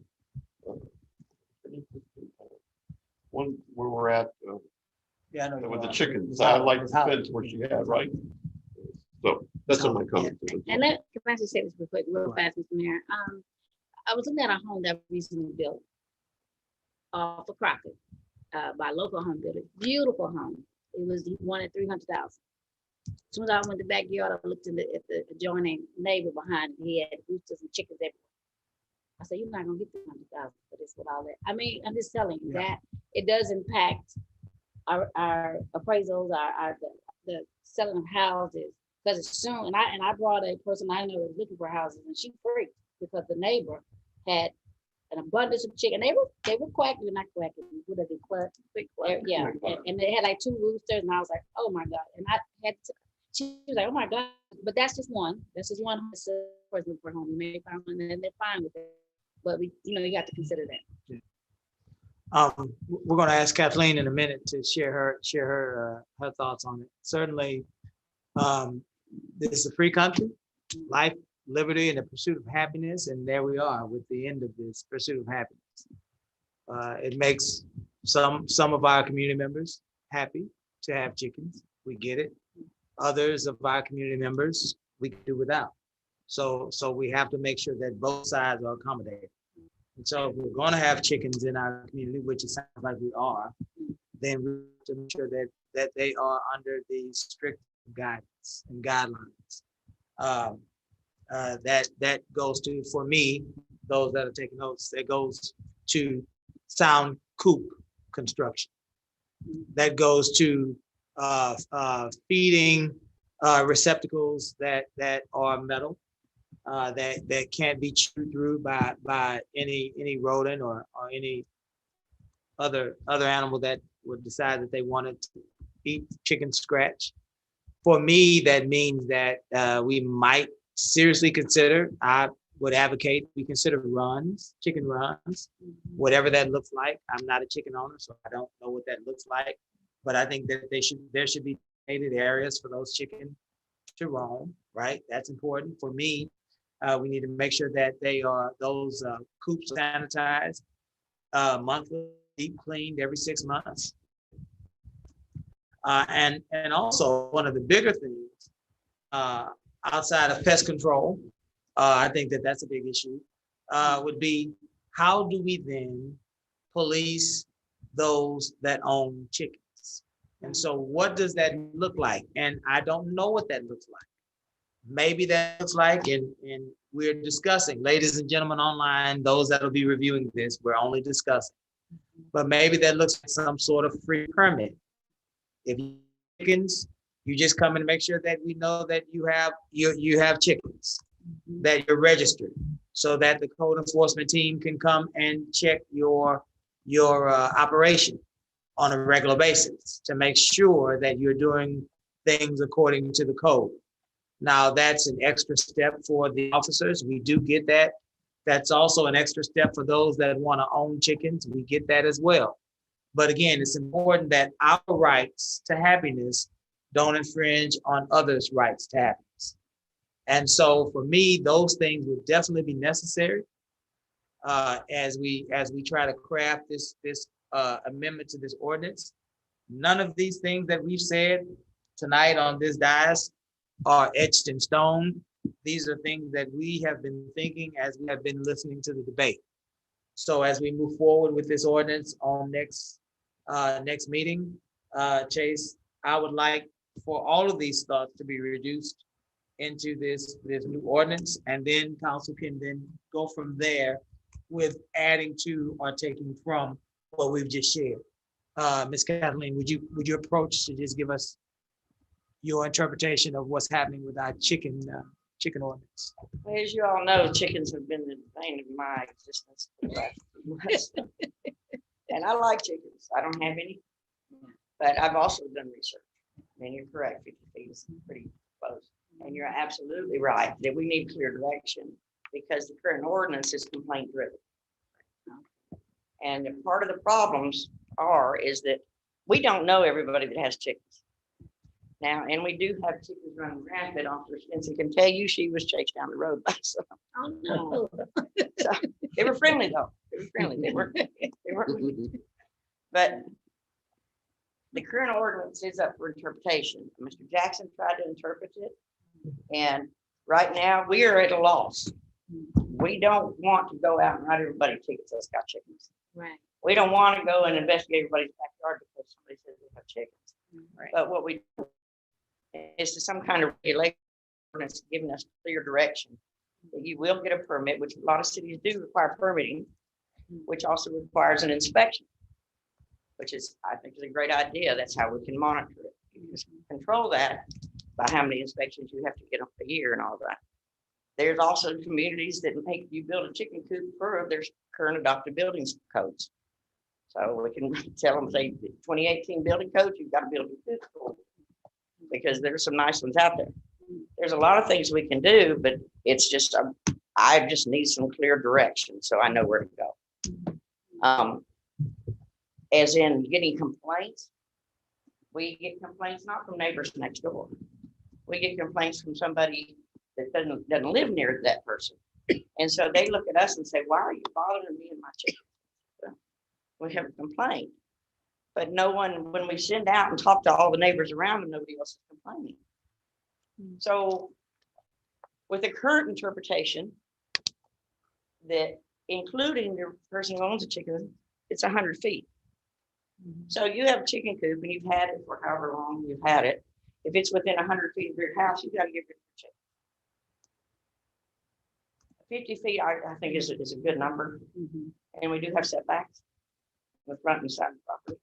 But when somebody such as Ms. Herring has a nice chicken coop and keeps it clean, there's no reports, no roosters, definitely don't need to be around. But then I just need direction of what I do. If somebody says, because they maybe don't like chickens, like, okay, she's got chickens, you can make her get rid of them. I can't. I mean, I'm sure you can say, yeah, Kathleen, you can't go over there and tell them to get rid of their chickens, right? That's all we're really looking for is a clear direction. All your ideas are exactly the same thing I've been reading, these of all sizes. Now, if there's some cities that completely banned them because they had chickens running at large everywhere. And we have that a problem here. We also have cattle. We also have sheep. We also have goats that sometimes get out too. So, And that's covered under other ordinances, Livestock right? laws. Like at large, right? So we don't even need to include. but in something our like that. ordinance also, it says animals and fowls. Right. So it doesn't distinguish what animals we're talking about. It distinguishes fowl, but it doesn't distinguish what animals are there too.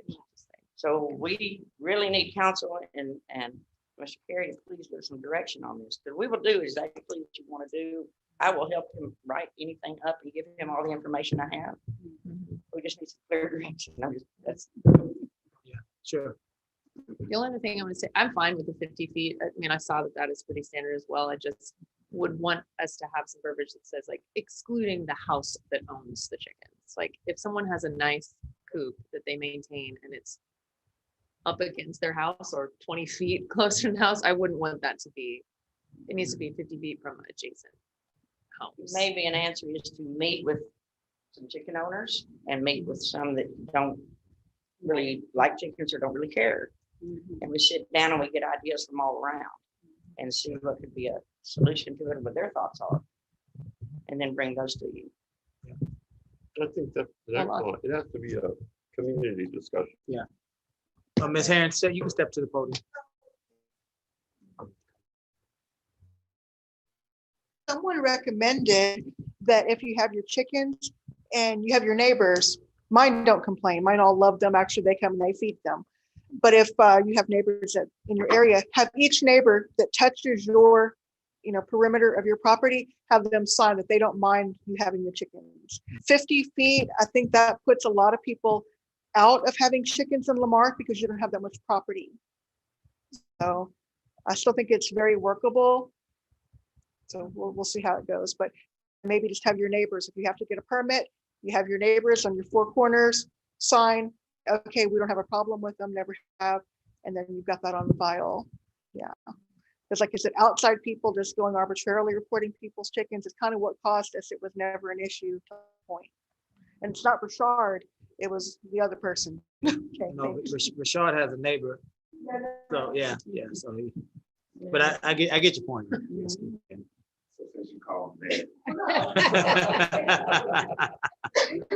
But I'm glad you did take up for me, because it wasn't me that was going around complaining about other people's chickens.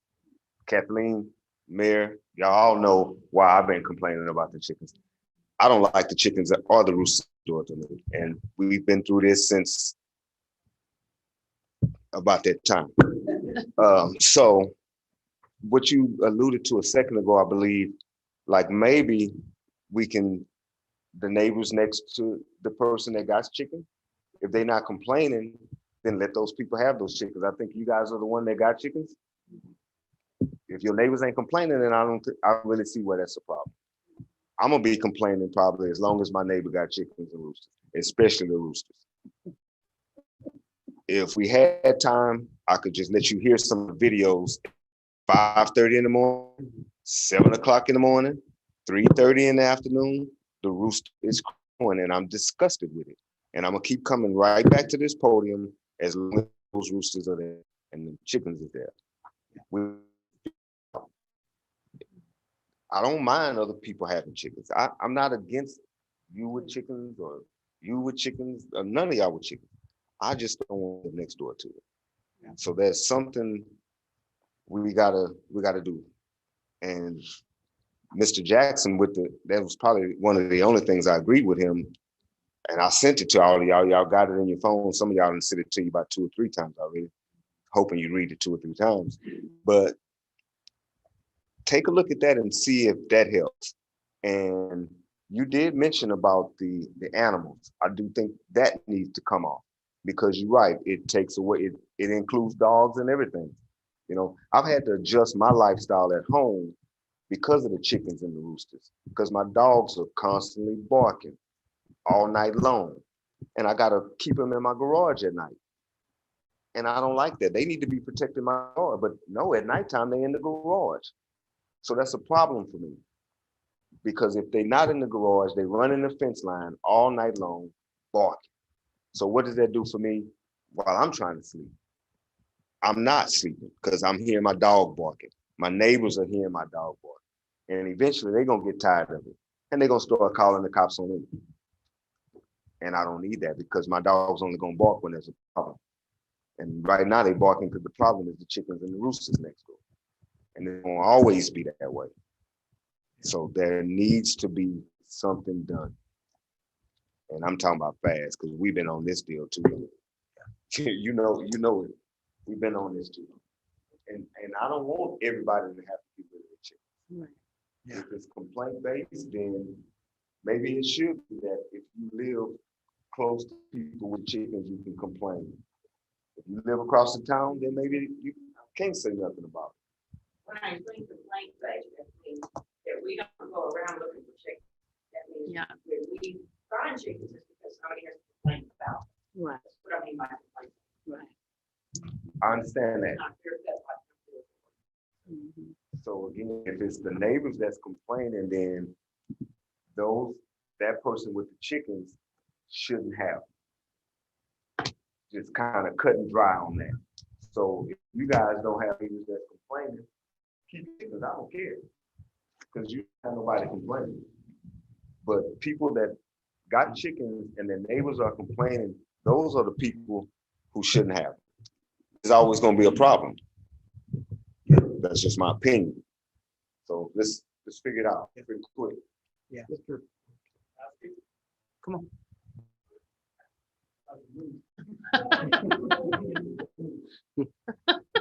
I'm Joe Wilson. I live at 1440 High.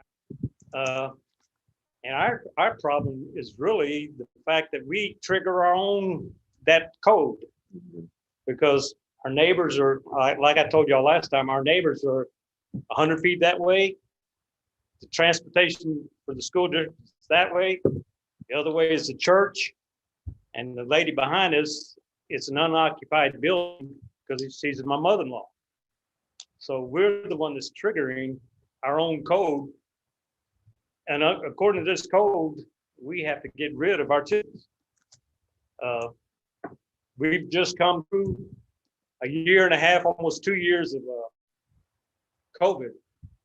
You know, and we talk about cleanliness. Well, you know, even our grandson, he's 12-year-old, he may slip up, but most of the time, if he handles the chickens, he knows that he needs to go in there.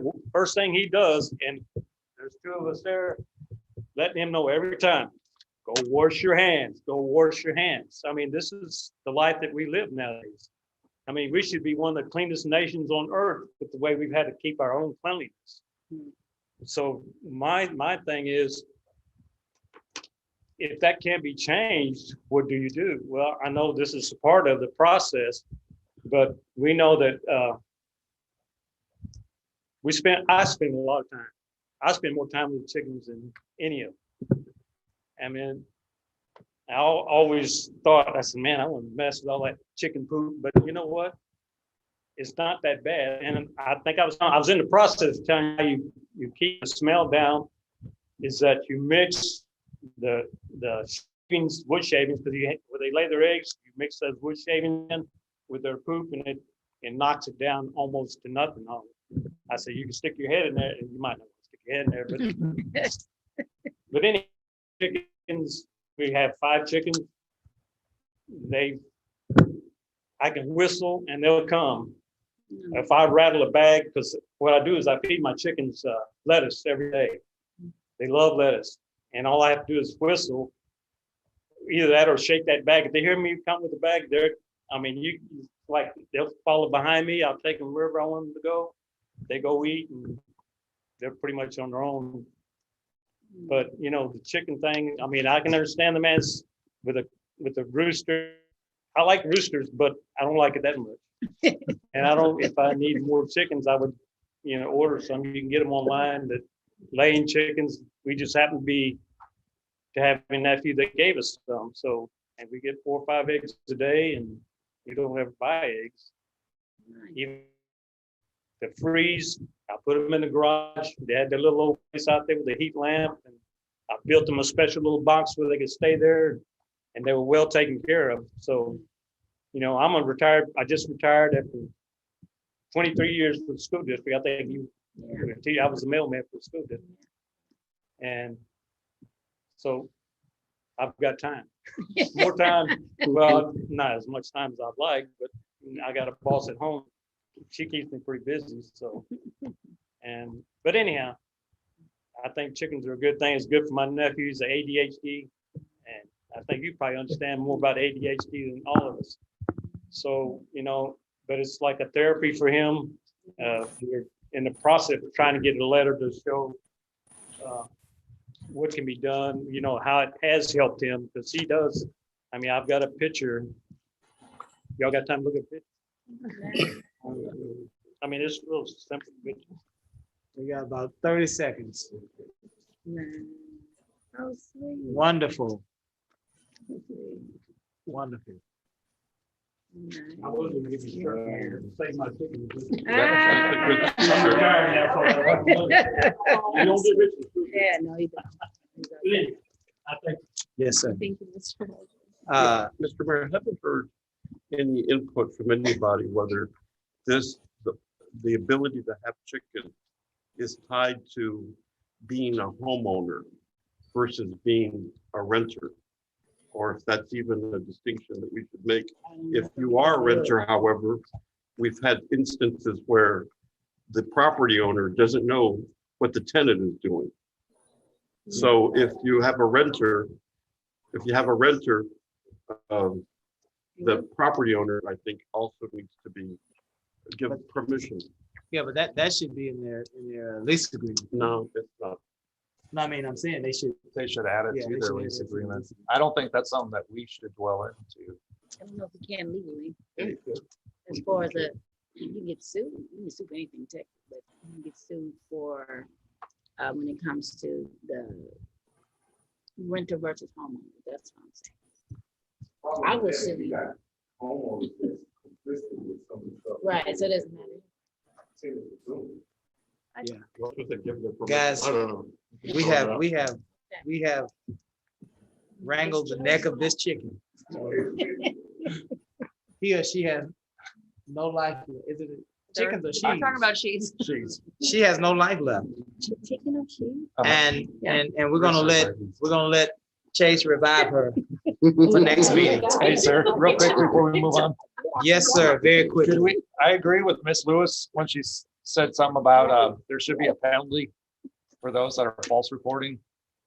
Maybe not $500. I don't think our ordinance can go that high, but there should be some kind of fee attached to a false report too, or a violation even. So yeah, there will be a fee attached if there's a violation. False reporting it's kind of tricky, but that's something that we can allow our legal department to look at. Gus, would you look at? That's the last thing I want to add. Okay, no problem. All right, guys, we are now at item 7O. Discussion relating to ratify the previous city manager Charles T. Jackson separation agreement. Do we need to discuss this at all? Okay. Item 7P, discussion to provide direction to the interim city manager to be the search process for a city manager. Kyle, let's try 10 minutes. Okay, ladies and gentlemen, we have an interim city manager and we have acting department heads. So At this point, I believe Chase has said, not publicly, but he can clarify that. Unless we tell him otherwise, he has no intention on permanently filling any of those vacancies, because he would like whoever the new city manager is to have that right and that authority. So that means one or two things for us to consider tonight. Either we consider a city manager search that will be based in this council, that we do the work as far as the vetting, as far as the ascertaining the needs, so on and so forth. Or that means that we go with a search firm. And if we go with a search firm, that means that we have to then give him direction on whether or not we want him to start permanently filling some of these roles. Does that make sense to anybody? So either we work on getting a permanent city manager, allowing that person to do it, or we draw the process out with a search firm, and then we allow Chase to do it. Here's one way we can do it. Obviously, we all know what a search firm looks like. So that's easy. We just have to find somebody to bring us somebody. We'll consider it, approve. That'll be a plan. The other plan would be simply this, something to this nature. We would post the job on TML and our publications. We would then receive those applications as a council.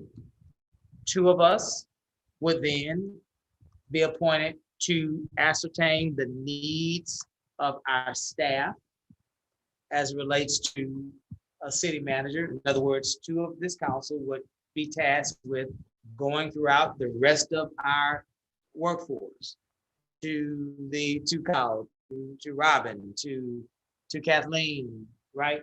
To the rank and file members of our staff.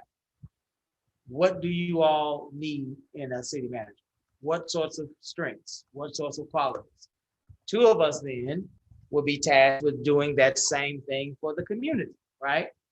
Having community gatherings where we would say, what do we want as a community in our new city manager, whatever that would look like. Compile those lists. One of us would then be tasked with this council. Perhaps it would be me. Casey, what do you want to see in our new city manager? Michael, Kim, Joe, so on and so forth. Once that happens, we would then be able to, as a council, kind of bring all of these applications, these together, and then find a way amongst ourselves to rank these folks, right?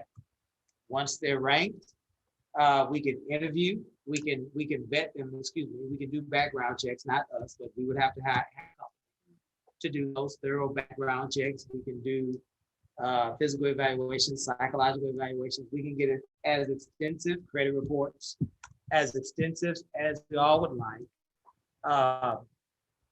Again, ranking these folks, providing men for interviews for the top 3, 5, whatever you like. And then perhaps even provide the finalists or maybe the top 2 finalists for our community to meet and to engage with. That would be one option. That would be the option that council takes control to expedite the process to move forward. The other alternative, like I said before, would be that we would go out and allow a search firm to do these things. Again, doesn't matter to me, other than I want to make sure that our community is fully engaged in this process. It's their city manager, right? And so we want them to be able to engage this process and inform our decision making. So having said that, that's just a brainstorm to try to point us in the right direction. So let's open it up. What do we think? I'm in favor of a consulting firm, hiring a search firm. Okay. But I do like the idea of, I mean, one of the advantages of that is, well, not only do they do all that legwork that you mentioned, but we give them direction too. So that we say, we want to have a listening session. We want to have at least one public session where we invite the public out and say, come talk to us about what you want to see in a manager. What have you been lacking? What do you want to see? And that's part of the information gathering process. Yeah. Okay. I know under our charter, there's, I mean, that gives us qualifications for city manager, salary, hours and duties, and the absence of it. So, depending on how much a search firm would,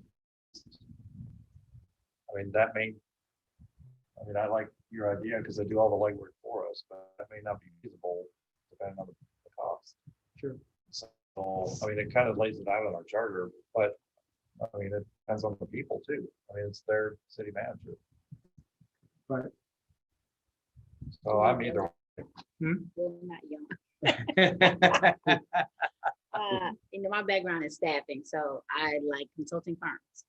And of course, we need to look at the costs, like he said. But I think when you get a consulting, I make sure RTF and not, I mean, RTP is not just pick one, because I think we need to be fair with that process as well. To make sure we get the right firm, so no one say that person picked that firm because they have influence. No, we need to make sure that we bid that out. At least get it through HPA if they have one using Galveston Area Council already with the co-op. But I think if you talk to that staffing agency and you tell them what you want, I love. So I want to mention both. What having the community input, making sure that we go out there and let the people tell us what they want. So we know, because in 6 months from now, 3 months from now, the issue might change. We don't know. So. How was the last search handled? Search firm. Search firm.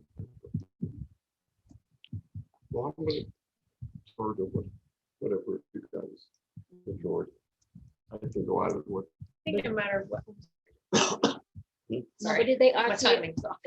Did they stop the bid for the search firm? Because I distinctly remember the firm was chosen. And maybe I could be wrong, but I think we need to make sure that we I put that out there. don't remember exactly. Don't remember. Okay. That's just my recollection. I think I fully, but I also, to Mayor's point, let's move quickly. Like, I'm not uncomfortable at this point, but, you know, everyone's in this moment of transition, but things are holding, and that's fine. And showing the public we are doing everything we can reasonably, you know, like, but I think we should, by our August meeting, we have put out, well, let me put it this way, I'd like to give direction that we put out the request.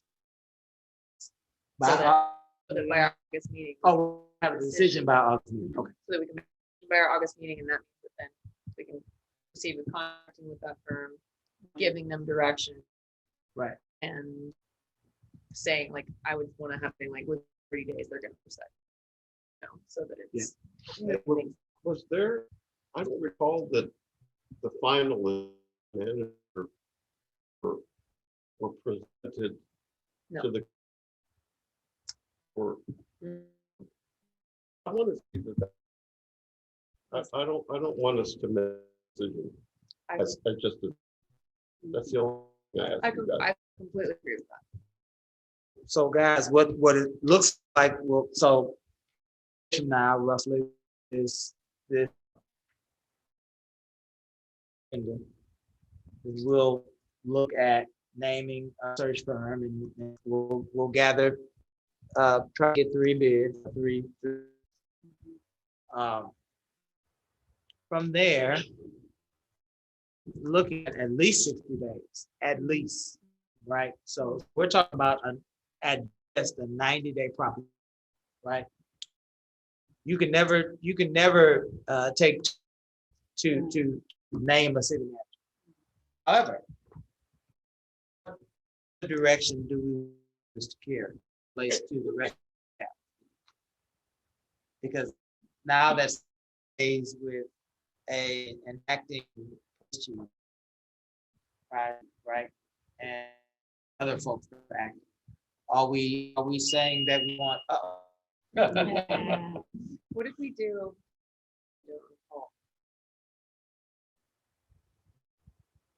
the last time we didn't have as many vacancies. Right? So we had time.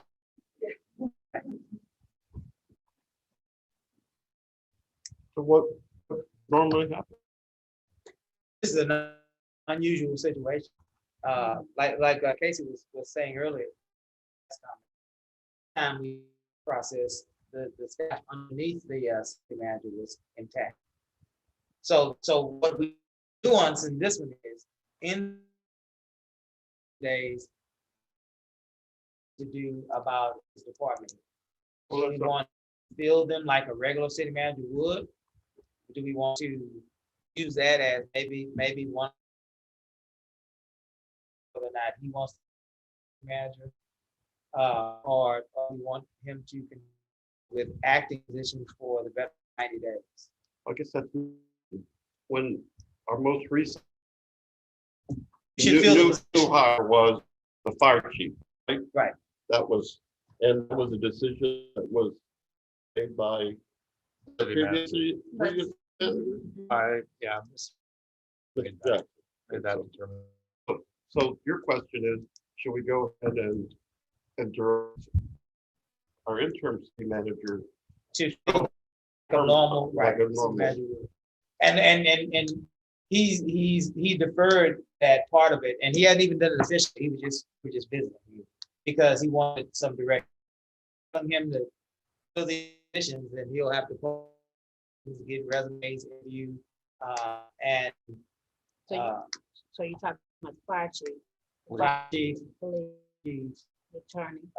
we do the city attorney, fire chief, police chief, developmental services would be safety director, who would then probably, I would say, probably would be acting. Will happen to Chase, right? Oh, you mean public works. What did I say? I'm sorry. I should proceed. Let him. Normal role of the city manager. Permanent replacement. Yeah, I would feel comfortable with Chase opening those up to collect all the information, put the job announcements out. Okay. I'm a little torn. I'm a little torn because you gotta make sure you put the right method and do it, Chase. But I know it's a lot of stuff going on right now in this transition period. I'm comfortable with who we have. I know they're very experienced in their positions for about 90 days, maybe 4 months. I think those guys, our chief, our police chief, I think they could do it. I believe in their experience, what I've seen, that they could hold it down. That's a lot to a point with an interim. And then if he's not whatever he did check you understand what I'm saying? So that's why I'm a little. Well, let them open it up and at least collect the applications. Because, right, I mean, we don't have to say, Chase, go ahead and hire someone. But it's really confusing messaging. Move ahead, but only halfway. Right. Yeah. I think it should, I agree with you, though. I think because it is an extraordinary circumstance with so many positions, and because we are committed to a timeline of moving expeditiously towards getting that city manager appointed, even though it will be 4 months or so, right? I think 4 months is not an unreasonable amount of time to have acting heads that, again, I agree with Kim that we have confidence now. Let's allow them to sit there. And if it wasn't budget season coming up on CBA agreements, like if it wasn't such a heavy, high energy, lots of work to do time, top of just Chase trying to calm the ship during some crazy weather, maybe I'd feel differently, but I think. Well, here's the thing. We might be able to split this and make it right. Our comfortable.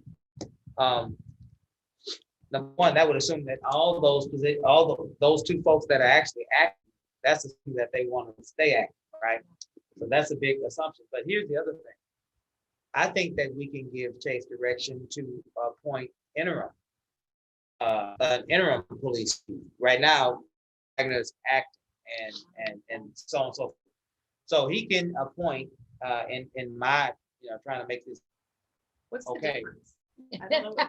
I just don't know the difference between those terms. When you're acting, normally you're acting for a definite term and a definite time, right? That's normally what acting means. I'm going home and on vacation, but I'll be back. And while I'm gone, you are acting, right? When you're interim, it's an indefinite period of time. You're not permanent. Got it. All right. So in other words, Chase may elect to appoint an interim or an interim developmental services director who aren't even a part of our organization now, but they're not permanent. So that if there's a new city manager, right, it'll be, hey. I mean, that's fair. That sounds fair to me. Yeah. I mean, considering Chase himself is interim. So Yeah. Why not make them all interim positions? Yeah. If it's So really that'll just be fair. Then it won't be a Right. piece to it, so that if the new city manager does not Chase, comes in with a different vision, then it'll, hey, you do this, but you took this role, wouldn't be a big deal. I'm just in education when you're a principal and you get hired in August and that staff is not yours, it's a hard Yeah. thing to turn around. So that's why I said, I think we need to hold up on doing something permanent until. Yeah. Yeah. So Even if I mean, if Chase put the info out, it's gonna be a while before, because we're not talking put the job announcements out for a week. Oh, no. I mean, that's, and like you said, we got high energy stuff coming up. I mean, we can collect, it gives them time to collect that stuff, and while we're working on the budget. So let's just do this. And with the fire chief, I mean, there's certain requirements that I'd like to see in a fire chief. You can't just have someone right out of an academy go, hey, I want to be the fire chief. Doesn't work that way. Because you gotta have certain qualifications Of course. and certifications, just like any, just like the city manager. But So our fire chief is acting. Is that? They're all active. Everybody's acting. Everybody's active, Nobody's except for in- Chase is the only. Okay, so everyone is active. Okay. acting city attorney. Interim. I fully agree with just making everyone. Yeah, he was acting. Oh, well, no, he's still acting. He'll be interim. Right, yeah, after the night. Get paid. Let's do this, guys. Let's do this. We'll get administration to bring us back some bids on this search. We'll act on that. We'll choose a company to move forward with. And we will give him consensus tonight to go ahead and start putting the pieces of his staff together. But let's make sure that they're interim and that they know that their job may not be there when the permanent city manager, whether it's Chase or somebody else, is named. So they'll know, when they take the job, I may be here for 3 months or so. So it's not uncomfortable. Does that make sense? Is that fair for everybody? And all the interims are eligible For permanent. For permanent. Yes. All right, guys. Thank you for that. Thank you. Let's see, we are now at item 7Q. Discussion to provide staff direction on the next steps of the Safe City Initiative.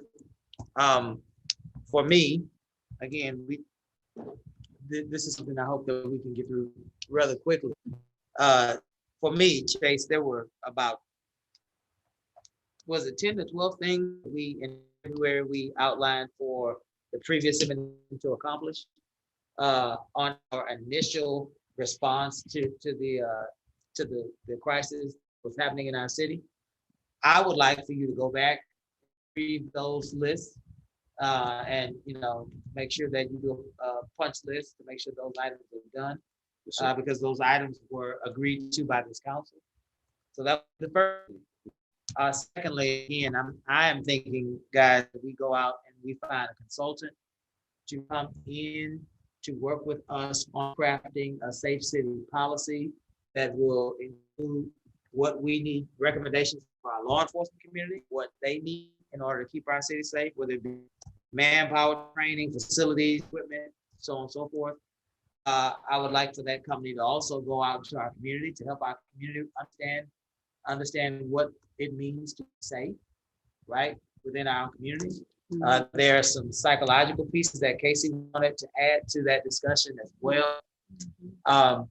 Also, in this day and age, we need a company that will help us to secure our facilities, right? That's a big thing as far as safe cities. Not only tonight when we have law enforcement with us, but the day-to-day operations, the people, paying their water bill, or the people coming to get a permit. We don't know who these folks are, Right. and we don't know what they potentially can do to our community.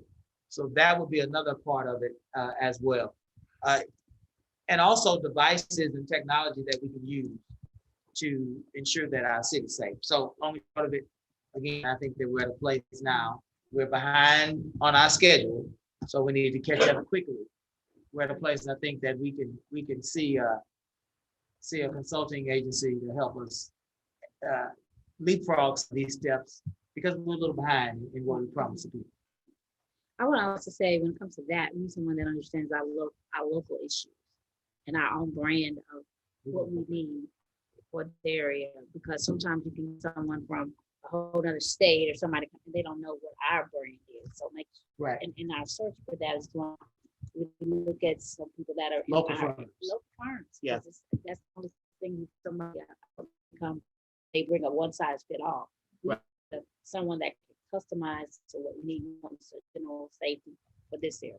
Right, I agree. And I would say on that too, like this is as we said over and over again, this is a huge all-encompassing concept, right? It's like, I mean, you just added more things to it that beforehand it was huge. Right. And it's not a criticism, but it's just like, as you I think, it's like one of the issues that we will never stop thinking of things to support it, because why would we? Because it all leads up to safe cities, and it's not a one answer issue. So I would want to have a consulting firm that not only, for me, the most important thing is that they that it's a lot of experience in creating strategic, detailed plans, that it's not just helping us like create a vision board. Right. It's because that's been my biggest issue with all of our work up to this point. Even the list that you were mentioning, some items on that were like not something I think we can just say to Chase, make sure you punch that off. It's like massively huge issue. I mean, some of them were very specific. Right. Like for me, the one that's been on my mind is I want to schedule a meeting. I want to put that date and invite all the SDs and invite UTMB Center for the Prevention of Violence and pick that conversation back up. Like, let's do it. Let's do it. Let's talk about all those things we talked about in that brainstorm session about the curriculum, the 4 R's that we can incorporate in the school system that we could do that's like happening. But we got to plan now for 2 school years out. So I'd like to see that happen, but definitely consult. I'm super in support of that. They just need to be very experienced. Sure. You okay, Michael? I'm good, sir. Okay. Joe, did you want to share, did you want to incorporate any existing reports and forward them to can we? So the council knows that, may not know, but there was already an existing assessment report done by a police chief out of Conroe. And that report basically appeared and is directed to our soon-to-be interim city attorney to share with us on a confidential basis. But just to To know, be clear, you're talking about a police department. a police Assessment. for our police department. I know, I just. Correct, yeah, for our police department.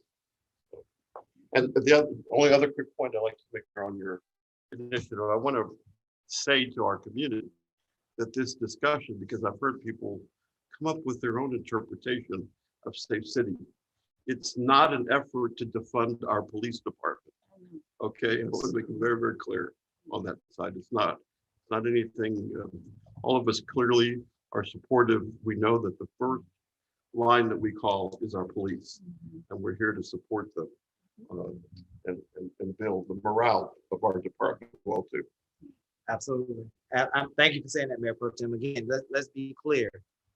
I know that I am not in favor in any way, shape, or form for defunding the police, taking any funding away from the police department at all. Period. The end. Full stop. And so I said maybe perhaps others might want to clarify their position. You don't have to. Just hearing that. We march to make better. We I'm all march for to the make police. it better. All right, good deal. Thank you all for that. Let's move now to our 7R. Discussion relating to the history and implementation of the $2 service charge being assessed on the monthly water bills. Mr. Carlson. Okay. I had one of my constituents phone call me and was pretty upset about the $2 service fee. Gentleman is over 6 years old, says, I want this. I don't even go to the parks. My neighbor who's 80 will never use the park. Why am I getting charged this? So did a lot of research. There was an ordinance passed in 2019 that put it into play. Now, where it gets muddy is there was a Parks Board meeting in 2020 that they were talking about the $2 service fee. And the meeting took place on August 20th of 2020. And in the note, it's talking about the money from the $2 service fee, park user fee, will go towards the Parks Master Plan. One of the board members asked, will it be at least a year wait before it was implemented? And the response was, well, for sure. Needless to say, that following month, some residents started seeing that on their water bill.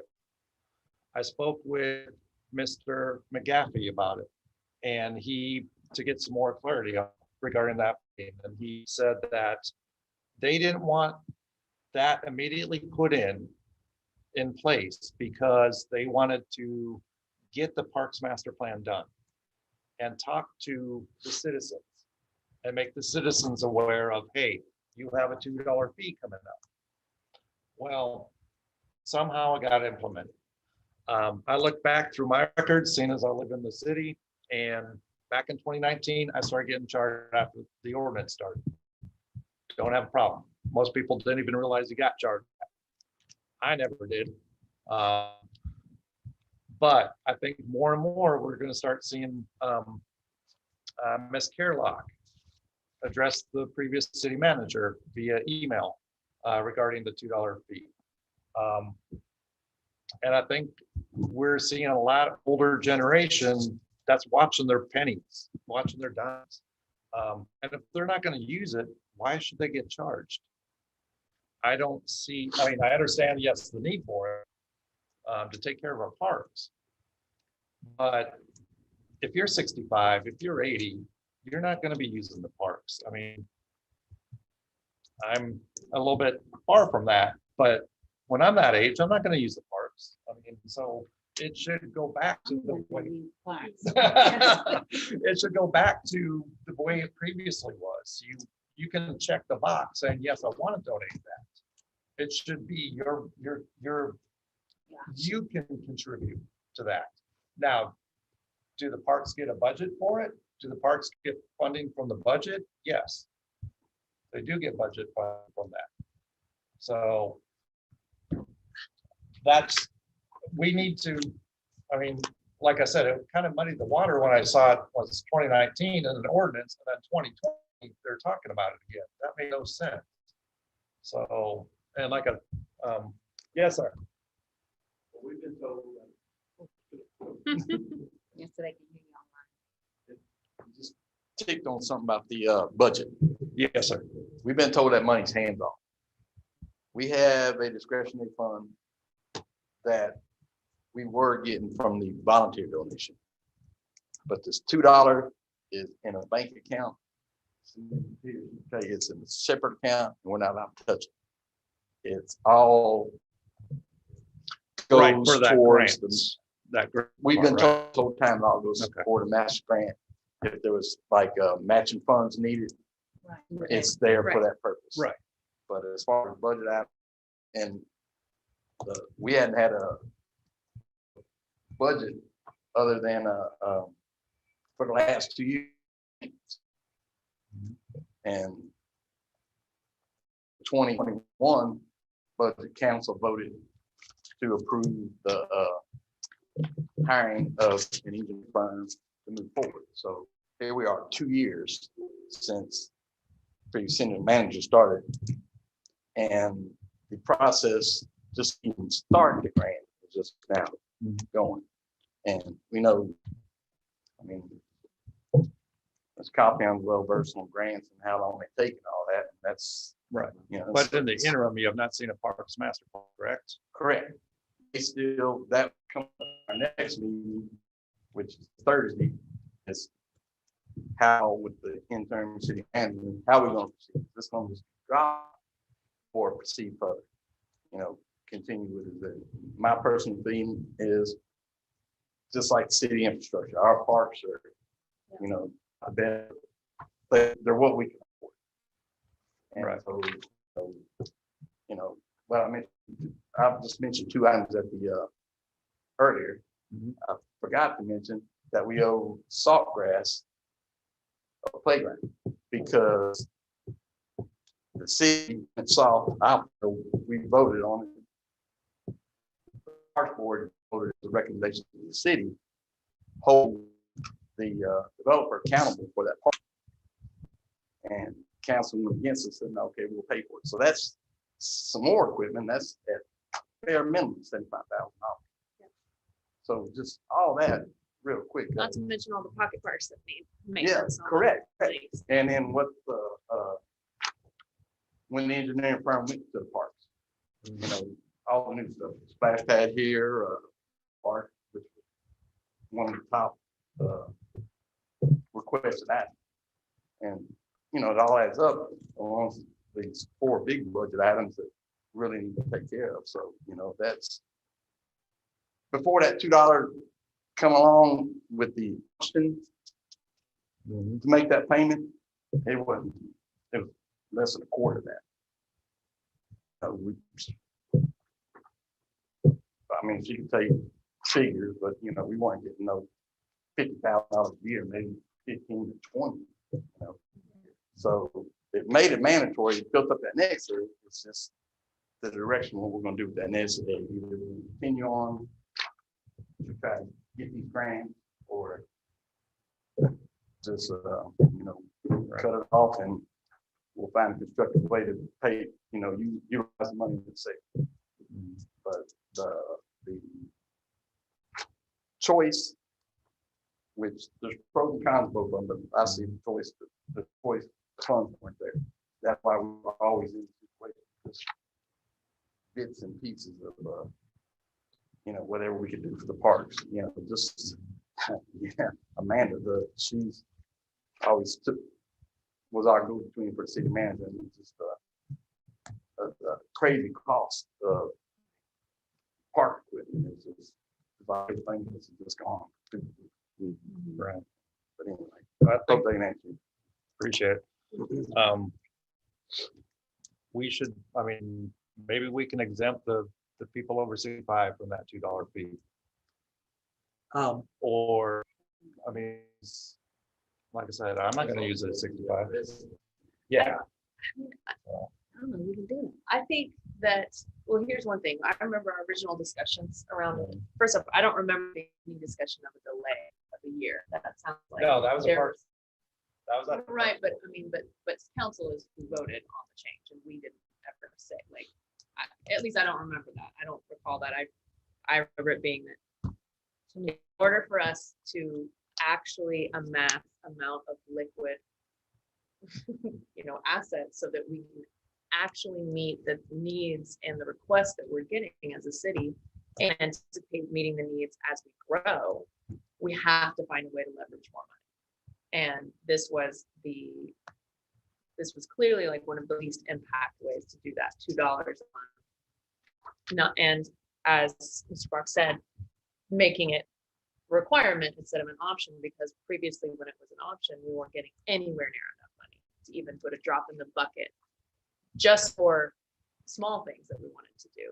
If we wanted to dream a little bit bigger, that required us going for bigger grants and bigger federal grants. In order to go for those bigger federal grants, we have to have a master parks plan. Master park plans are expensive and they take a lot of time. This one took even more time because of COVID. Like, just was a huge roadblock right in the middle of that time period.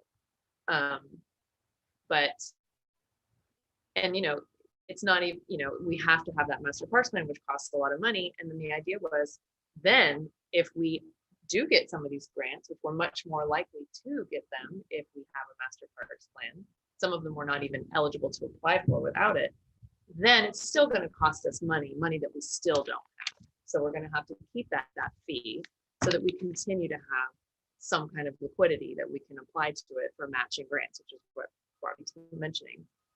It's all, I think, to me, what this sounds like is that we have really poor communication with our public about what the needs were and why we're doing this and the time frame of how long it would happen or how long it might take, and then maybe coming back and saying things are taking longer. I can imagine, I know Parks Board has been frustrated. I would be frustrated if you guys are like, we want to do things, but we have to wait. But we want to do things, and that's frustrating. It does sound like things are starting to pick up, but I think in terms of, I think we shoot ourselves in the foot now if we decide let's cut that money, like, who knows, in half, in a third. I don't know. I mean, if we want to make big changes, we got to keep that. Well, how much does the survey cost? I don't remember how much the Because master parks plan? yeah, It's about 40, 50,000. 50 grand. 50. okay, Mhm. okay. And we still don't have it.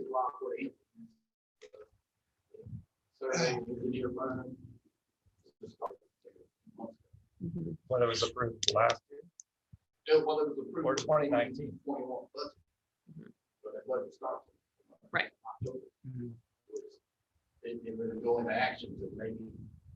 Well, didn't the parks We board started give- collecting the fee before that time Right, to cover that 2019. cost. Yeah. Yes, Go but ahead, man. didn't the parks board give like 15,000 to the city to do that, to work on that stuff? To work on getting the contractor done? So, I mean, there's 15,000. City. Right. Right, 30,000.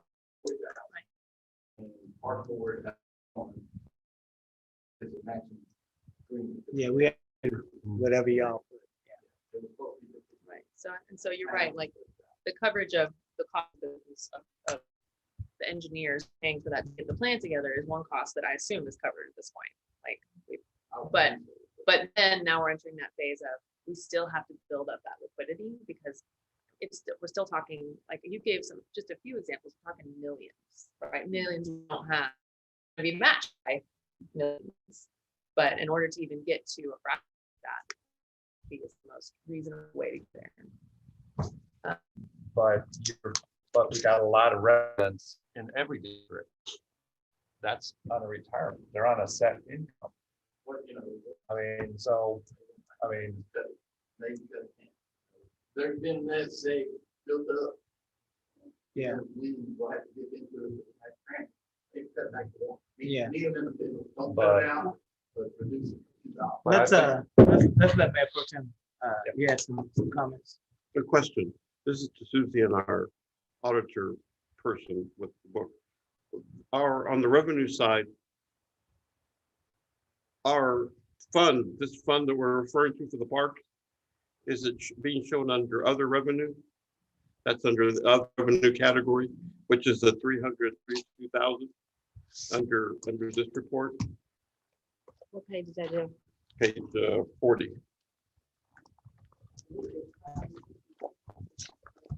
How much do you think it's in that fund, Susan? Just look, like I said, I don't know. I'm just looking at this other revenue. Oh, the projected for this fiscal year but the total then would be possibly near the 300,000 here.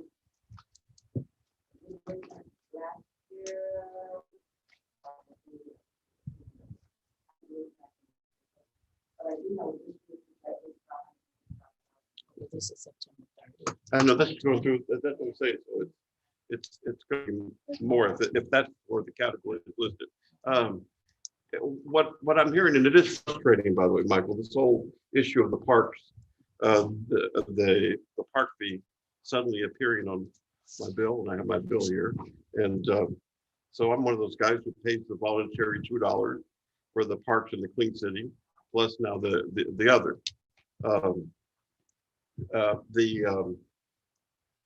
However, I agree with what Casey said. Comment.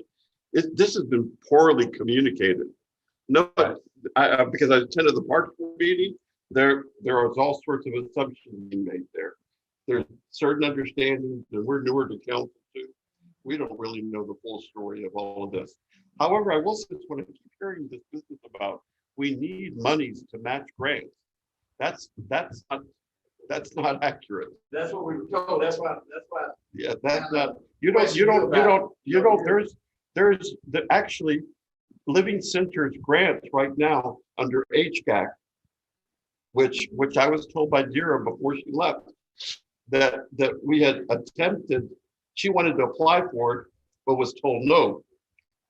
You're right, it's not the only way to get grants, but some of the biggest grants specifically for green spaces and recreation that are federal are all matching grants. Yeah, but matching grants, you know this, Casey, it's not just cash.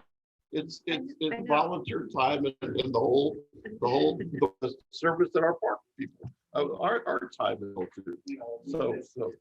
So it goes back to poor, as you said, it's been poorly communicated.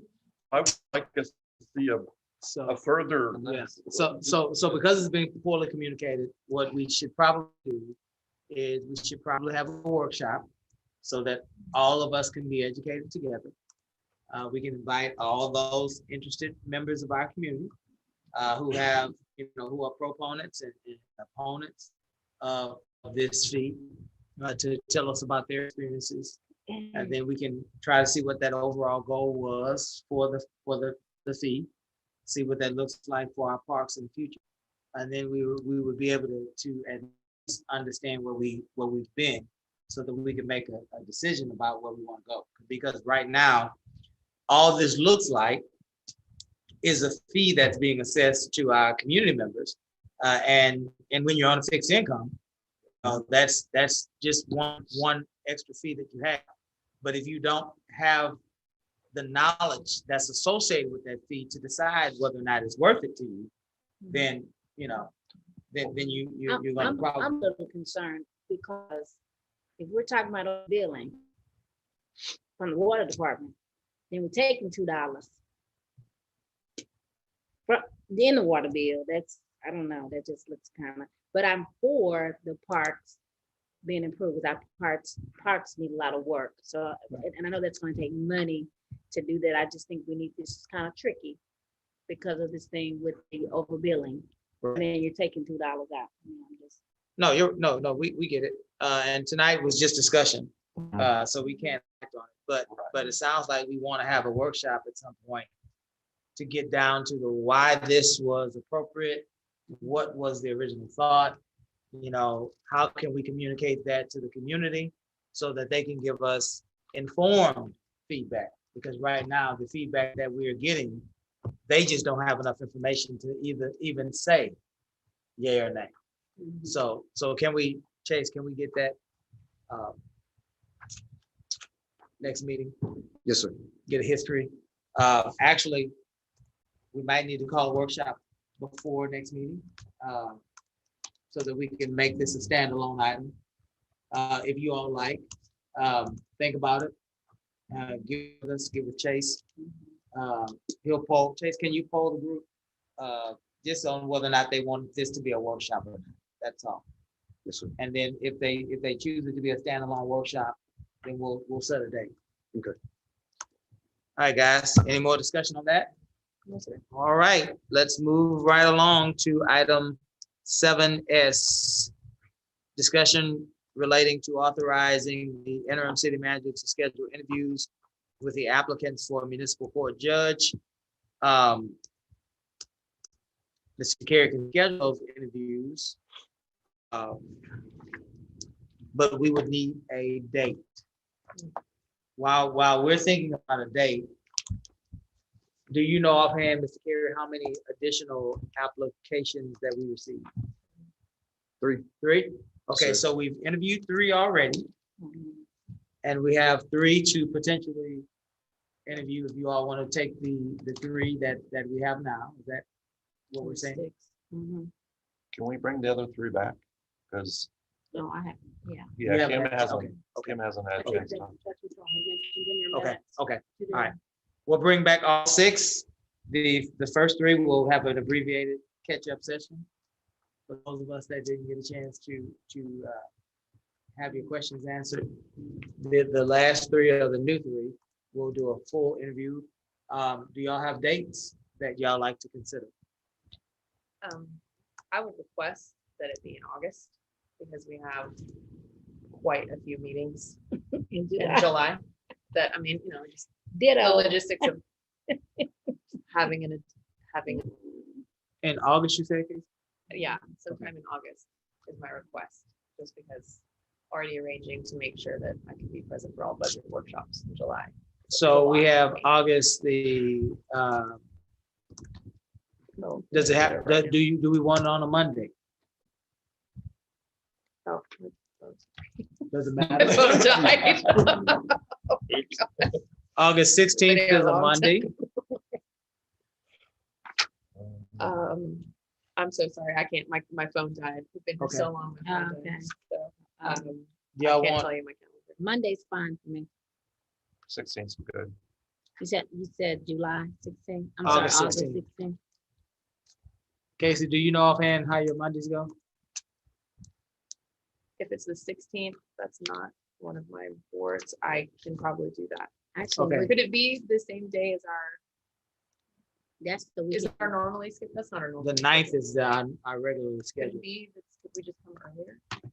Or, I mean, I don't want to just, I'm sorry, I don't mean to Right. impose upon your time. Like early that day on the night. Yeah, just like a couple hours earlier. Yeah, I don't have a problem with that. We do need to start trying to expedite our meetings a little. We have to start picking the tempo up. Yeah. Picking the tempo up. Ditto. We can do it on the 9th at maybe 3, from 3 to 5. And get Robin, perhaps Chase to get us some dinner, and then we'll go into the council meeting. I'm good. We could have dinner on Mhm. August the 9th, ladies and gentlemen, from 3 to 5 interviews.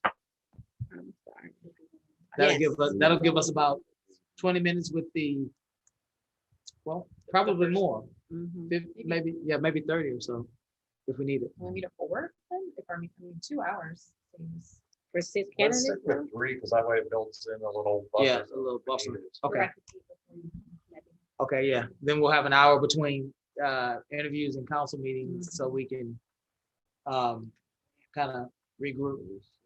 Okay. Will that be,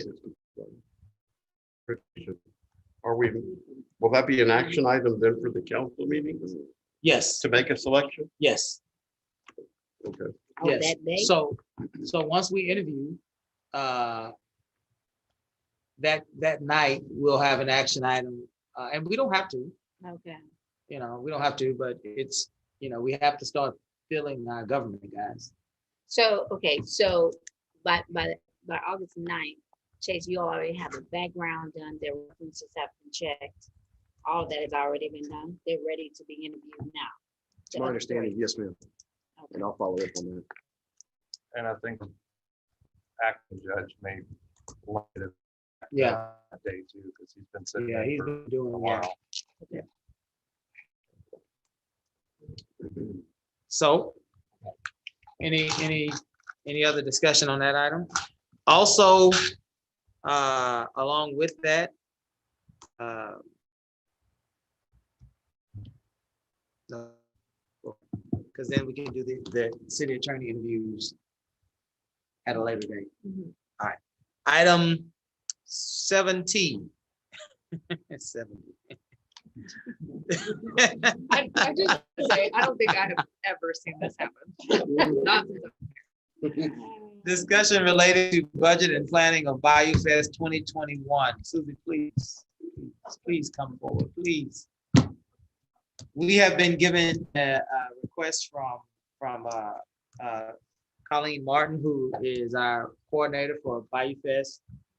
We know that Texas City Lamarque Chamber of Commerce coordinates and organizes the entire event for us, but Ms. Martin is wanting us to give her direction on a budget. So would you give us our last, I guess, 2019 budget so we can have a reference point? 2019 budget. I know we didn't have a BioFest last year, which was October of 2020. That falls into 2021 current fiscal year. So the previous one, we did have a budget for that. I believe it was like over $200,000. Now that also includes some donation, for example, from Waste Management, $50,000 a year per contract. I don't know if you had a chance to read your email. I did contact Waste Management regarding we canceled the event last year. Are we still going to get that $50,000 that particular year? The following event and make that up to like $100,000. Her reply was, no, she did talk to the previous city manager that if you have an event canceled, we don't get the money. So I don't agree with that because that was Right. part of their contract, and that's a dollar amount. It's earmarked toward Bayou Fest. That's correct. It did not say every But it single doesn't year. say anything about if that event is canceled, because then that changes the value of the contract. That's correct. Right. So Gus has heard that, and Gus is going to give us an opinion. And if the council needs to direct Mill Shirley to engage them on that $50,000. Yes, I think we need to negotiate with them. You know, I think that I agree. I think that $50,000 should not just disappear because the event was canceled. I feel that it needs to be allocated to the following event and make that $100,000 still for the same event. The contract did not specifically say every single particular year. So I think we can challenge them on that, but I'm not a lawyer, so that's just me looking at financial aspect. Now, previously, we did have donations like from Amical Federal Credit Union on the fireworks, like 11,500, and then Waste Management 50,000, and then depends on which companies or wants to sponsor the event. Sometimes, you know, a company may want to sponsor a certain thing, then they're welcome to. So we do get miscellaneous of those. And the rest, we transfer the money from the hotel motel tax fund into a separate fund, which is the BioFest fund that we set up 2 years ago. So Right. that tracks all the expenditures that we spend on the BioFest. My question is, don't we usually just go over this during budget? Why is this coming to us now? What triggered this for Colleen? Like, Timeline. She said it at the retreat. Right. I don't remember that we were gonna need, I don't know if we go over the actual budget. Like what they want is how much money do we want to spend on talent? How much money do we want to spend on, right? You know, and here's the deal. The deal is this, because this was former Mayor Hawkins' baby, right? A lot of these decisions, Mayor Hawkins, you know, just kind of made, and that's, you're right. So we're left with now trying to navigate that. I will say, as much, I want to, that sounds super reasonable. I want to give them what they need, but also like, we don't have anything to look at. Like, I want to look at what was decided last year, what ended up getting expended, like. That's what the budget from 2019. Yeah. Mhm. city, and chamber, and the different sponsors, even have was talent in the talent and the stage and everything. Sound, nutrition, and all that. That's big budget. That is the biggest part. The rest of the whole house is nothing. That's like 3/4 of the whole budget. 2019 is budgeted for 110,000. So but then we got donations as well. Yeah. Right. But and then there's also a lot of I'm sorry, 110,000 for the town. So total Yeah. 192. Right. Yeah. So what we really need, guys, if y'all heard Mr. Carlson say 110,000 was for talent. Right. One of the things that we decided was that we were going to scale back on, and we've decided that kind of after last year. They reached an apex, and in order for them to advance beyond that, we would have had to start selling out some serious money. So now the plan is to scale back on the talent. So Susie is really looking for, or Colleen is really looking for a number. If last year was 192, this year we know we're getting $50,000 from Waste Management. We know that there's normally $60,000 taken out of the hotel motel. So that's 110,000. Do we want to add any more monies to that? We want to use that as a budget? What do we think? And I know it's kind of like, wow, right in our face, but Bayou Fest is in October, and Yeah, I feel a little underprepared to talk about. And also I need to caution everyone that in the hotel motel fund, normally we budget $100,000 of revenues from hotel motel occupancy taxes. But because of COVID, that has been slowed down. Yeah. So I just need to throw that precautionary item out so you can consider, because it I has think been slowed down. on principle, it sounds, because of COVID affecting everything as a municipality, I think it makes sense that we would make the budget smaller. But I don't have any other specific points. I just feel, like I said, underprepared to really. and she's been trying, and again, we're moving forward, but she's let me know that for the past 3 to 4 months, she's been trying to get this before us as a council. So Just keep it that's the neither here nor same. there. That's Or just keep it, for me, Bayou Fest is our brand, it's our Lamar brand. People come from all over. It has really helped with our profile. It's really helped, every year I've seen it get bigger and better and bigger and better. And I just, why can't we just keep it the same that we budgeted for 2019? Since we didn't have it, and just, I really don't want to scale back on something that works for us and it helps our, especially now when it's a money maker. It helps our profile. My kids love it, my students and my kids like to come to it. But again, I'm just my 2 cents. I haven't seen the budget, anything, but if anything, I know we could afford it last year at least, right? Keep it the same. But the big deal though, Ms. Yancey, is, which I totally agree. And the setup costs us apparently about $82,000. The biggest expenditure that I think that they're trying to scale back on is the $110,000 for talent. Well, artists haven't eaten in the year, so I think they'll take. I think that's the area that there will be no more of those larger. Yeah, they may come down because they didn't have a lot. Yeah, and she does, and the reason this is so urgent is she's losing talent right now. Yeah, the talent starts to look good. Because she doesn't know what the budget is, and so they're booking other. So Colleen said to you they're comfortable with the idea of reducing the talent budget. Yes. Okay. Mike, I'm sorry, guys.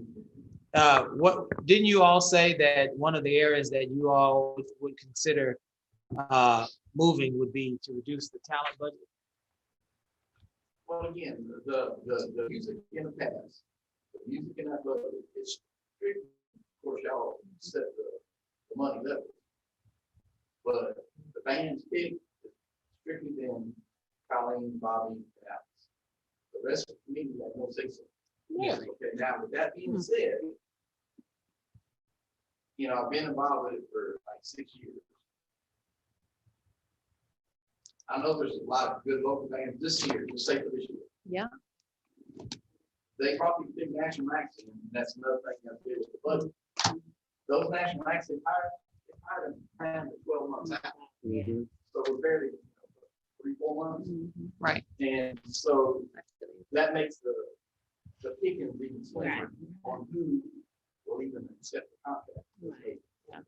That's why I was all said. So it's okay. His guy, because he wouldn't give him a permit outside of 60 days. They needed it for 90 days because they were at the final payoff for National Act, which they brought into Hitchcock, and that was the best. So it's in his guy? Huh? Never mind. But see, Let's stick to the Bayou Fest, please. Where the good old days out there, that's strictly changed. And they have a pay gate, you know, that's another thing people understand, you know, yes, this costs a lot of money, but a market is all free. Okay.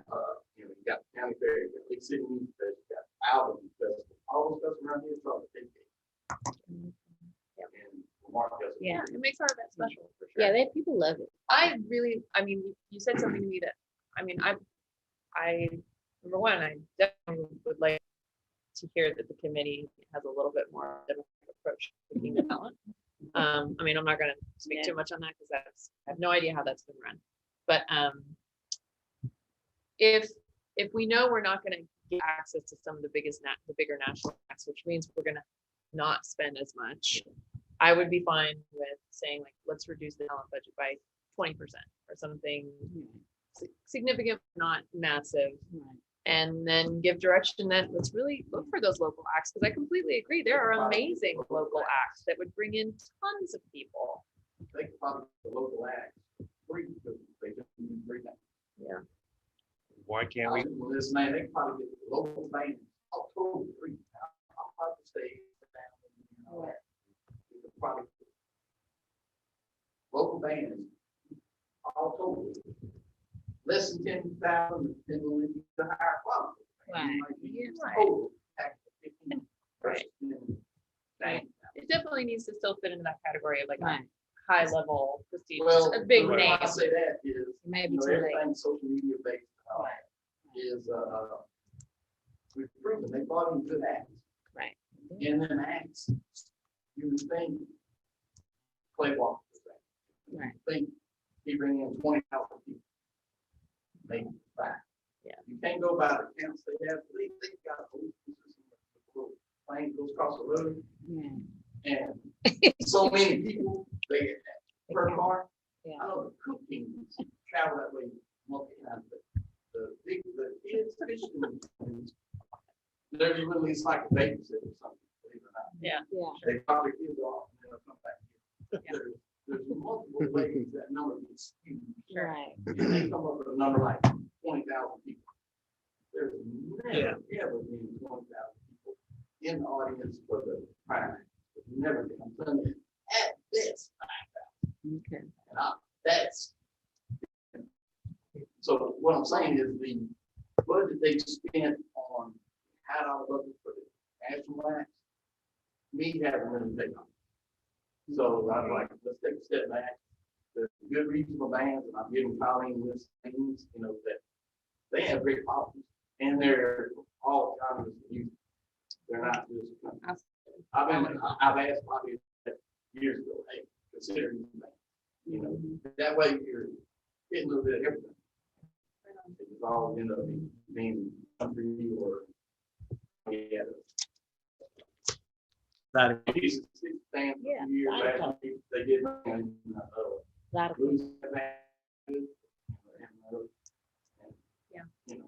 Well, that would be my suggestion is that let's cut it some. Let's go to 150. Okay. Sure. We were at 198 on 150. Mhm. And we're just again, you know, Casey alluded to, we just crunch the time, trying to open the door for them to do the work they need to do. Yeah. So I'm game with 150. And what about, I mean, some of these bands may do it for a we may come in less. They may do a pro bono because they don't get think we the should ask. exposure. We shouldn't ask. Well, no, not asking. We don't have to ask. They're them. not gonna do But- pro bono. They didn't eat last year. No. Well, I You think get- no matter you what, get a local that's the band. direction. We're not on the committee, so. Yeah, think about it. You get a local band, they get the Can we handle exposure. 150? Oh, God, please. Okay. How much they want, this one, the band y'all have to keep. One band. Yeah, they, $1,400. yeah, That's what I'm talking. And you got some other things. right. They were. And it was 14 of them in. Yeah. You got like $100. Yeah, I mean, some of the local bands, you may not even have to pay them. They get exposure. Hey, I played at Bayou Fest. So we may not have to pay them. They were good. Right. They bring them more. Yeah, we may come in guys lower than that. We just want to, give them Yeah. enough room to maneuver. I want to make sure that if we do make it inclusive, because we do have a brand. People like the country and I like Zydeco too. Yeah. I've been to every one since I. Yes, I did. Right, he did great. I really like. Yeah. Yeah, just what people are comfortable with who they're comfortable with, and of course we want everybody to come. I would just hate to break something that's been working. I'm just saying we tried. I'm just saying, because you're not gonna please everybody, but they brought some nice change to the city. Yeah. No, you need Well, to. maybe next year we can expand it from 1 day to 2 days, 3 days. Right, that's what I'm talking. So. Festival. Yeah. Right. Well, a lot of people I've want to been go back to I've Fair on been the in Square. places That's where all I it's 4 heard. days. Fair on the Square, Fair on the Square. Oh, We'll no, see. you know about Fair on the Square. Yeah. Every day was a different genre of music. We'll figure it out. There's a lot that we need to do with our festivals. Right. Certainly, we're going to do a lot of new things with our festivals. 4th of July. Did y'all hear that? 4th of July. We're definitely going to make sure that we make those things happen. Of course. Y'all got the budget? Obviously, we haven't officially deliberated on it. We're getting ready to get into that right now, but got it? Yeah. Can we take a 2-minute break?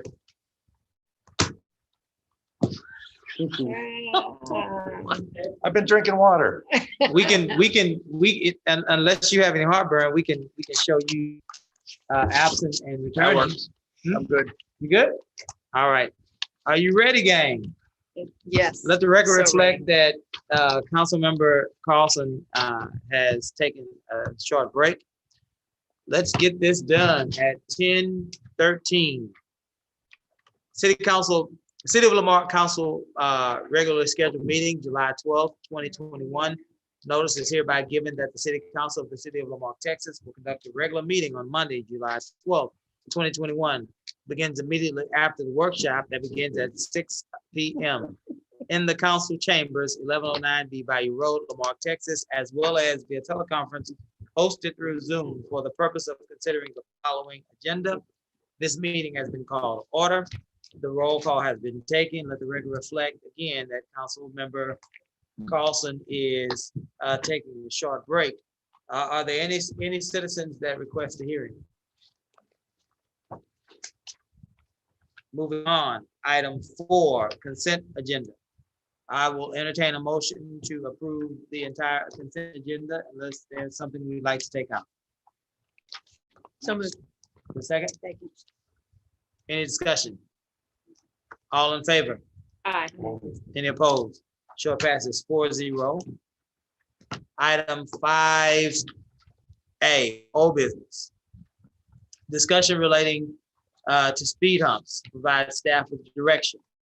I believe already, gang. Do you have direction? Yes. Let's entertain a motion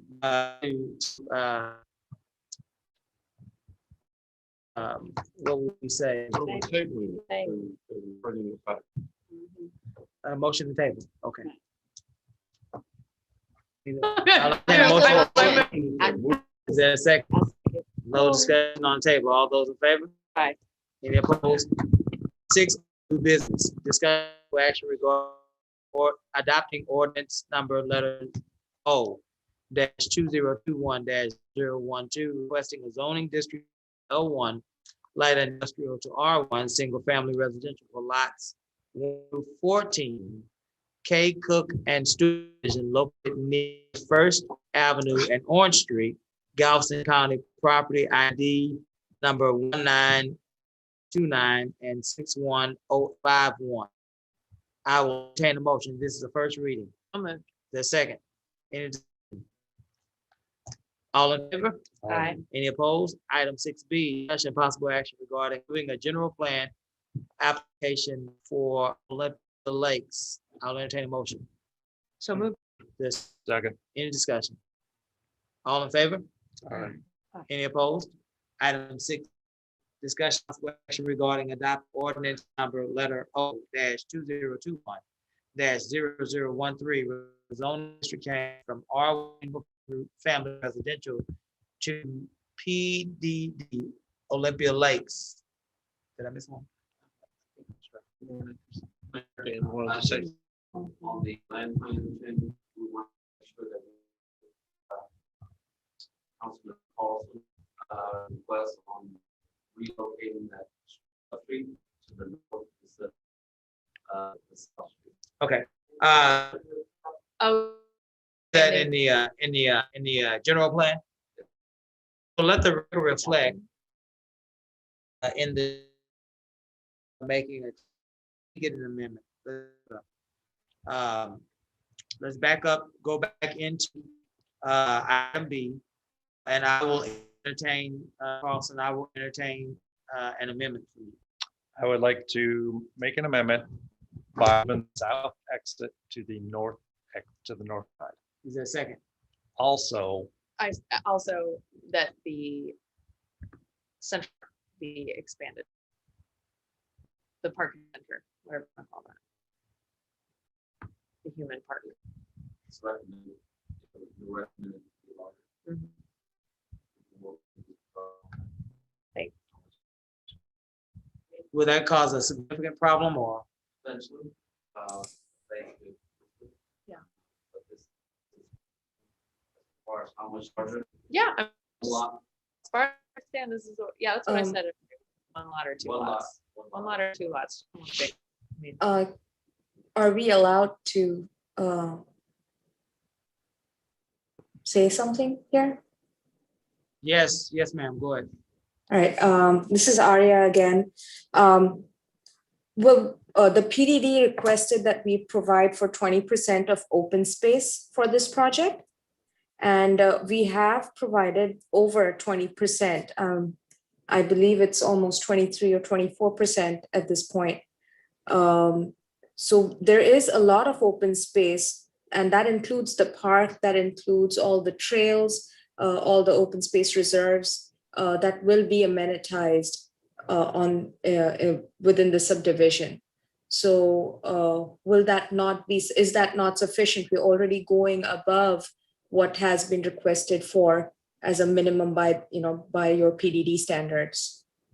So will that, I mean, making the park any bigger, is that really something that you would be pushing for if there is already open space provided, which is more than required? Let's do this really quickly. Let's break this up so we can move forward, and we'll take 2 amendments. Your amendment is from a south. Second on that is a discussion of that amendment. Hearing none, we'll call for all those in favor. Aye. Any opposed?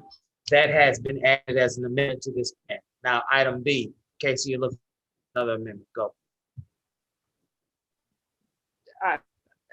amendment to Central Park by. Is there a second? I second. All right, now we're into discussion. Joe, did you have something? I want to point out that this development is unique, that it does have the walking trails. Grass does not have walking trails. Delaney does not have the other portion. So, and then this is one of the challenges that developers have coming to our community, because I did meet with them, is that we change the rules. They follow the rules that are given to them per our rules.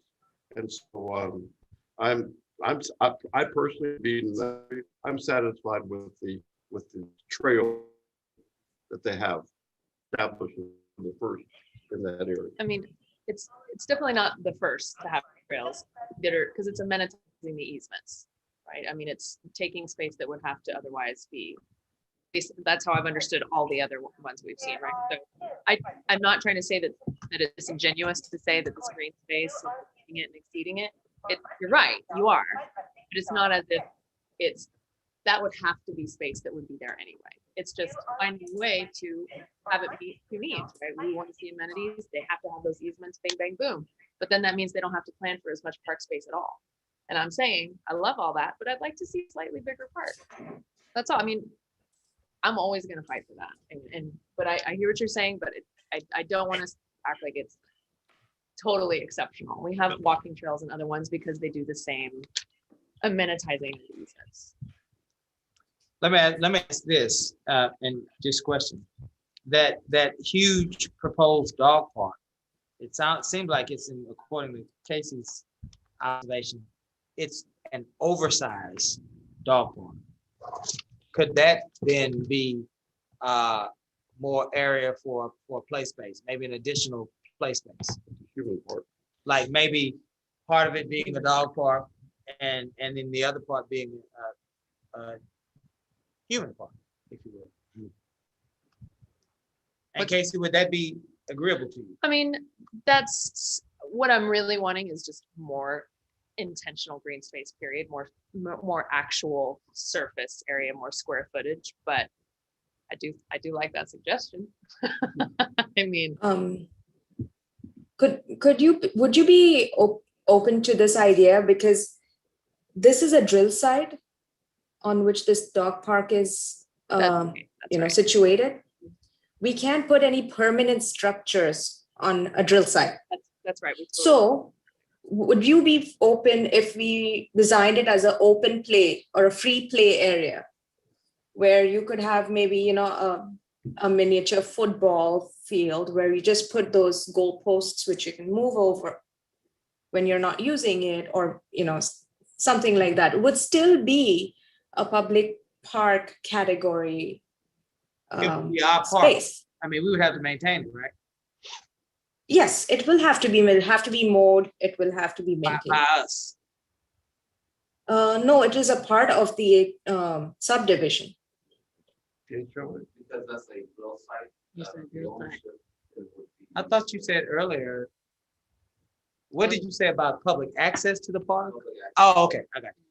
Yeah, public access to the park, but not, maintenance would be still, Makes sense. Is there not a way? I mean, the way I've understood our other conversations when we get this, it's just, I would like to see what you can do with that suggestion. I'm not going to say 100% I will not vote for this if we don't make that happen. It's just something I'd really like to see. I think in terms of when we talk about long-term quality of life, a slightly bigger park for humans at the park, I think is always going to be in the category of a boon, not a detriment. Let's split it down the middle, and let's say we can take Casey's amendment, and we can say that either one or two things will happen.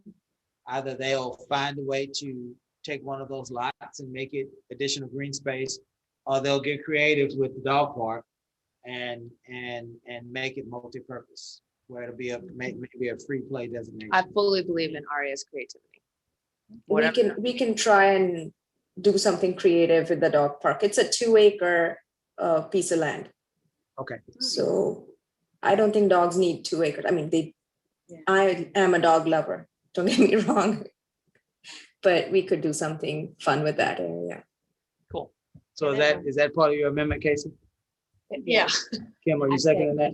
Any other discussion on the amendment? No. Call for the vote. All those in favor? Aye. Any opposed? Now we are voting on that item as amended twice. All those in favor of approving item 6B with both of the amendments? Yes. So moved. Second. Sorry. All those in favor of approving, yea or nay? Aye. Any Aye. opposed? All right.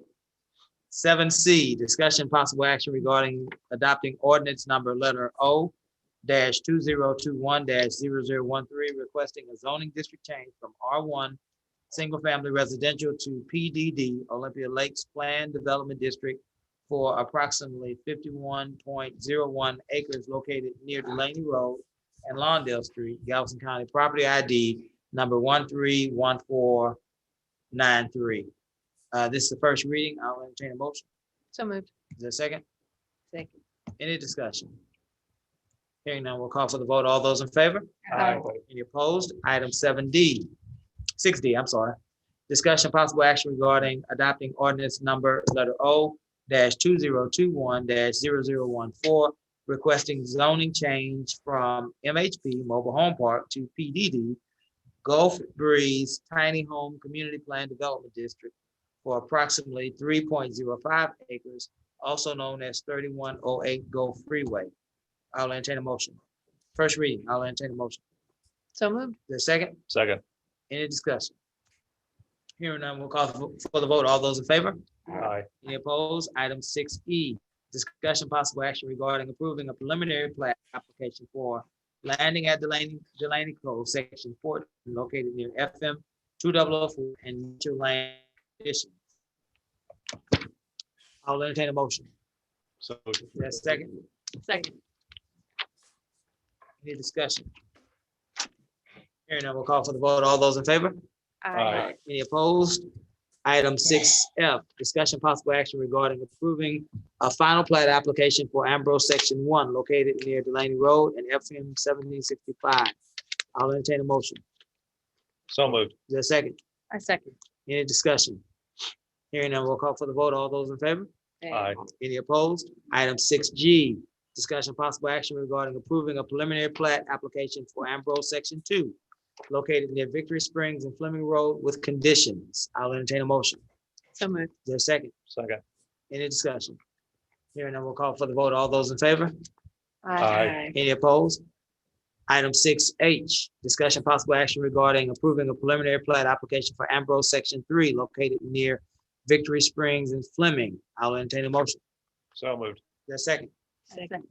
Any discussion? Hearing none, we'll call for the vote. All those in favor? Aye. Any opposed? Item 6I, discussion possible action regarding approving a preliminary plat application for Sunset Grove, Section 4. I'll entertain a motion. So moved. Is there a second? I second. Any discussion? Hearing none, we'll call for the vote. All those in favor? Aye. Any opposed? Item 6J, discussion possible action regarding appointing of a mayor pro tem for a 2-year term. I'll entertain a motion or nomination. I'll nominate Mr. Compion, current mayor pro tem. Mr. Compion has been nominated. Is there a second? I second. Is there, are there any other nominations? Hearing none, we'll call for the vote. Well, let's back up. Is there any discussion on this nomination? Hearing none, we'll call for the vote. All those in favor? Aye. Any opposed? Item 6K, possible action, discussion possible action regarding adopting resolution number letter R-2021-0016 and entering into an agreement with Mills Shirley LLP, designating Robert Booth as interim city attorney for certain legal services. I will entertain a motion. I move that we adopt resolution. Is there a second? Any discussion? Let the record reflect that Mr. Booth is a member of Mills Shirley LLP. So that means that there are times where Mr. Booth won't be here, but there will be a member of Mills Shirley that will be with us to fulfill that role. And again, let the record also reflect that this is an interim position until we are able to name our permanent city attorney, whether that be person or firm. Any other discussion? Here now, we'll call for the vote. All those in favor? Aye. Any opposed? Item 6L, discussion possible action to provide direction to interim city manager to open the position of city attorney for applications. I'll entertain a motion. So moved. Is there a second? I second. Any discussion? Let the record reflect that we have directed Mr. Carey to open the position based on the qualifications of the previous position, right, ladies and gentlemen? Correct. And once that's posted, we'll certainly return with interview dates and so on and so forth. Any other discussion? Hearing none, we'll call for the vote. All those in favor? Aye. Any opposed? Item 6M, discussion only on organizational chart and provide staff with direction. Do we need any more discussion on this item? No, sir. Item 6N, discussion only of the file ordinance. We've had discussion on our file ordinance. We've certainly directed our city staff to begin the process of crafting an ordinance for us to bring back to the community for discussion. Any other discussion? Item 6.0, I'm sorry. Discussion possible action to ratify the previous city manager, Charles Tink Jackson separation agreement. I'll entertain a motion. So moved. There's a second? Second. Any discussion? Hearing none, we'll call for the vote. All those in favor? Aye. Any opposed? Sure, it passes unanimously. Item 6P, discussion to provide direction to the interim city manager to begin the process for a city manager. I believe we said that we were going to secure a consulting firm to search for us, and we were going to allow Mr. Carey to name interim department heads so that they would know that their position perhaps might be temporary. He will post those positions. Is that right? So these positions that you're filling, Mr. Carey, certainly you're gonna have to post those positions as you move forward, even on an interim basis. Yes, sir. Any other discussion as it relates to that item? Didn't we also talk about getting the RFPs for the search firms? Yes. Okay. So next regular meeting, we should be able to, we should have some firms to decide the selection. Yeah. Let's see. Any more discussion on 6P? So now we are on 6Q. Discussion to provide staff direction for the next steps in the Safe City Initiative. Again, we directed staff to look for a company to help us craft a Safe City Initiative. And so we're going to have that on next meeting. We'll be able to engage a company to help us through that process. Item 6R. Okay, all right, yeah. Discussion relating to the history and implementation of the $2 service charge being assessed on the monthly water bills. That's a discussion item as well. I believe that we said that we're going to try to have a workshop on this so that we can be educated, so that the community can become educated, so that we can get some informed feedback as to how to proceed on that item. Did we capture it? Yes, sir. Any more discussion? All right. Item 6S, discussion possible action to authorize the interim city manager to schedule interviews with applicants for municipal judge. I believe we chose August the 9th from 3 to 5. Let's make that official. I'll entertain a motion. So moved. Is there a second? Second. Any discussion? Hearing none, we'll call for the vote. All those in favor? I do have a discussion. I'm sorry. Chase, I really want us to make sure that we look at local people Okay. for that position. We have a lot of people that don't live here, that work here. Mhm. And I really want to make sure we have balance on that. Sure. I'll ask for your help. Good deal. All right. I'll call for the vote. Those in favor? Any opposed? Item 6T, discussion possible action regarding budget and planning of Bayou Fest 2021. I believe that we decided to give Bayou Fest $150,000 budget. We know that we might come short of that number, which would be great.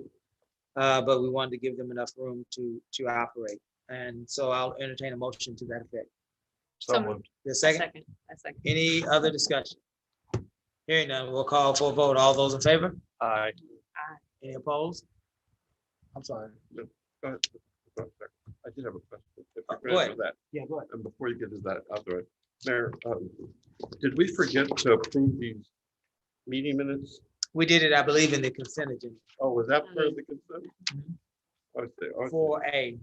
4A, okay. All right. Yes, sir. Yes, sir. No problem. Thank you. Y'all are fast. Item 7A, discussion possible action regarding appointments and or reappointments to various positions on boards and commissions. I have one, sir, that I brought up last time, Miss Manuel. Okay. Reappoint her to the building and standards. Okay. I just have a request. I asked publicly, I think it was 2 council meetings ago, that Coach Walker, and I haven't seen the application come through, and I haven't received a call. And And told you that he turned in an application and two. but it hasn't been in here. But we haven't had any of that. That hasn't been attached to anything. So I haven't seen Oh, it. I assumed it would be with all the other applications. That's, but I haven't received any calls. And that was to what board? Parks Board. Parks Board. And I'm just like, my appointment, I have delinquent my appointment is now. I mean, I was supposed to find somebody in 2020. And I would really like to respect Coach Walker's experience and his time on that board. I just asked, please call me Coach Walker, please. 512-635-4912. Please. Because there are some very attractive applicants that we have, and I don't want to make them wait so much longer. So.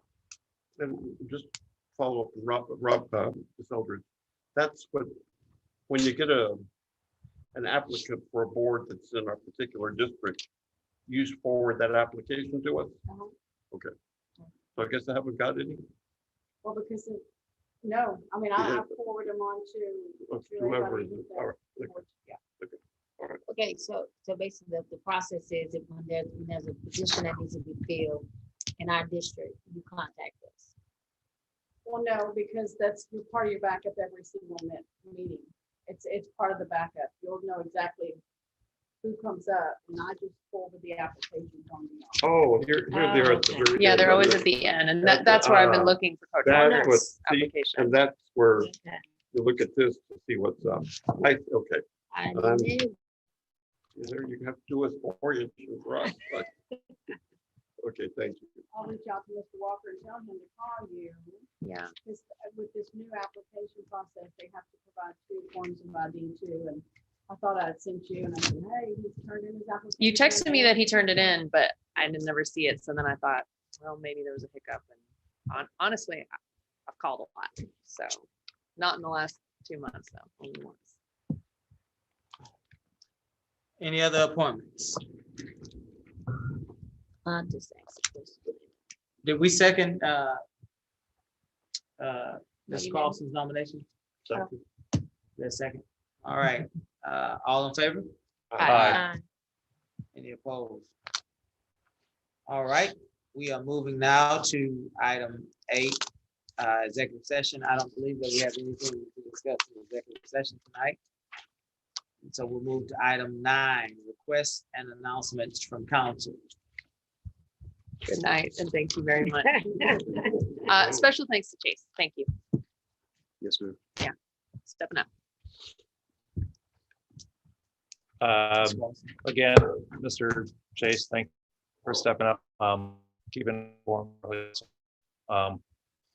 Also, the citizens that gave great comments about our street permits, our waters, and our finance for getting that GFOA award for 2019. So things need to be recognized. So that's all I got, sir. Ditto and ditto. So thank you for doing Thank you. a good job, and we're praying for you. I want to give out special thanks to Mr. Pat Berry. Mr. Pat Berry is the father of a new resident here in our city. And Mr. Berry has his own business in El Paso, Texas, and which is Southwest Industrial Works. And our interim city manager faced a challenge, one of his initial ones, that our backhoe was out. Yes, sir. And Mr. Berry made a kind offer to, at his own nickel, fly in if necessary at one of his mechanics, diesel mechanics, to fix our equipment, or alternatively, to lease that equipment for us if we needed it as well too. And this is in the midst that, and we hope and we pray for his daughter who lived here and is having heart surgery on the 14th. Wow. So we pray for him, but his message to us is that he wanted to say thank you very much. My wife and daughter appreciate all your help. We stand 100% behind you and all the council in your endeavors, and we're also here to help you 100% of the time. So Mr. Berry and your family and your daughter, God bless you all. Thank you. Well, gang, it's certainly been an eventful time for us here on this council. We've added new members. Certainly we've made some decisions to move forward in our city, and as with all major decisions, change isn't always the easiest thing to achieve, but we are committed to continue to do the work of the people. We're committed to continue to listen, to respond, to be thoughtful and considerate in all that we do. We want to welcome Chase to the role that he is currently in. We wish him the best. Certainly, we want to welcome those that have stepped in to those other roles. We thank you guys for doing what you've done for our community, and we'll move forward and we'll be better for it. And I'm excited to see what that looks like for us. Happy 4th of July, Independence Day, for those who celebrated on July 4th and throughout that entire weekend, a wonderful weekend. Certainly, we look forward in this budget process of making sure that we are celebrating as a city, officially sponsored 4th of July celebration. And that happens in our budget workshop. And so our budget workshops will be this July, the end of this month, I believe the 26th, the 27th, and the 29th. We will be in council chambers. That's where we are now, from about 10:30 a.m. to about 5 or 6 p.m. Those 3 days in July, the 26th, the 27th, the 29th, as well as August 3rd. We will return for a 10:30 to 5 or 6 p.m. budget workshop session. Whatever you want in your budget, whatever you want your tax dollars to go for, this is your to let the council know. Come to our budget workshops and be a part of those discussions because we need to hear from you where you want your tax dollars to be spent. If there's nothing further, Chase, do you have anything? No, sir. It's been a couple of weeks, and I'm just grateful for the opportunity to serve the city. So, good deal. Good deal. Thank you, sir. If there's nothing further, we will entertain a motion to adjourn. So moved. Is there a second? Second. All in favor? Aye. We stand adjourned.